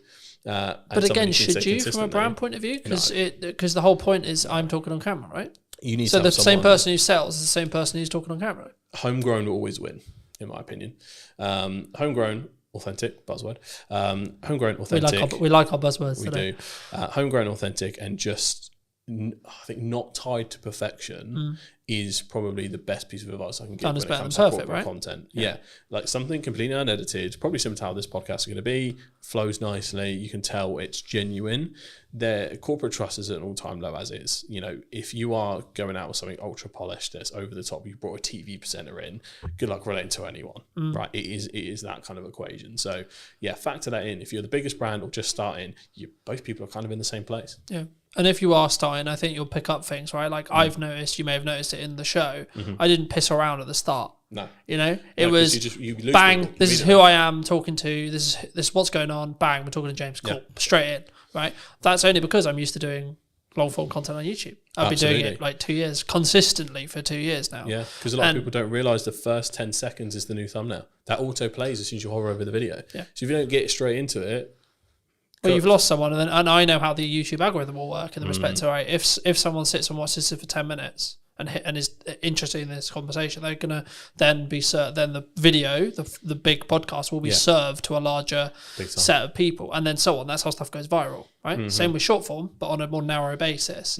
The key, I mean, like, okay, we're probably at the point where people, if they're going to click off, they're going to click off. Hey, happy days. Yeah. So let's give people a bit of a history lesson on you, right? I mean, when we first met, you were not running this. You were running what, from my understanding, was a basically fully service social media company Yep. that helped B2B brands think like craze yes. in Crux, right? Yes. Okay, what happened? How did you get here? How did you start there, and then how did you get here? So it was really interesting. So the official journey was, scroll all the way back, lockdown, I think 2021 or 2022, is somewhere in that range. We all start working from home. You know, weird day for us. We think we're going to be back next week. Oh boy, did we mess that one up. So we were there, and I realised that, you know, I felt like I was outgrowing the place I was at, to put it that way, and I was like, I could probably do this. So got an ad up on Fiverr, and for a month it kind of did nothing. Had no idea what I was doing. I came from an advertising marketing background, 4+ years in that, working in-house and agency side, so I had all of the knowledge to bring. It was just a case of how do I business. I had no idea. So that ad basically did nothing for like a month, and then suddenly it put me in this like featured creators section. So I had a lucky break there. Most people don't admit their luck, folks. That's how it happened. And then from there I got my first client, and then got my second client through Fiverr. I got my third. That pretty much got me to the point where it was around what I was earning, and I just went, see ya, and then I took a risk from there. And then from there it started to just me, one person, two person, third person. Ended up kind of, as we're going along the scene, working with the likes of the University of Southampton, Barclays Equal Labs, American Express, Global Business Travel, people like that, over that 4-year period, almost 5 years, and it grew very fast, very quick. Didn't know how to business, so from that point it was a tricky thing to navigate. And eventually I was like, this is also isn't making me happy. We grew way too fast. Way too much pressure, navigating contracts, chasing people that hadn't paid. It was that essentially, and overspending too. We had office space at the time because I was in my head. And I think a lot of people's minds, we still had the path to return to normal. So I was spending a lot on a hybrid office space to go, come in if you want, you don't have to, but we have a space where you can still be creative, we can collaborate, and then trying to figure out what that was. But that was lots of extra spending on, mostly UK team. We had an overseas team as well, and helped facilitate both. So we had kind of a hybrid model. But in the end, there was a few kind of financial things we ran into in terms of contracts, things like that with larger clients. And it pretty much was, it sunk the boat. But I then kind of took some time away because it also happened at the same time as some personal losses. So I was very anti-work for like at least a year or two, I'd say.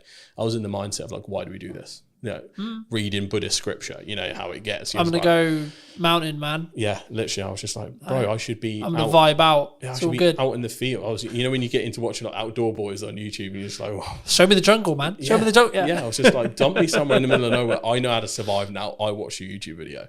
I can make fire because I watched it on YouTube. Man, make fire. So I was in that zone for ages. But then, I rebranded, created a new agency with a different spin on it called Straw Hat Social. And you need a straw hat, by the way. Yeah, absolutely. It's inspired by one of my favorite shows, One Piece. I absolutely love it. I kind of made Shogun up on the spot many years ago, so it didn't really have much personal meaning to me. But Straw Hat does. It's basically a show about pirates, and the kid who wants to be the king of the pirates. And it sounds simple, but it's one of the most complex and deeply layered shows in history. 7th best-selling piece of media ever in the entire world. So check out One Piece.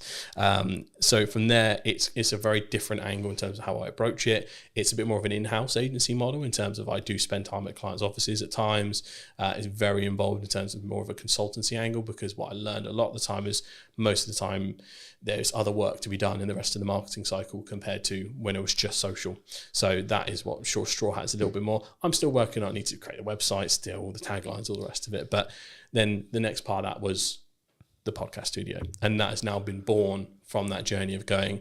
Often a lot of clients had financial troubles, especially some of the smaller ones. A lot of them needed content, but for us to produce it and for me to have a retainer good enough to support my team ended up being too chunky.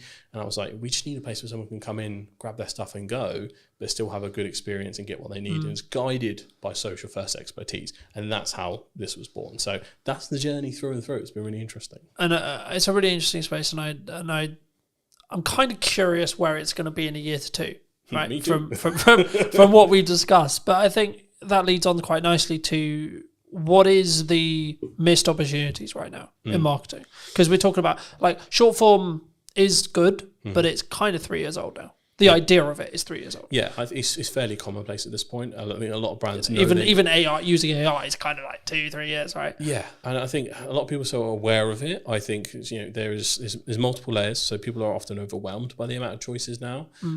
Even myself, I'm probably sat on, without no matter of a lie, about 150 clips odd that I have trouble distributing because of the time, alongside trying to do your regular duties and biz dev and all that kind of stuff. So sometimes you can hit a content surplus problem. So that's one, overwhelm. But there's also, I think things are undervalued. I don't think there's a silver bullet where like this is super underestimated, but I think because of the rise of TikTok and AI, I think YouTube is a seriously underrated platform. Because for brands especially, like my dream for Hampshire Podcast Studios is for it to be a full-blown vlog channel, podcast channel. I want it to feel like a living, breathing entity. And this is where the brand part comes in. Eventually, I want someone following me around, the team around as it grows, and just helping people out as much as humanly possible in the most authentic, easy way possible, by also doing what I do on a daily basis. I think that has a really nice ring to it. We love following bloggers. I think I'm lucky enough to, a lot of people do follow for my personality at times, and I can channel that big energy. So it's one of my unfair advantages. And again, a lot of people do have to tap into their unfair advantages, figure out what sticks, what works for them. But yeah, I think YouTube is just seriously underrated. I still think good usage of TikTok from a B2B channel point of view, underrated. And I think people need to just focus in on that platform and possibly looking at some new starters. Blue Sky, I think, especially if you're in the political space or if you're in the more thought leadership space, do open an account and start growing it, because that's new, fresh, fertile ground with the anti-Elon sentiment in the world at the moment. X kind of is very much transformed, as a lot of people know. So if you want a kind of non-toxic space, Blue Sky is where you need to be. I mean, Threads is Threads. for me, it's a bit of a non-starter. Most people just dual post across both from Instagram to Threads. So yeah, I think having some kind of home base and making it feel living and breathing is where I want to be at, because that's the part you couldn't replicate that.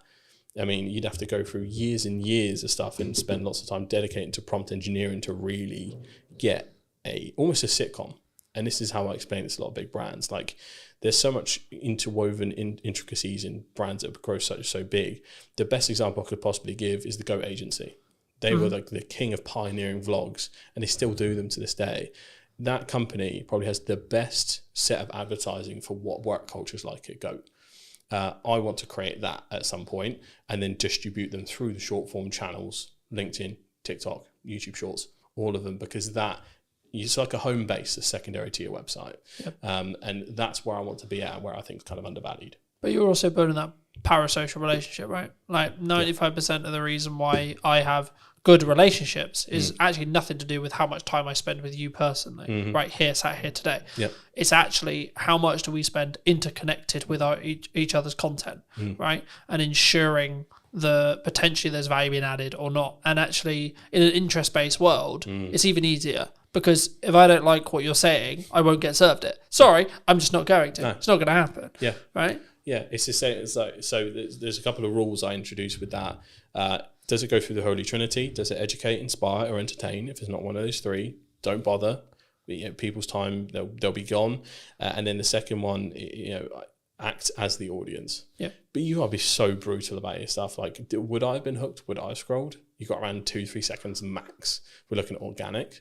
You have to be better ultimately, and just post. But you don't have to be better straight away. Oh God, no. Right. That's I think the key there, because I think when you say that, people will be like, "Oh fuck, why do I even bother?" You can your quality can be shite and your content can be shite, but you can still get really good at hooks. Yeah. But don't underestimate what you can do on a phone. Yeah, we specifically basically only use vlogging cameras because one, it's like for client stuff, because we only make social content usually, it's that perfect middle ground between high-end premium or like cinema line cameras and slightly better than a phone, so you can tell it's like made for purpose for a certain piece of content and has that slightly uplifted thing. Because sometimes you go too far, if the camera's quality is too nice, sometimes people think it's an ad. Yeah, and I think that is a very subconscious, like you're trained to scroll really quickly. Yeah, the only time I would say that that's not true is if you're selling video production. Big time, right? Well, if you're selling, if your product is this is how good it sounds, right? You can have off days, you can have bad environments, etc., whatever. The value of the content is what actually matters at the end of the day. Yeah. But on an average, if you're selling something that looks and sounds good, every video should look and fucking sound good. Yeah, yeah, definitely an exception for your business. Excluding that, absolutely doesn't matter. Yeah, I think one of my favorite success stories from when we were doing work is we worked with a company called Skill Scaffolding, shout out to Skill Scaffolding, who wanted help starting their TikTok up, and what we did was kind of mic up the boys and did it in a vlog style. They just explained what they were doing, out and about on jobs. We did a tour around the site, mate. I think we got millions of views from that. It was in the first 3 months. Like, there was a real appetite for industries that you wouldn't think so. Construction, massive. If there is a construction company out there listening right now, you need a TikTok account, you need a YouTube account, you need to go hard.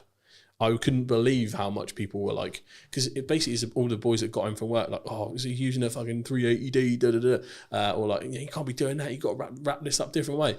So there was the positives and the negatives of like going, oh, I would have done it that way. But there was this, like, again, that parasocial relationship there, even from the actions they were taking, because they were like, I do that at work too. That representation of something they didn't see before, I think is massive.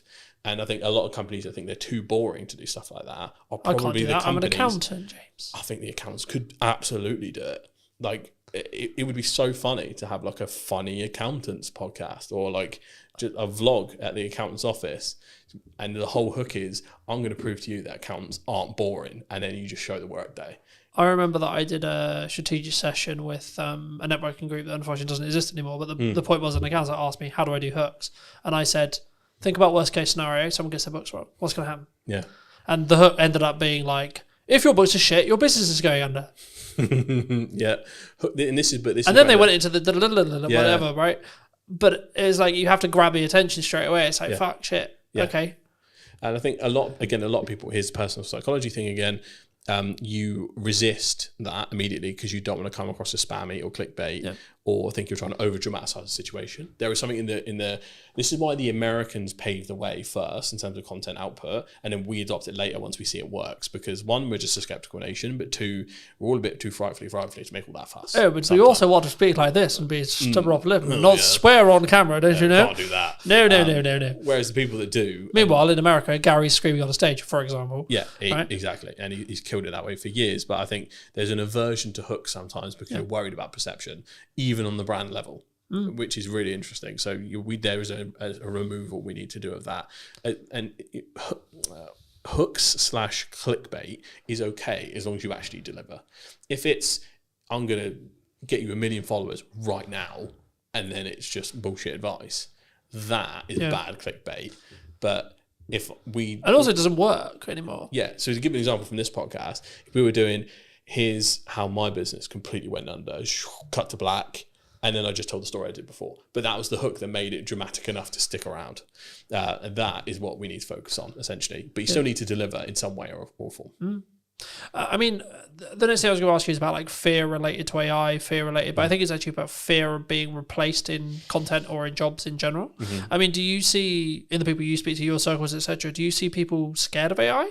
Are people like, okay, we're game over here, boys? Yeah, a little bit. I think especially when it comes to, because you can kind of see what's on the chopping block first a little bit in terms of, one, there's company memos going out all over the place. I think the Shopify CEO was like, before we put any new hires out, double check that an AI agent can't do this. So from a leadership level, there is definitely a ruthlessness that is kind of starting a little bit, where cost cutting is becoming the norm, especially in the economy we're in. It's a very risky place to be. So there's a political sentiment and a fear-based sentiment from the top. So that's not good.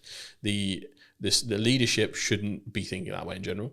It should be to enhance every employee, not to replace employee or new hires. So that's a start from large companies that contribute. The second point is looking at, you can tell some areas are getting good fast. For instance, creating fantasy content from scratch with video.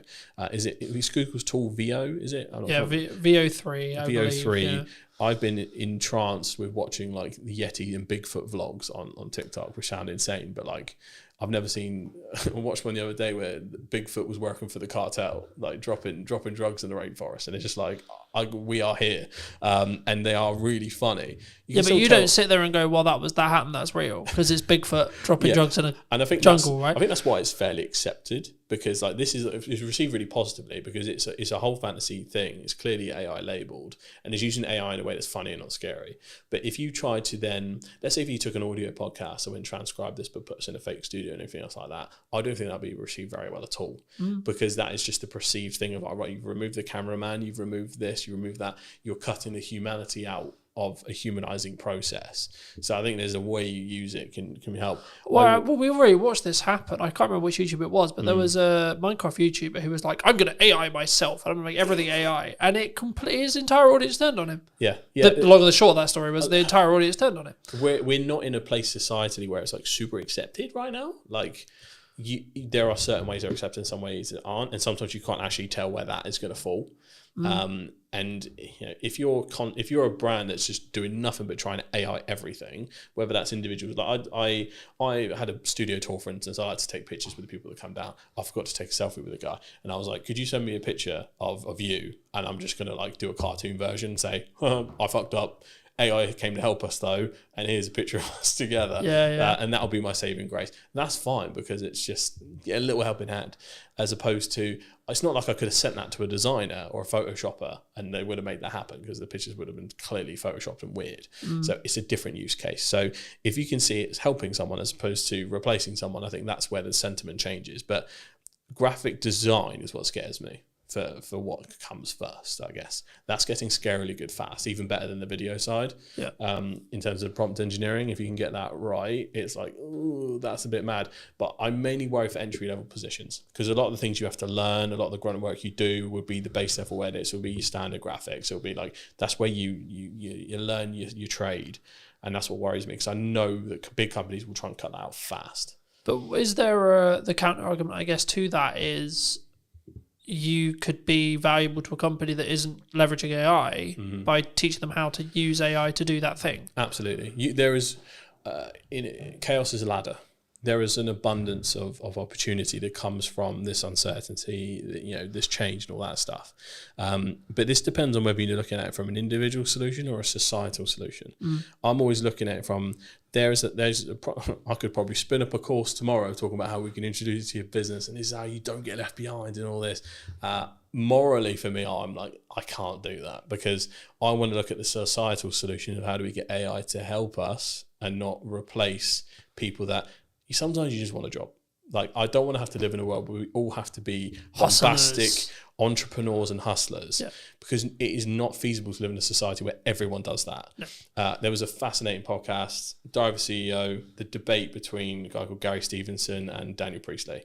I respect both equally, but you could tell they were talking past each other. Yeah. One guy's talking about a solution for the individual, the other one's talking about a solution for society. And I think we do need to find a middle ground, because ultimately everyone's got to look after themselves. Yeah. If we go too far in the realms of rugged individualism, we leave everyone who's vulnerable behind. And I think there is a place where we can move forward and do this right. Yep. But this is what's interesting. What will happen is America and probably China will pave the way in a massive way for AI development. And typically what's happened so far, the EU in general will then regulate the advancements that come from those two areas. That's typically its role. It's not really a powerhouse in terms of AI and technology, but what it does is it knows how to make rules right, GDPR, other stuff like that, and it kind of reins in rampant innovation, because otherwise people get left behind. Yeah, and I think there's so much you could go into on that, but I think the main thing is like self accountability related to your own actions, right? Like, it's interesting because obviously when I've been starting the podcast and do the research on the show, what I want to do with it, etc. But like, even in the podcast I filmed this morning with Jack, we were talking about the fact that the economy is in a bad place, which is really weird for me to hear, to be honest. And this is going to sound really horrible, because I'm doing better than ever in respect to like commercial work. But is that because I'm self-action and I took an audit of what I was doing last year when things were harder? Like, it's not like, oh, I'm fucking immune to it. Last year was shit, right? And it was like, do I get to a position where I did my audit, I redid all my marketing, I redid all my structure, I fill in all the gap times, and then I'm very focused on client delivery? Yeah. Is that why? Because I'm 100% account. Like, I don't. Yes, you need to know what's going on in the news, but I'm not sat here going, Rachel Weezer said this. Like, we're speaking about this. It'd be easy to use that as a on crutch. The day that her Sprague statement is happening. I've got no idea what it said. Yeah, it's probably happened. I've no idea. Yeah, I've been too busy working. There's a spending review today. Yeah, that's what I mean. But I know it's today. Yeah, I've got no idea what was said. Yeah. What? Because I've been working all day. Yeah, same here. I only got to hear a little bit of the preamble before she actually kicked off. But there is a fine balance, and I think it might be industry dependent when we look at it. So industries like ours, you can look at it in two ways. Usually, first thing they cut is marketing. The smart companies don't. When everyone brings their marketing down, you ramp up. That depends on if that company has resource or not. And if you're talking to that company, that's the right mindset. So there's that. The second thing is, it is also, everything's down to the individual. Obviously, the pandemic was an awful time economically. I came up during that. That was my ladder. I was born in the dark, raised by it. So I completely get where you're coming from in terms of, right, fuck it. If there's chaos going around everywhere, I'm just going to take advantage of everything. But I think you just need to focus. I don't think it's just as simple for as business owners, like you just need to focus on what the fuck has worked and what the fuck you think is going to work, and then just get your head down, right? Stop getting heady, or whatever you want to call it. Yeah. In XYZ person said this, or Donald's done this, or the PM's done this, or the news cycle is so draining at this point. It is. For most people's own sanity, and I'm super clued into the politics and news and all that stuff, it's almost impossible to keep up with America at the moment. And obviously that affects the world, unfortunately. The UK is a little bit more stable, but just not moving very fast. So, but I think the easiest way to describe it is like, I think the motorcyclists have a term for it when they get focused on the big truck that's next to them. If they stare at the truck, they will subconsciously get closer and turn into it. They're like, no. Even though they could just not go that way, but like it's like their hands make it. It's like when you're supposed to look where you're throwing the ball and things like that. So for business owners, freelancers, everyone that has like the agency over what they can do, I think that they need to focus and really kind of hone in and, like you say, just like blinders on, I don't care what's happening, the world is falling down around me, I'm going to make this money. That's the opportunity we have. But then the socialist in me kicks in, where I just want the people that just want a job to be able to have a job, be stable, be happy, without having to be like, mega AI improvements, I'm going to upload your business. Because some people, we need the world to go around with people that just do jobs. Yeah, but you can call it like the people who, you know, clean the cars or clean the office or clean the shop or whatever, you know, there needs to be those people. Yeah. But I think people who are willing to be that extra level, right, they should, right? And I think it's important if you can right now, if you're in a functional position where you can push forward, you can. Financially, you can. Energy, you can. Fires me up, right? Something I've noticed as I start doing podcasts and other things is I'm less focused on where the business is. Now you'd be like, but that doesn't make it like that, so on. But with financial planning, I know that I'm fine regardless. Yeah. And actually, I'm like, okay, cool. But actually, I'm then winning more work because of that. Yeah. Which is a really weird Tell you what, concept, you know? It's very similar. The biggest learning I had from when the business started to go down on my side was my lead tap almost entirely turned off when I stopped focusing on social. Social was my main pipeline. Inbound was our main pipeline. It's not like we had like mega, you know, website inquiries or anything like that. That was my lifeblood.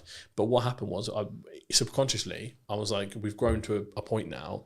Bigger companies don't bother with all this social media. Like, maybe I can just calm down a little bit. Ironic enough, considering what I did. But I was like, I almost sat in this complacency of they'll come to us now. I'd have to try as hard. Would it be fair to say your ego got in the way? A little bit, yeah, I think so. But also there was We're big enough now. Look at us. Yeah, it was also a point where I think there was not safety in numbers thing, but we had like a fairly good sized team that was like, we are one of those stable, proper companies now. Like, it felt like we had like when you feel like an institution can't go down or anything like that. So there was a little bit of that, but also because of all the growth and growing pains, there was so many fires to put out individually. Yeah. It just took my eye off the ball. It also drained a lot of my energy. So I couldn't really refocus back on. I couldn't bring that same enthusiasm. The ideas used to come to my head. That was almost taken from me by the stress of a growing organization. Yeah. And I think, again, it's probably another problem that people might be facing that isn't talked about enough. But ultimately, like, all of that combined, it made me deprioritize social. And that was essentially the start of the death of 1,000 cuts. So, yeah, social is important, folks. Don't be like me. But we're okay now. It's good. It's, I think in that respect, and I think to an extent, it's also about understanding where you are, right? If you don't want to grow and you're happy where you are, then yes, you should still do social. But it should be less of a priority if you're trying to scale. If you don't want to grow, you should focus on social even more, because you just that pipeline. You want it stuck there for whenever you need something. Just pluck something out of it, like a box of toys. And also, you don't know what projects are going to come from those connections, from those ideas, from those things. Nearly everything that I do now has come from a pipe idea that has happened while I'm asleep, while I'm there. The concept of the new format of the show. It will sometimes be remote, sometimes hybrid, sometimes on location, etc. That came from downtime. That came from me thinking, right, okay, I'm doing this on social, I'm good with this, but what about this? The same with the AI workshop. And the content creation workshop I'm working on at the moment, right? Same thing. It's like, okay, cool, that makes sense. There's demand for that potentially, right? Needs marketing, cool, fab, cool. And the same thing, you know. And I know you want to talk a little bit about live streaming. Where's live streaming fit into this then? Live streaming is really interesting. So when I'm always a proponent of looking at creator economies. So creator economy in general is essentially, where are all the platforms right now where people are making a living from? Where's a lot of the content coming from? Where's a lot of the trends starting? All that stuff. So it's so important to find what's happening right now. YouTube and TikTok essentially had dominated for a long time. Twitch has basically come out of nowhere, and a lot of people do stream on different platforms, but Twitch is the most important one. Live streamers, I think in general, have replaced YouTubers as the main go-tos, because what's happening is, well, in Gen Z circles anyway, what's happened is, you've got Kai Cenat, iShowSpeed, Drewski, all these people that are like more often creating content via live stream. They have so much more content they're able to distribute. They started dominating the airwaves, very similar to how podcasters dominate the airwaves via clip distribution. They started winning the war of attribution in regards to kind of just like getting clips out there here and there, and in interest-based content. So, but they have that huge file of long form to be able to then... these people stream 8 hours a day. That's what I mean. If you look at political streamers like Hassan Piker, he literally streams 8 hours a day, Monday to Saturday. Like, it's an insane amount of content. He's giving takes constantly. Every piece of news that happens live, he's staring at the computer, essentially waiting for the next headline to come through so he can give a take. He has full thing. So, but then his editing team, which is important to mention, will then have that clip on YouTube within like 2 hours whilst he's still streaming. Within a couple of, so he's really unique in the fact that obviously he's a left wing, almost socialist creator. He opens the door, so he has no copyright on his content. So he allows other people to use his content and monetize their YouTube channels without striking them. So he has a content economy where everyone makes stuff for him. Yeah. He has his own channel where he monetizes and things like that, but his channel is often 1 or 2 days late. There are a multitude of clip channels that get stuff in while he's still live. It'll come out within the hour, and it will just take that 10-minute segment or that 40-minute segment. It's incredible the speed in which those people work, because they make a living off of Hassan making a living. Yeah. So it was fascinating to see how this happened. But Twitch streamers have become like the front end of like the social cultural zeitgeist, to use a weird term.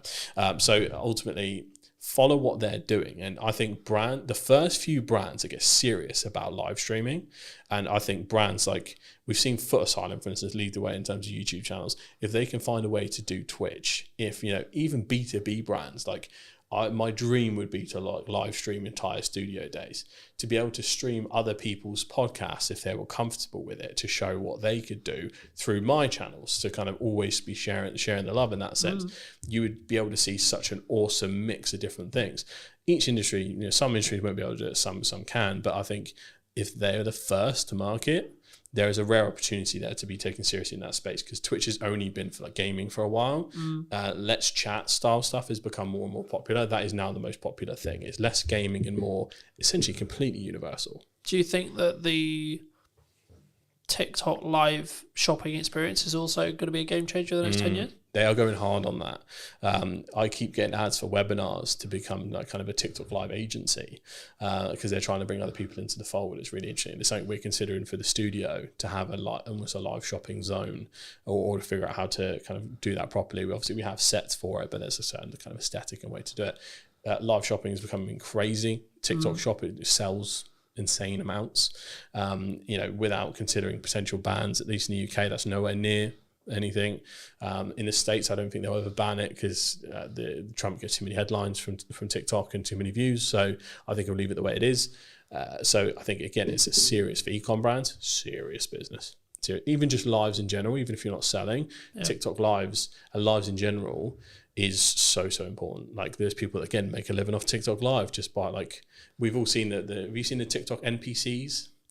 Yeah, so people pretending to be different characters, or every time someone sends them a little emoji, they go, wow, emoji, thank you. And they act like robots for hours and hours, but they make ungodly amounts of money from it. But it's surely insane. Linking back to AI, that'll be commoditized by AI. Possibly. Or is it because it's an actual person being aware? Is that the commoditized point? At least for the NPC non-playable characters. For the non-playable character streamers, the whole point of it is the novelty of you're making a human being dance like a monkey. Right. Okay. Essentially, because you make them have a peanut. Here, have a peanut. Okay. Yeah. People are sat there donating £1, £2, £3, £4, £5, £10 just to make them do stupid shit. Yeah.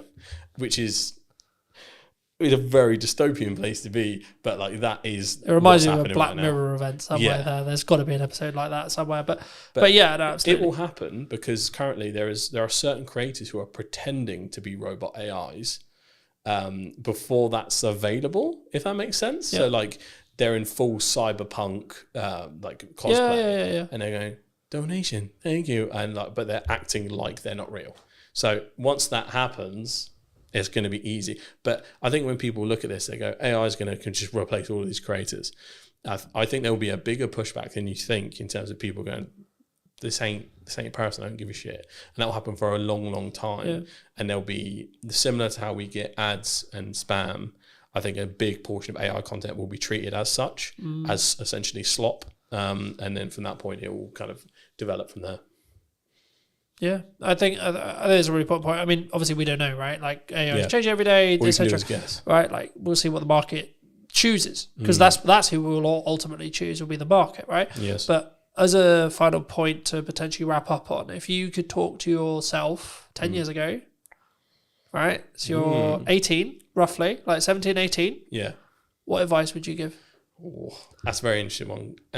Is it with what you know now? am I back in that time? So apart from telling myself lottery numbers and what to invest in, is it more, or am I like, if I'm 18 today?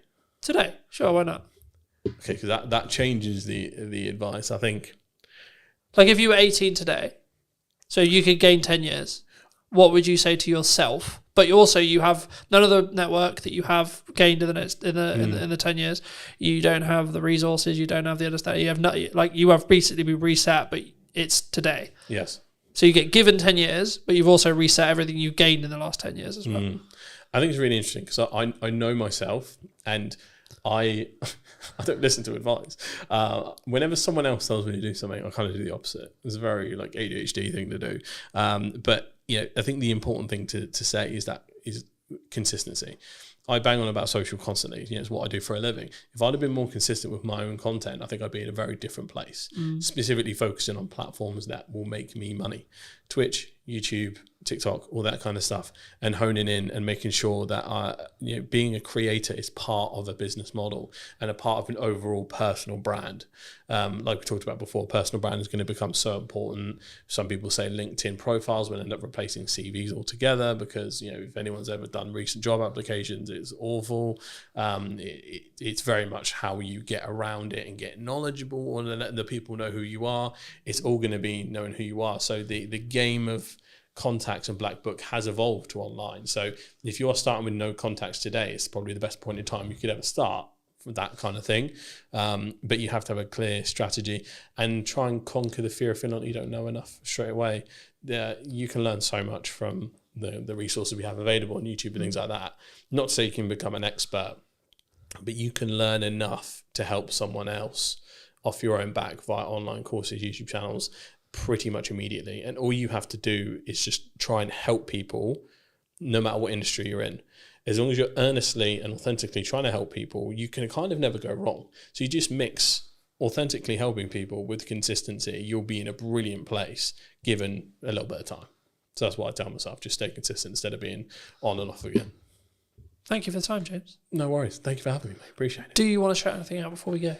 I suppose I do. Come down and use Hampshire Podcast Studios. It is a plug-and-play solution for entrepreneurs, businesses, and creators to create video podcasts, YouTube channels, pretty much anything you need. Unboxing videos, reaction videos, live streams. We pretty much got it all set up for anything. So if you're in the Hampshire area, you need to make content, come down, we'll have a cup of tea, we'll kind of plan out what you need to make, and essentially you can use this as a plug-and-play solution, or we can help you kind of manage the whole thing end to end. So if you need any help, create some content, come on down and let's get some stuff done. Thank you ever so much for joining me, ladies and gents. I hope you took value from mine and James's conversation. We're going to leave it there. I'll be back very, very soon with a brand new podcast. Who knows where I'm going to be? Oh, it might be in Southampton, might be in London, might be somewhere completely different or digitally. I'll see you very, very soon. Thank you ever so much for coming back and joining me. And take care. Hello, my friends. I hope you're well and welcome to a brand new podcast. Today we're going to be talking to Christine, who does branding. There you go. Did your interview for you. Thank you. Why does branding... I wasn't going to start here, but I think it's important to talk about it. We live in a world where there's lots of noise on social. There's lots of AI conversations. There's lots of points of view when it comes to what should I be doing, should I not be doing. Why do you focus on branding?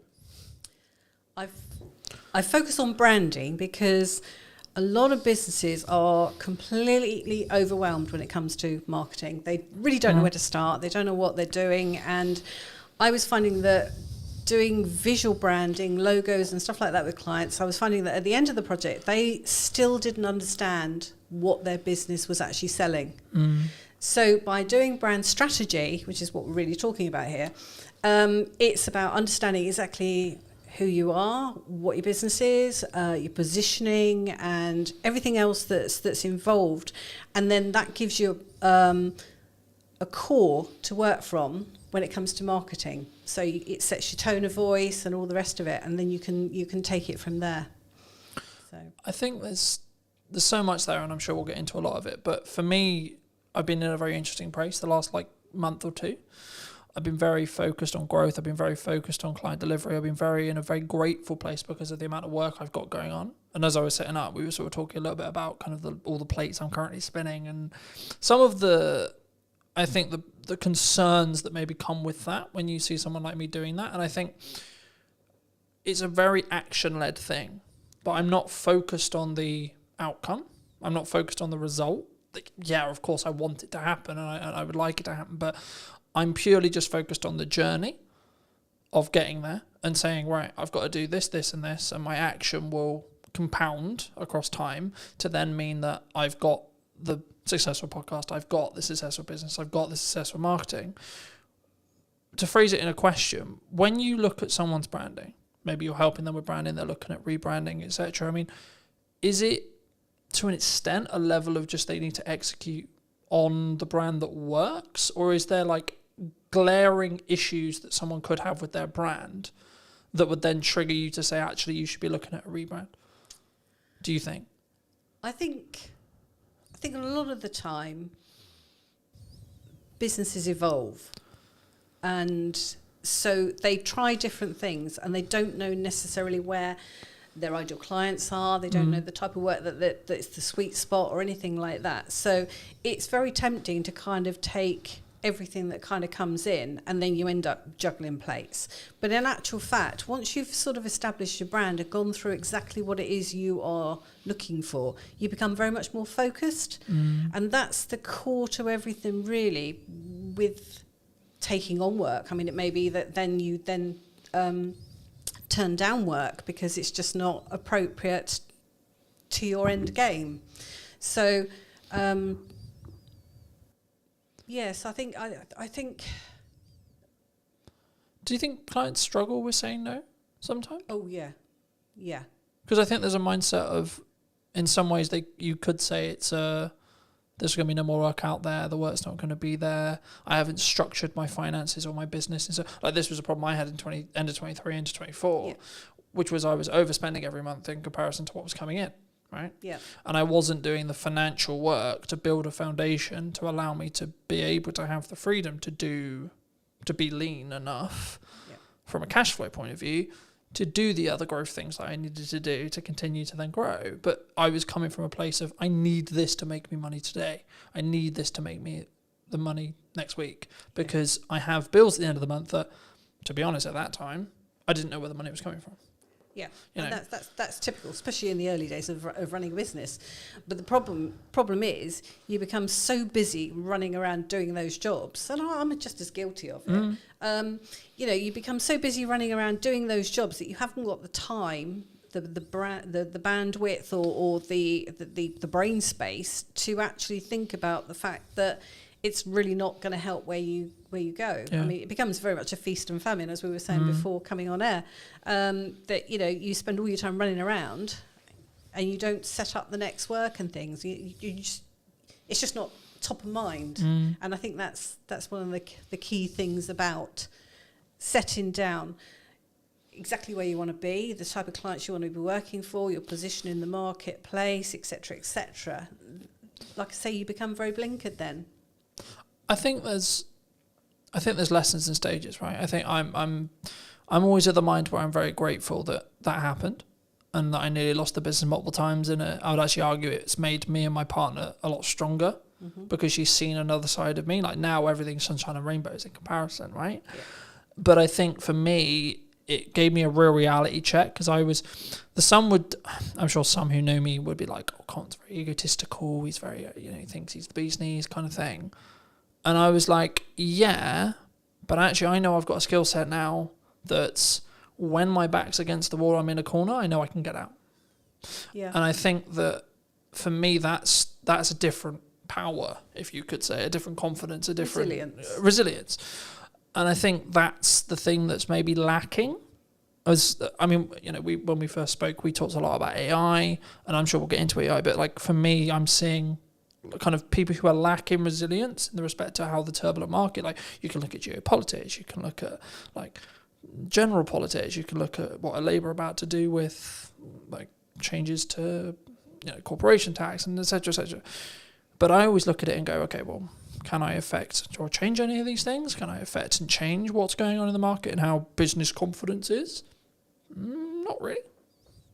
So yes, I need to be aware of what's going on and what opportunities are there, but actually the only thing I should potentially be blinkered on is the things you were talking about in regards to positioning, focus and output, but also what am I doing to develop? What am I doing? This podcast came from an idea and now I'm executing on it. It's not, I think some people, and to phrase it into a question, it's going to be like people have ideas and then they don't execute on the ideas, right? I mean, why in your experience do you think people do that? I think part of the problem at the moment, or for the last few years, has been this idea that, and it's probably going to sound very controversial, but there's a lot of talk about things like niching down. Now, it can go to an extreme, I think, and what we really need to be doing is finding ways of being adaptable, because with ever-changing markets and that, the people that survive are the ones that are going to adapt.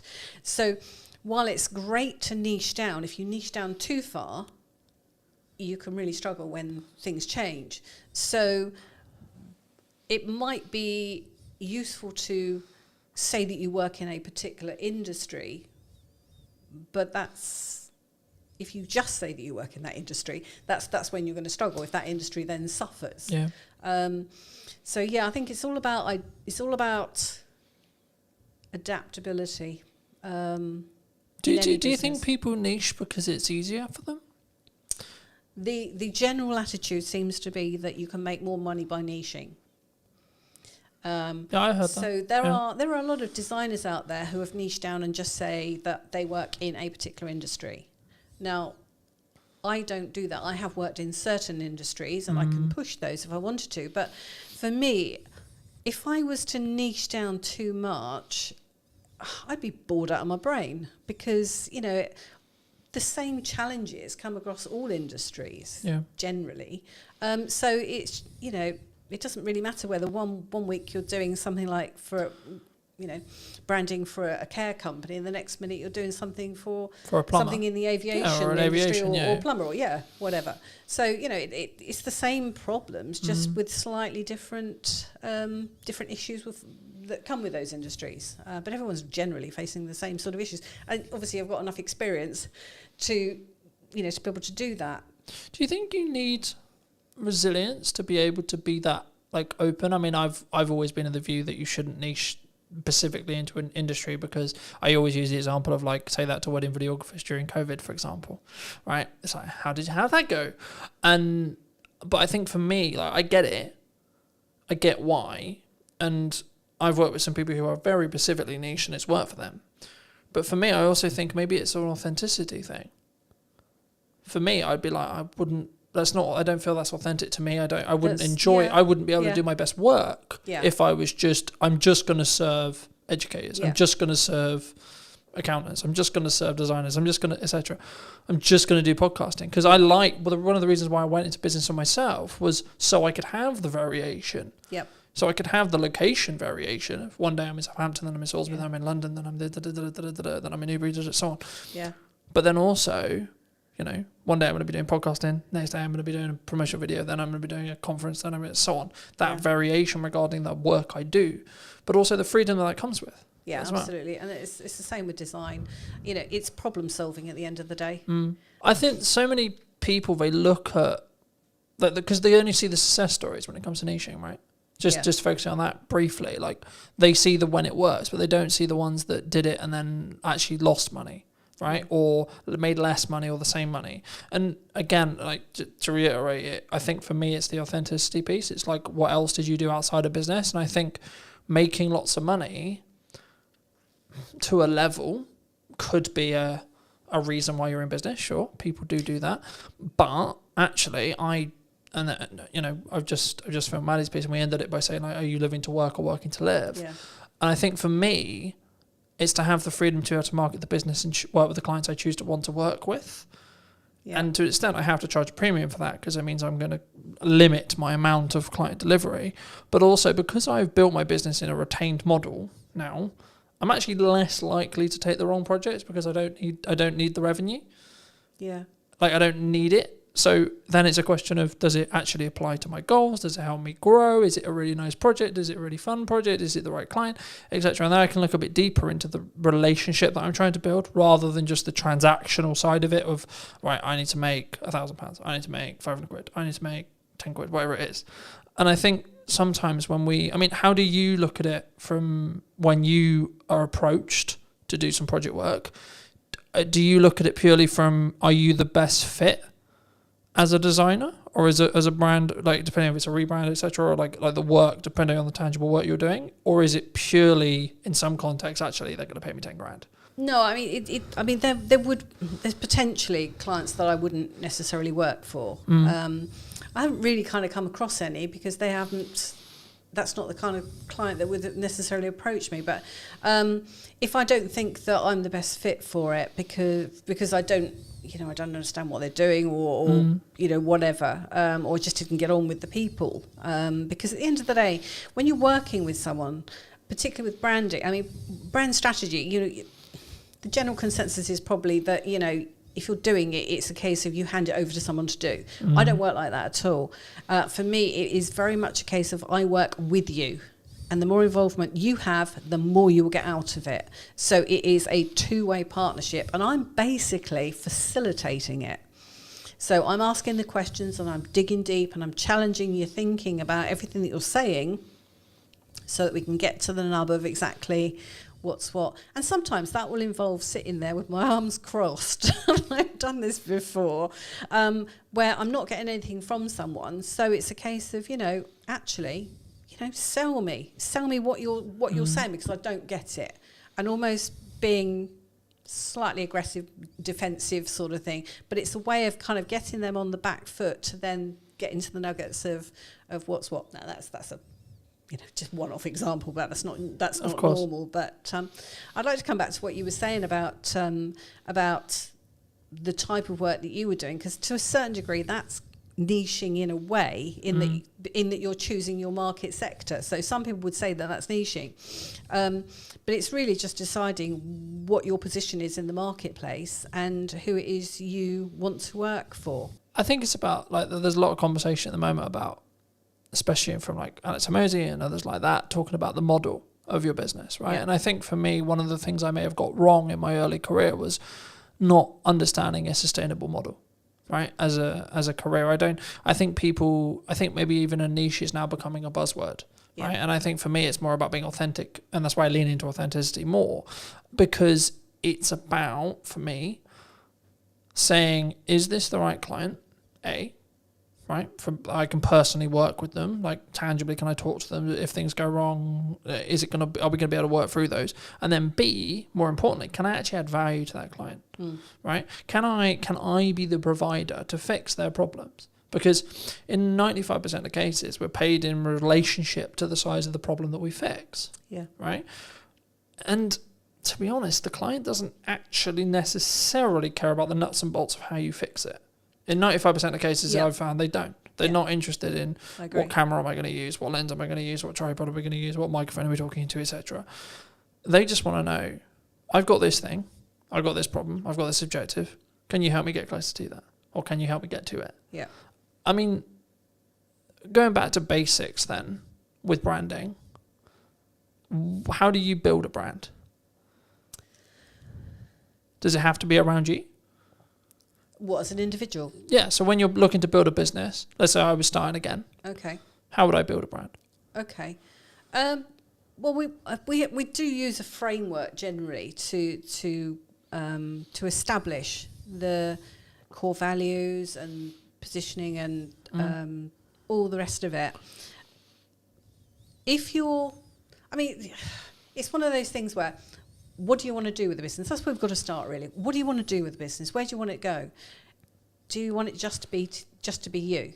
Because that's the key thing. If it's just going to be, is that looking tangibly at, like, do you want to exit? Do you want to sell? Like, etc. Are you going to have staff? All that sort of thing. Where do you want to be in 5 years' time? Where do you want to be in 10 years' time? Because if you're looking to build an empire or an agency or something like that where you've got staff, there's no point building a personal brand. Well, there is a point, but do you know what I mean? The business cannot be your personal brand, because going forward, that's not going to work. You've got to build a business brand. Do you see what I mean? Yeah. So, because your staff are going to have to come under that brand. So, do you think people worry about scalability? Because what you talk about there is scalability. Do you think people worry about scalability too much? Because I would argue, like depending how you look at it, your personal brand is either infinitely scalable or not scalable in any way, depending on your mindset around it. So the one thing I'll never be able to outsource is me sat here in front of you today, because I need to be involved in the content. Sure. Right? Sure. So in that respect, it's not scalable. But the more content I have, it's infinitely scalable. It is, but what I'm saying is, it's how you then put that out. Do you put it out as you, or do you put it out as the business? Do you have a business name like I do, separate to the to my own brand, like me? You know, because if you are going to have staff, you cannot just rely on your personal brand. I mean, I remember years ago I went to an interview with somebody whose attitude was very much, well, I'm the face of the brand. Which was fine, but it just meant that he couldn't have a sales guy go out on his behalf, because that wasn't the face of the brand. Do you think that can transition though? Do you think like when a business starts, it's very founder led, let's say? Yeah. Right. So in my case, it's 100% founder led. Right. When you have a discovery call, you're talking to me. I show up on set. You're talking to me. You're working with me. When we do the strategy meeting, it's me. When you're doing the post editing, it's me. But if I choose to, right? One of the main visions that I had was let's scale it. I think they can work simultaneously. It depends where in the growth process you actually come in with this, really, doesn't it? I mean, yes, if it's at the very start of a business, but what I'm saying is those are the questions that we ask for going forward, because if you are going to stay as a freelancer or as a solopreneur, whatever, then build your personal brand, because that's probably got more equity long term than your business. But do you think that's Do you think clients and consumers are more open to connecting with people's personal brands than company brands then?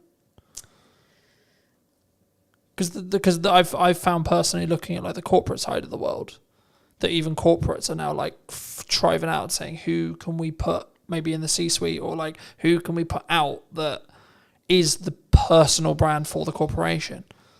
So I think it's because I remember listening to a couple of years, about 2 years ago now, and it's kind of transitioned as well into 25 as well, where corporate trust is at an all-time low. I don't know if that's still true now, but it definitely was a couple of years ago.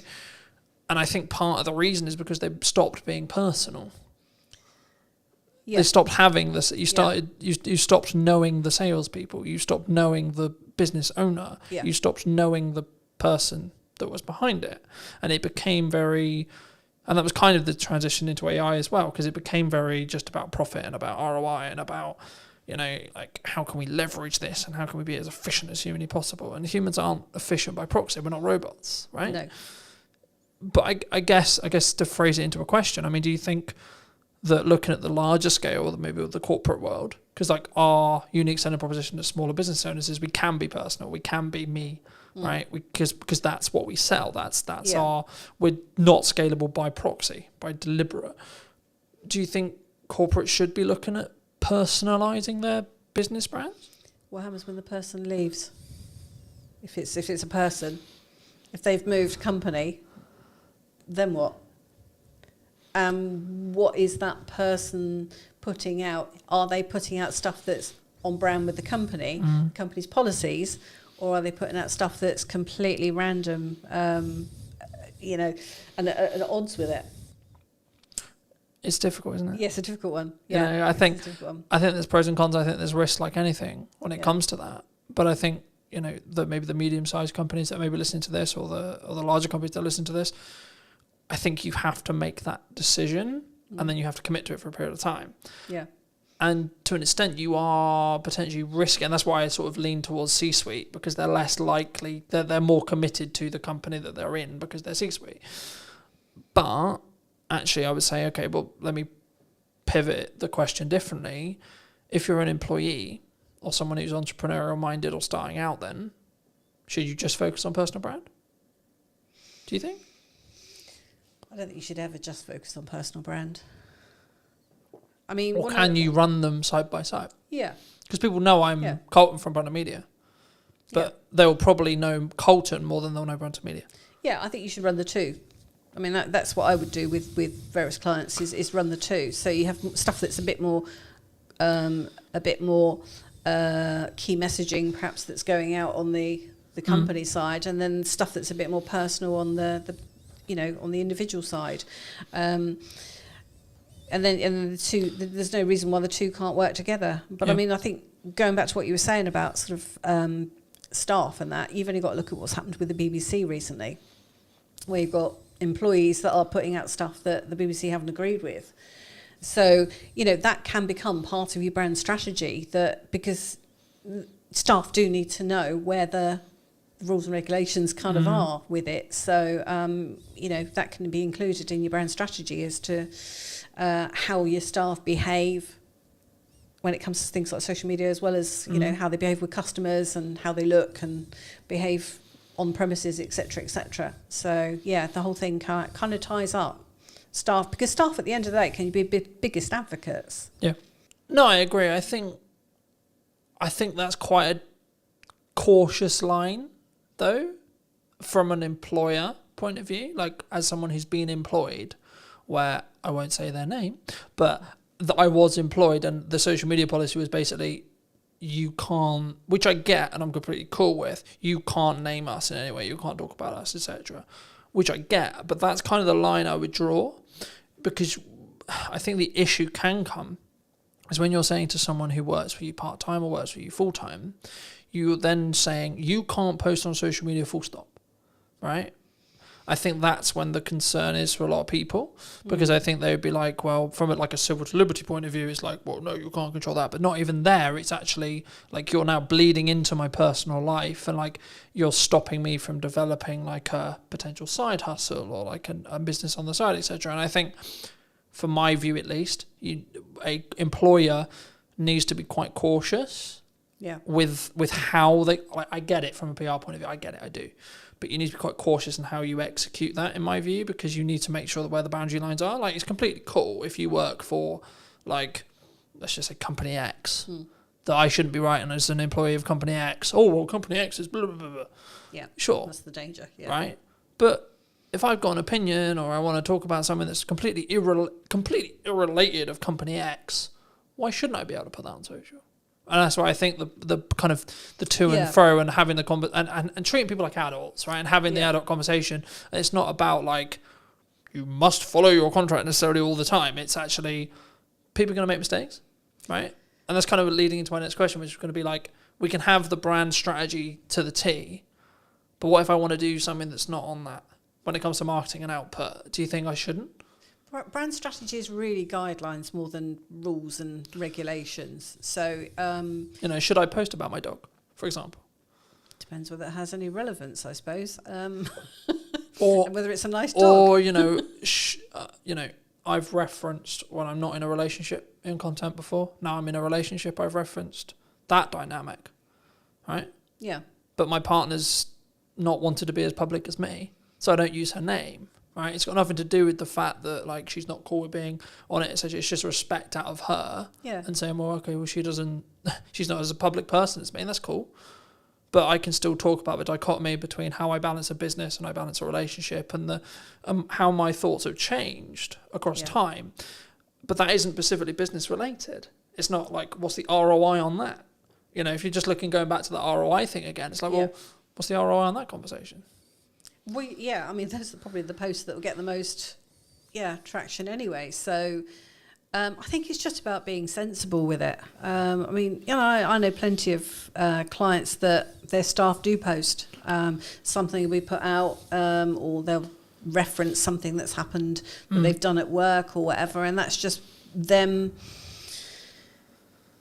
showing their skill set as much as anything, or success of something. I think it's one of those things that decisions need to be made. As with any aspect of branding, it's about making some decisions and setting down some guidelines. And what companies do is up to them.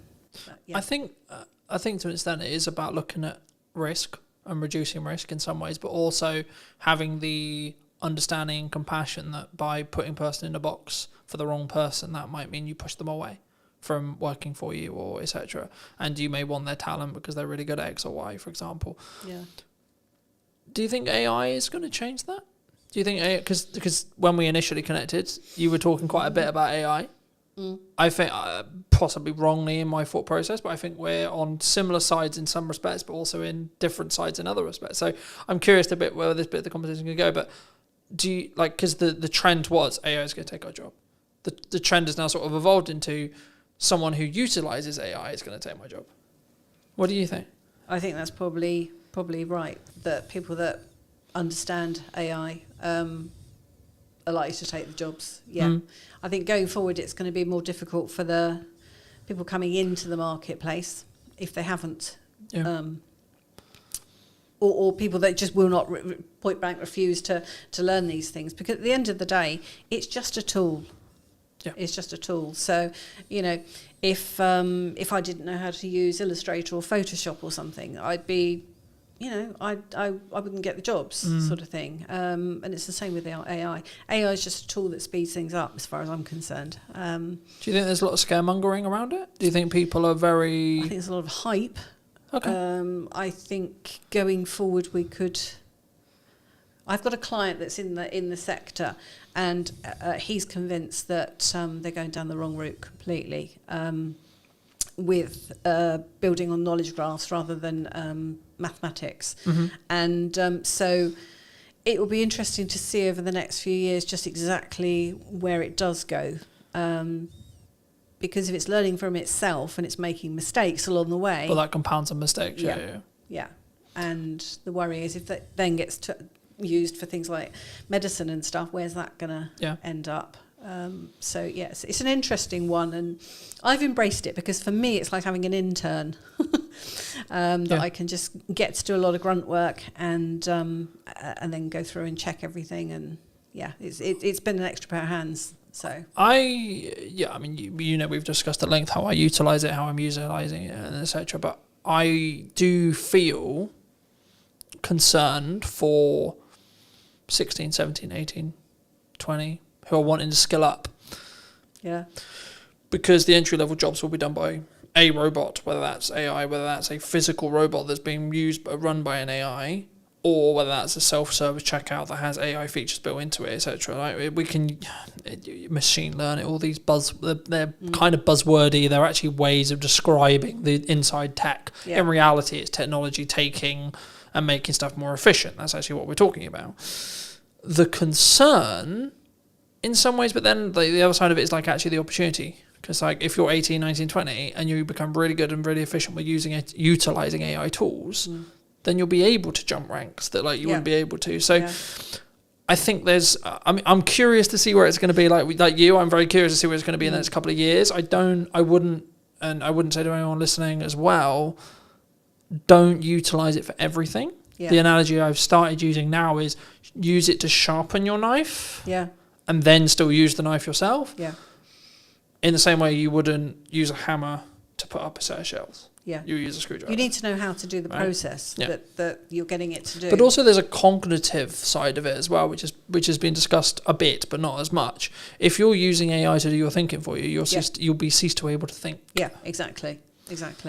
Which for me isn't too much of an issue because I use it to do the stuff I already know how to do. Exactly. And then I can then think about the larger scope stuff. Yeah. So my brain, and I'm also someone who's now forcing myself to read a physical book, right, as well, because I'm aware of the cognitive stuff that I'm now not doing because I'm utilizing technology. Yeah. So I'm trying to balance it deliberately. Yeah. But I guess the question is like, is there like, when you look at branding, when you look at what branding feels like, looks like, sounds like, is AI potentially going to change that, adapt that, like potentially ruin it, potentially destroy it? Because some people just use it. Some people just type into ChatGPT, write me a social media post, enter. Yeah. Right. Yeah. But then, who are they actually talking to? What are they trying to say? Those are the things that you need to understand before you would then use it for writing social media posts and that.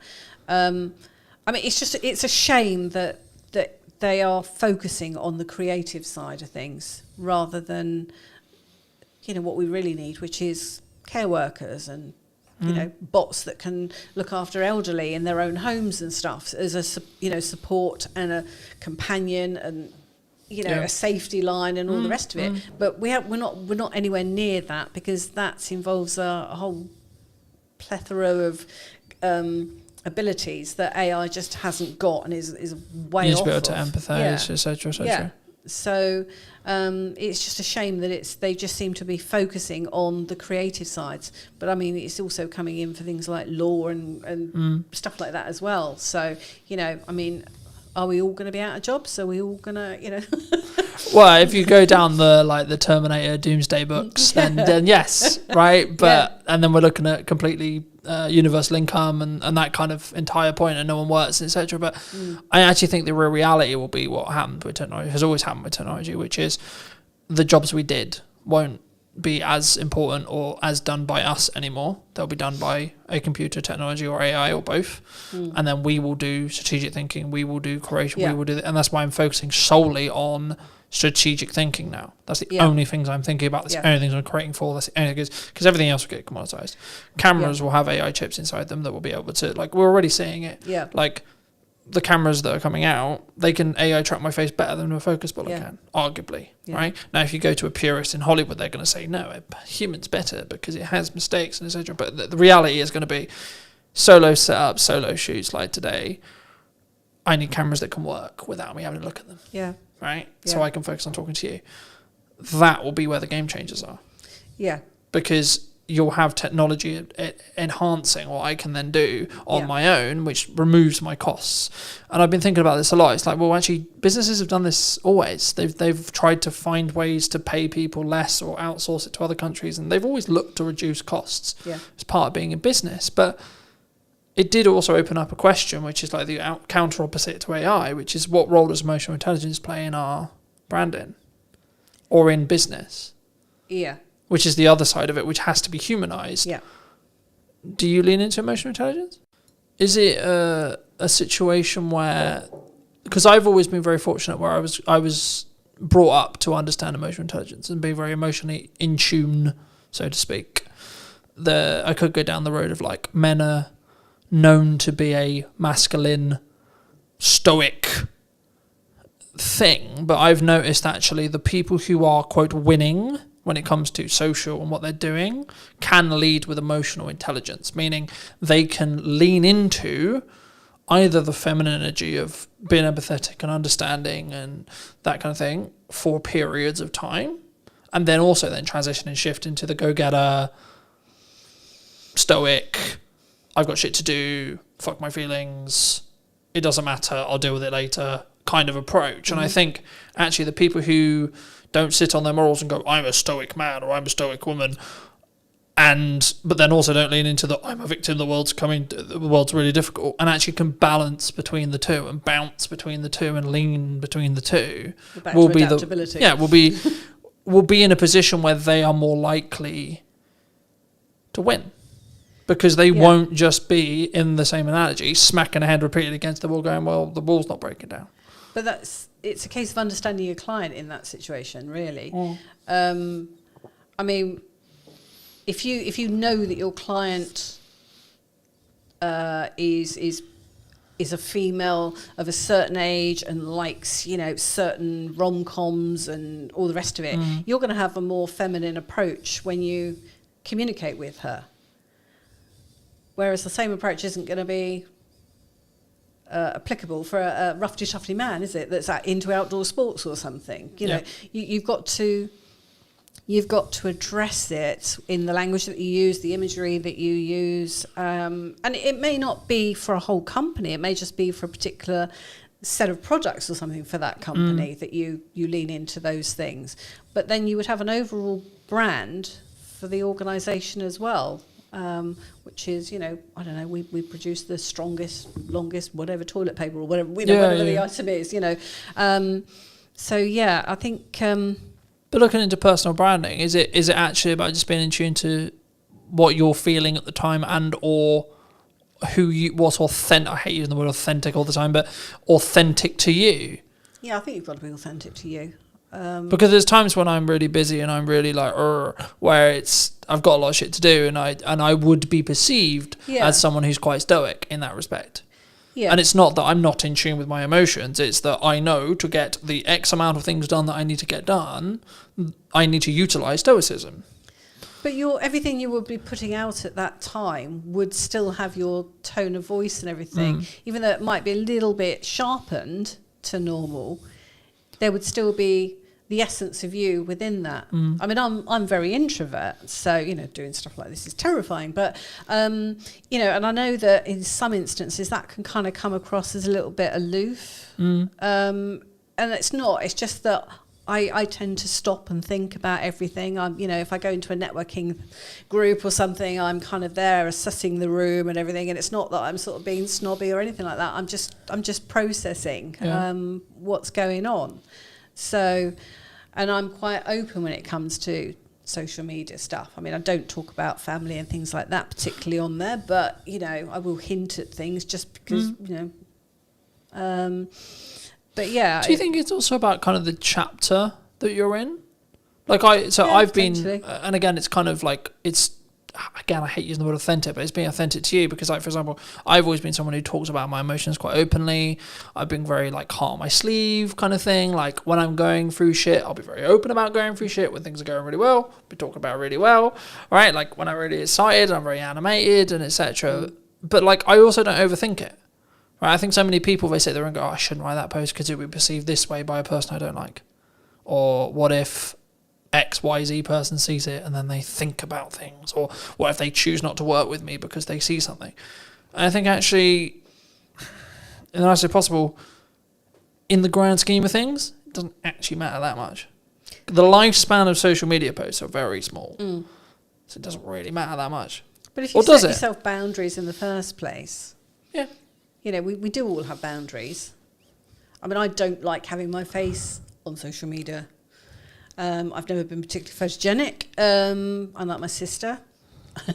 But it's just one of those things that I don't tend to do. I've always been behind the camera in front of it. Is that an approach thing, or is that if you're happy to share a self-love, self-esteem thing? Do you think? It's just me hiding, I think. But it's like what I mean by that is like, because I coach people on this all the time. Is that a confidence thing? As in, you haven't done enough reps in front of the camera to be confident on camera. Quite possibly, but I mean, yeah. And if so, more props to you to doing the show, because that shows that you're pushing yourself outside your comfort zone, which not a lot of people would choose to do. Which is what I am doing this year. Yeah, I'm forcing myself to be more visible this year as a person. Because I see that there are other designers out there that haven't got my capabilities and that. And that's not me being arrogant. That's just me being sort of, open and honest. That there are, I know that I'm good at what I do. Yeah. So I have got to push myself out there because I can help more people if I do. But it's also, you're kind of leading with your best foot forward and you're helping your client more so, if that makes sense. Because... actually, by you putting yourself out there more, you're the best solution for them. And by you doing that more, you're doing them a favour by ensuring that they can see you. Yeah. And not being, quote unquote, it's not to diss anyone else. It's just, we might synergise better. Yeah. Right? It's not like tangibly you're better. Because this is the thing that people don't understand about value. I think there's misconception sometimes. It's like, Colton, you post 14 times a day. I'm like, okay. Don't watch it if you don't want to. Yeah. I'm putting out stuff that will be perceived valuable by a certain set of people. Yeah. Happy days. Yeah. If you don't think it's valuable, there's plenty of other content you can watch that has nothing to do with me. Yeah. Right? And that's why, especially in an interest-based graph rather than a social-based graph, to go a bit technical, that's why just posting for the sake of posting, not just for the sake of posting, but like get out of your own head and just do it, will always win for you. Because your output will then be your input in 3 months. Yeah. 6 months, 12 months, depending on what as long as you lead with value. Yeah. It's not about me going, I sell video. No, it's, this is what I found works. Yeah. Try it. Let me know. What do you think works? What do you not think works? And I think sometimes we get so hemmed up in, what I'm going to put a post out, and what is it going to be perceived by my friends, by my family, by my sister, by my brother, by the person I went to school with, by my old crush, so on. And that stops us in our tracks.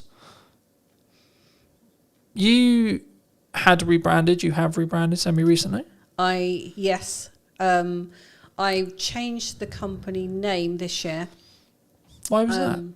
Because I did a rebrand of the brand strategy last year. So I put myself through my own process.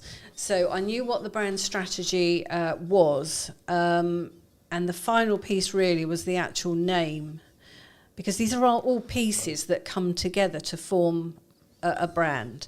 So what I realised was that although having done a lot of SEO stuff on the website and things like that, it still wasn't making a lot of difference as far as visibility was concerned. And the reason for that was because the name, which was The Art of Communication, which I've had since 2008 and was great in 2008, has become a phrase that's been used by so many people that you just can't get any traction. So I had been thinking about it for about 2-3 years, but hadn't really settled on anything that I felt was quite right. And in the end, I just thought, I've got to do something, and it makes sense just to change it to Art of Comms Creative, because same URL, same emails, all the rest of it. It's just a step forward. So yeah, and everything else about the brand was already in place.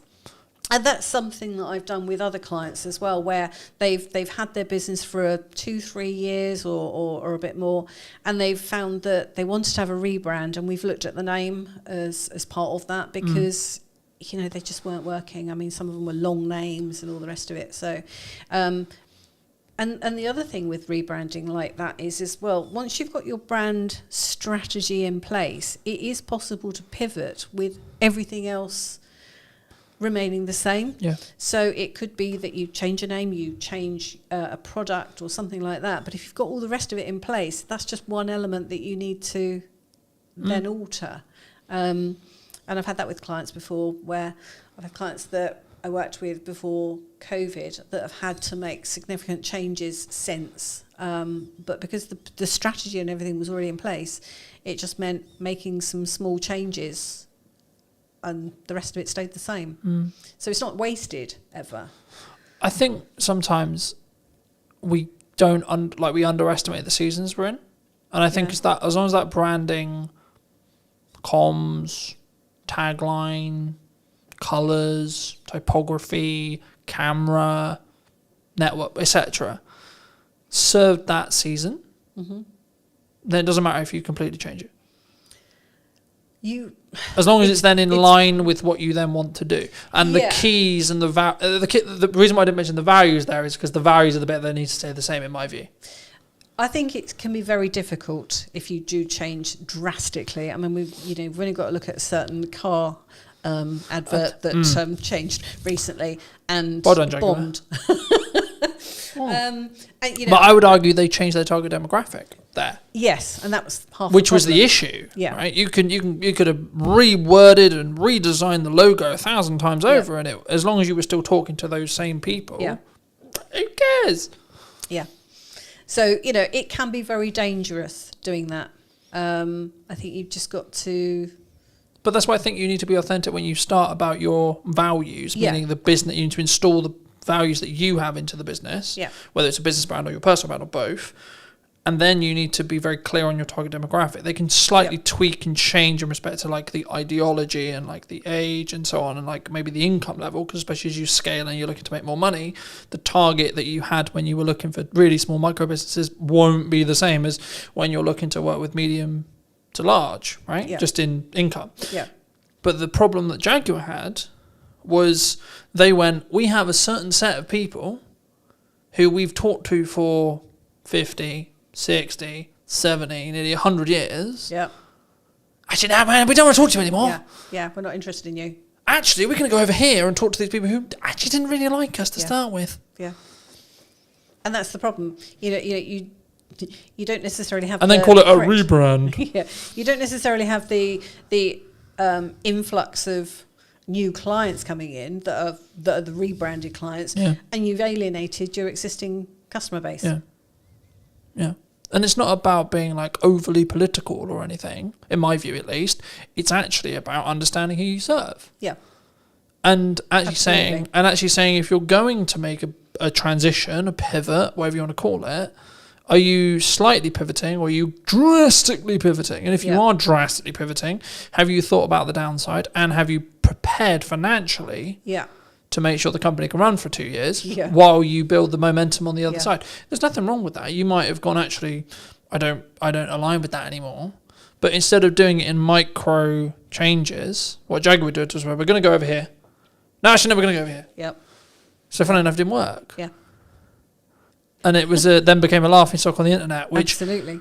which I found quite interesting. It was very interesting to watch. Yeah, very interesting. And to I was see like, which comms manager just got fired, what- right? Because Yeah. you know a comms manager got fired somewhere, they did. right? The And agency got fired. and it's like whoever came up with that idea is like, you could have done that in 2 pivots, not 1. But you don't know what Jaguar was saying to them. So I mean, you know, it's all being blamed on Yeah, that's true. the agency. But I mean, at the end of the day, But the also, client will have did, and this could be anyone, not necessarily aimed at Jaguar, but did they want to lean into where they believed the future with political correctness was going? who knows? You know, I I've always didn't say that. been of the view that if you don't know what I say, don't listen to it. Yeah. Right. So maybe I'm anti-political But that's what correctness. branding perhaps. is about, though. It But- is about not just attracting people, but also putting Repelling. some people off. Yeah. Yeah. And I think for me, I've always been I have a 100% honesty policy that sometimes gets me in big trouble. All right, but sometimes with clients as well. But I think that's being more authentic to me, and I think that's actually really important because, like, if I make a mistake, I'll put my hands up and go, I'll make a mistake. Yeah. But also, if I think that the client's comms or the client's communication before the project was the problem, I'll say that this wasn't on the list. Yeah. I had it the other day. It's like I did, but that wasn't on the deliverable list. So, funnily enough, it's not a deliverable. It's not to deliverable quality. Yeah.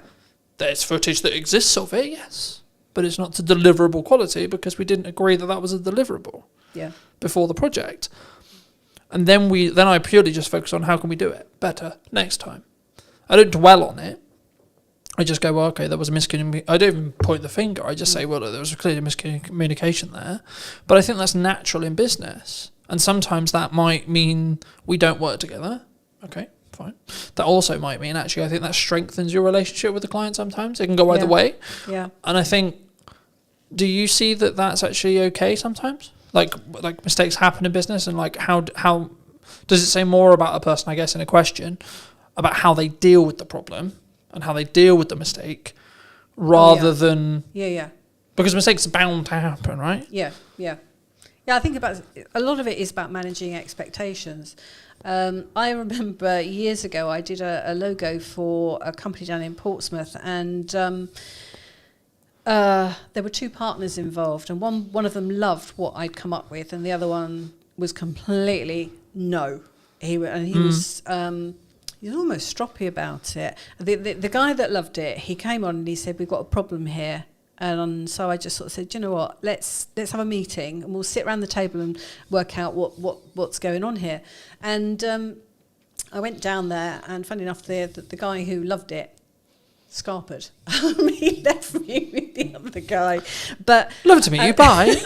but as it turned out, I mean, what we did is we sat down and I just sort of said to him, look, you know, went through the various things, you know, sort of like, you know, what about the colours? Yeah, I'm fine with the colours. What about the fonts? Yeah, I'm fine with the fonts. So where's the problem? then? So You know, what's sort of the like, issue well, then? Actually, I promised someone who's an investor that we would use certain aspect in this logo, which we haven't done. And I'm kind of like, oh, okay, we can sort that. Do you know what I mean? It's kind of like, you know, let's just get it resolved, and then we can move on, because, you know, but I could have just sort of said, what's going on here? You know, that's not right. You know, I'm a designer, I know best, and all the rest of it. But no, let's actually work on this together. Do you think there's a level of ego there?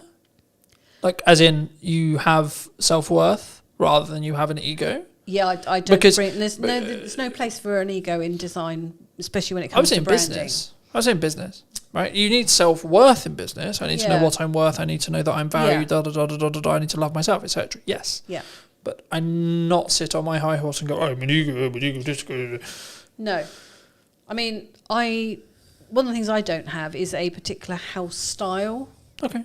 And I was I was talking to a client a few years ago, and I said to her, so what made you choose me as opposed to other designers you've been looking at? And she said, because I looked on your website and there was no logo on there that I didn't like.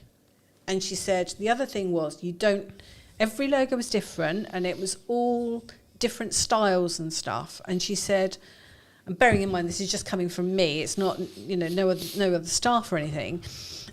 She was kind of like, and I realised that you would actually listen to what I wanted, and I wouldn't be pigeonholed into what your house style. Yeah. And I thought that's actually quite a wise thing to sort of like to realise, because actually there are people out there that will do house, a particular style, and if you want that style, go to them. Yeah. But that's what you're going to get, is what she was saying. So I thought that was quite intelligent. Do you think it's like, I see this in marketing quite a bit, where it's like, this is how we market a business, and I've always been listening to the client and listening to what they want to do, and then try to amplify that. Yeah. But also, I'll also say in the next breath, I'll go, well, I know where you're coming from, but that's not going to work, and here's why. Yeah. But I also come with a solution. I don't just go like, that's not going to work, bye. But I think for me, that takes a level of conviction, because also I'm putting my neck on the line, because if that thing that I've just said doesn't work, I look like a right twat. Right? Because I said your idea's not going to work, but my idea also didn't work. So do you think it takes a level, I guess to phrase it into a question, like, A, is conviction important? B, do you think having that level of conviction comes with experience and time? And then developing those instinctual, what works, and looking at maybe market reaction and maybe specifically in branding, it's like, why should we use a colour here? And using colour psychology, etc. Those things that maybe a client wouldn't think about. Yeah. I think a lot of it does come from experience and having, seen how things have gone in the past, and just having a real in-depth knowledge of how these things work makes a difference to the outcome. But it's always a partnership between a client. It's never just me doing something. It's always a case of, right, I'm thinking through things, whether if it's a print sort of item, the technical specs and all the rest of it that we need, and what's the call to action, and what's the marketing message, who's the target audience, all those sorts of things. What do we really want to get across here? But yeah, it's very much a joint partnership. There was another client that I worked for once, and I remember I wasn't working for the boss, I was working for a managing director, and I had a meeting with this particular lady, and the boss happened to come into the room, and I was a little bit worried, because I thought at the time, it's all very well working with the managing director, but if the boss then says, I don't like what you've done, where do we go from there? And he came into the room, and I just sort of like grabbed him and sort of said, project seems to be working, going through pretty well, sort of thing. Are you happy with the logo and the design work that we've done? And do you like it, sort of thing? And he said, don't matter whether I like it. He said, it's whether my clients like it. And I thought, bingo, yeah. So, all went through easily and that. But, it's just a case of working together to get the end results that we're looking for. So understanding the results at the start, what we're trying to achieve with this. What's the job? What's the ROI? Going back to the ROI side, and I think that's interesting, because I think it's the same thing. And when you do anything, I think I had an ideal that was, I want the podcast to be like this. I want my business to be like this. I want what I do with content to be like this. But if the market reaction is, no one gives a shit, got to change it. But a lot of people don't start off like that. I certainly didn't. I didn't know what I wanted my business to be at the very start. It was basically started because I needed to work for myself, because I needed to work around childcare.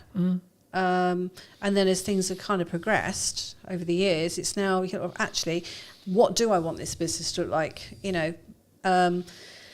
What kind of clients do I want to work with? What kind of hours do I want to do, and all the rest of it? That all then gets a bit more solidified.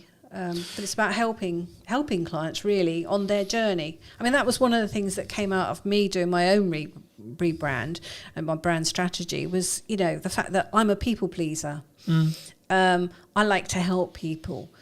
And one of the things that I realised was that I can't help a lot of people on my own. But what I can do is I can enable a few people that can then go on to help other people. Yeah. So it fans out as a as a sort of structure. Well, it has a knock-on effect. And Yeah. I mean, the next question I was going to ask you is specifically about marketing.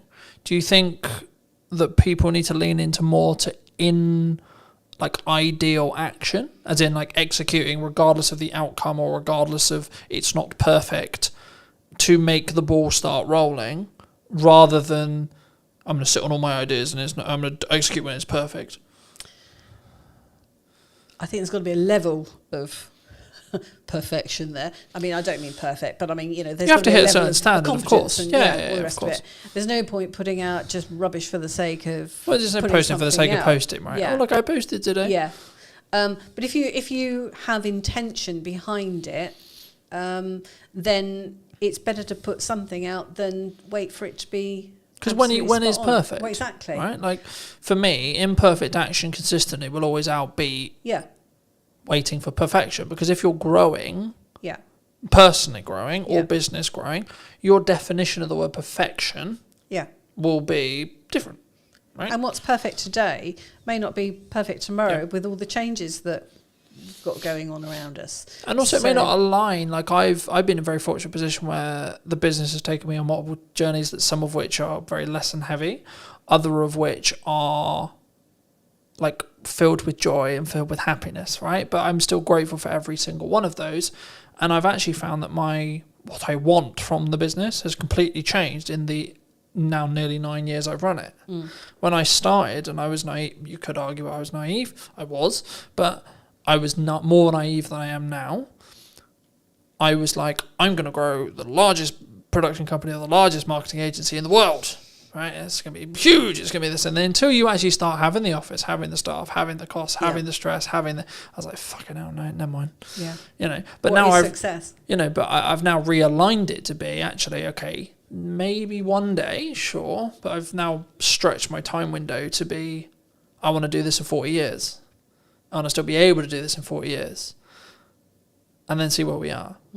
It's not about necessarily that. And I think there is a point in that. And the goal I've always had, and the reason why I still sort of lean on that goal, is because if you set an extraordinarily large goal, you're constantly trying to chase the stick. Yeah. Or the carrot on the end of the stick. You'll never be content with the results that you create, which means you're constantly looking to grow and develop, which I think will be a better place than, oh, well, I did it. If I look at just doing 20 episodes of this podcast, I've done episode 20. Yeah, Done. now what? I'm done. Yeah. I can stop now. Yeah. But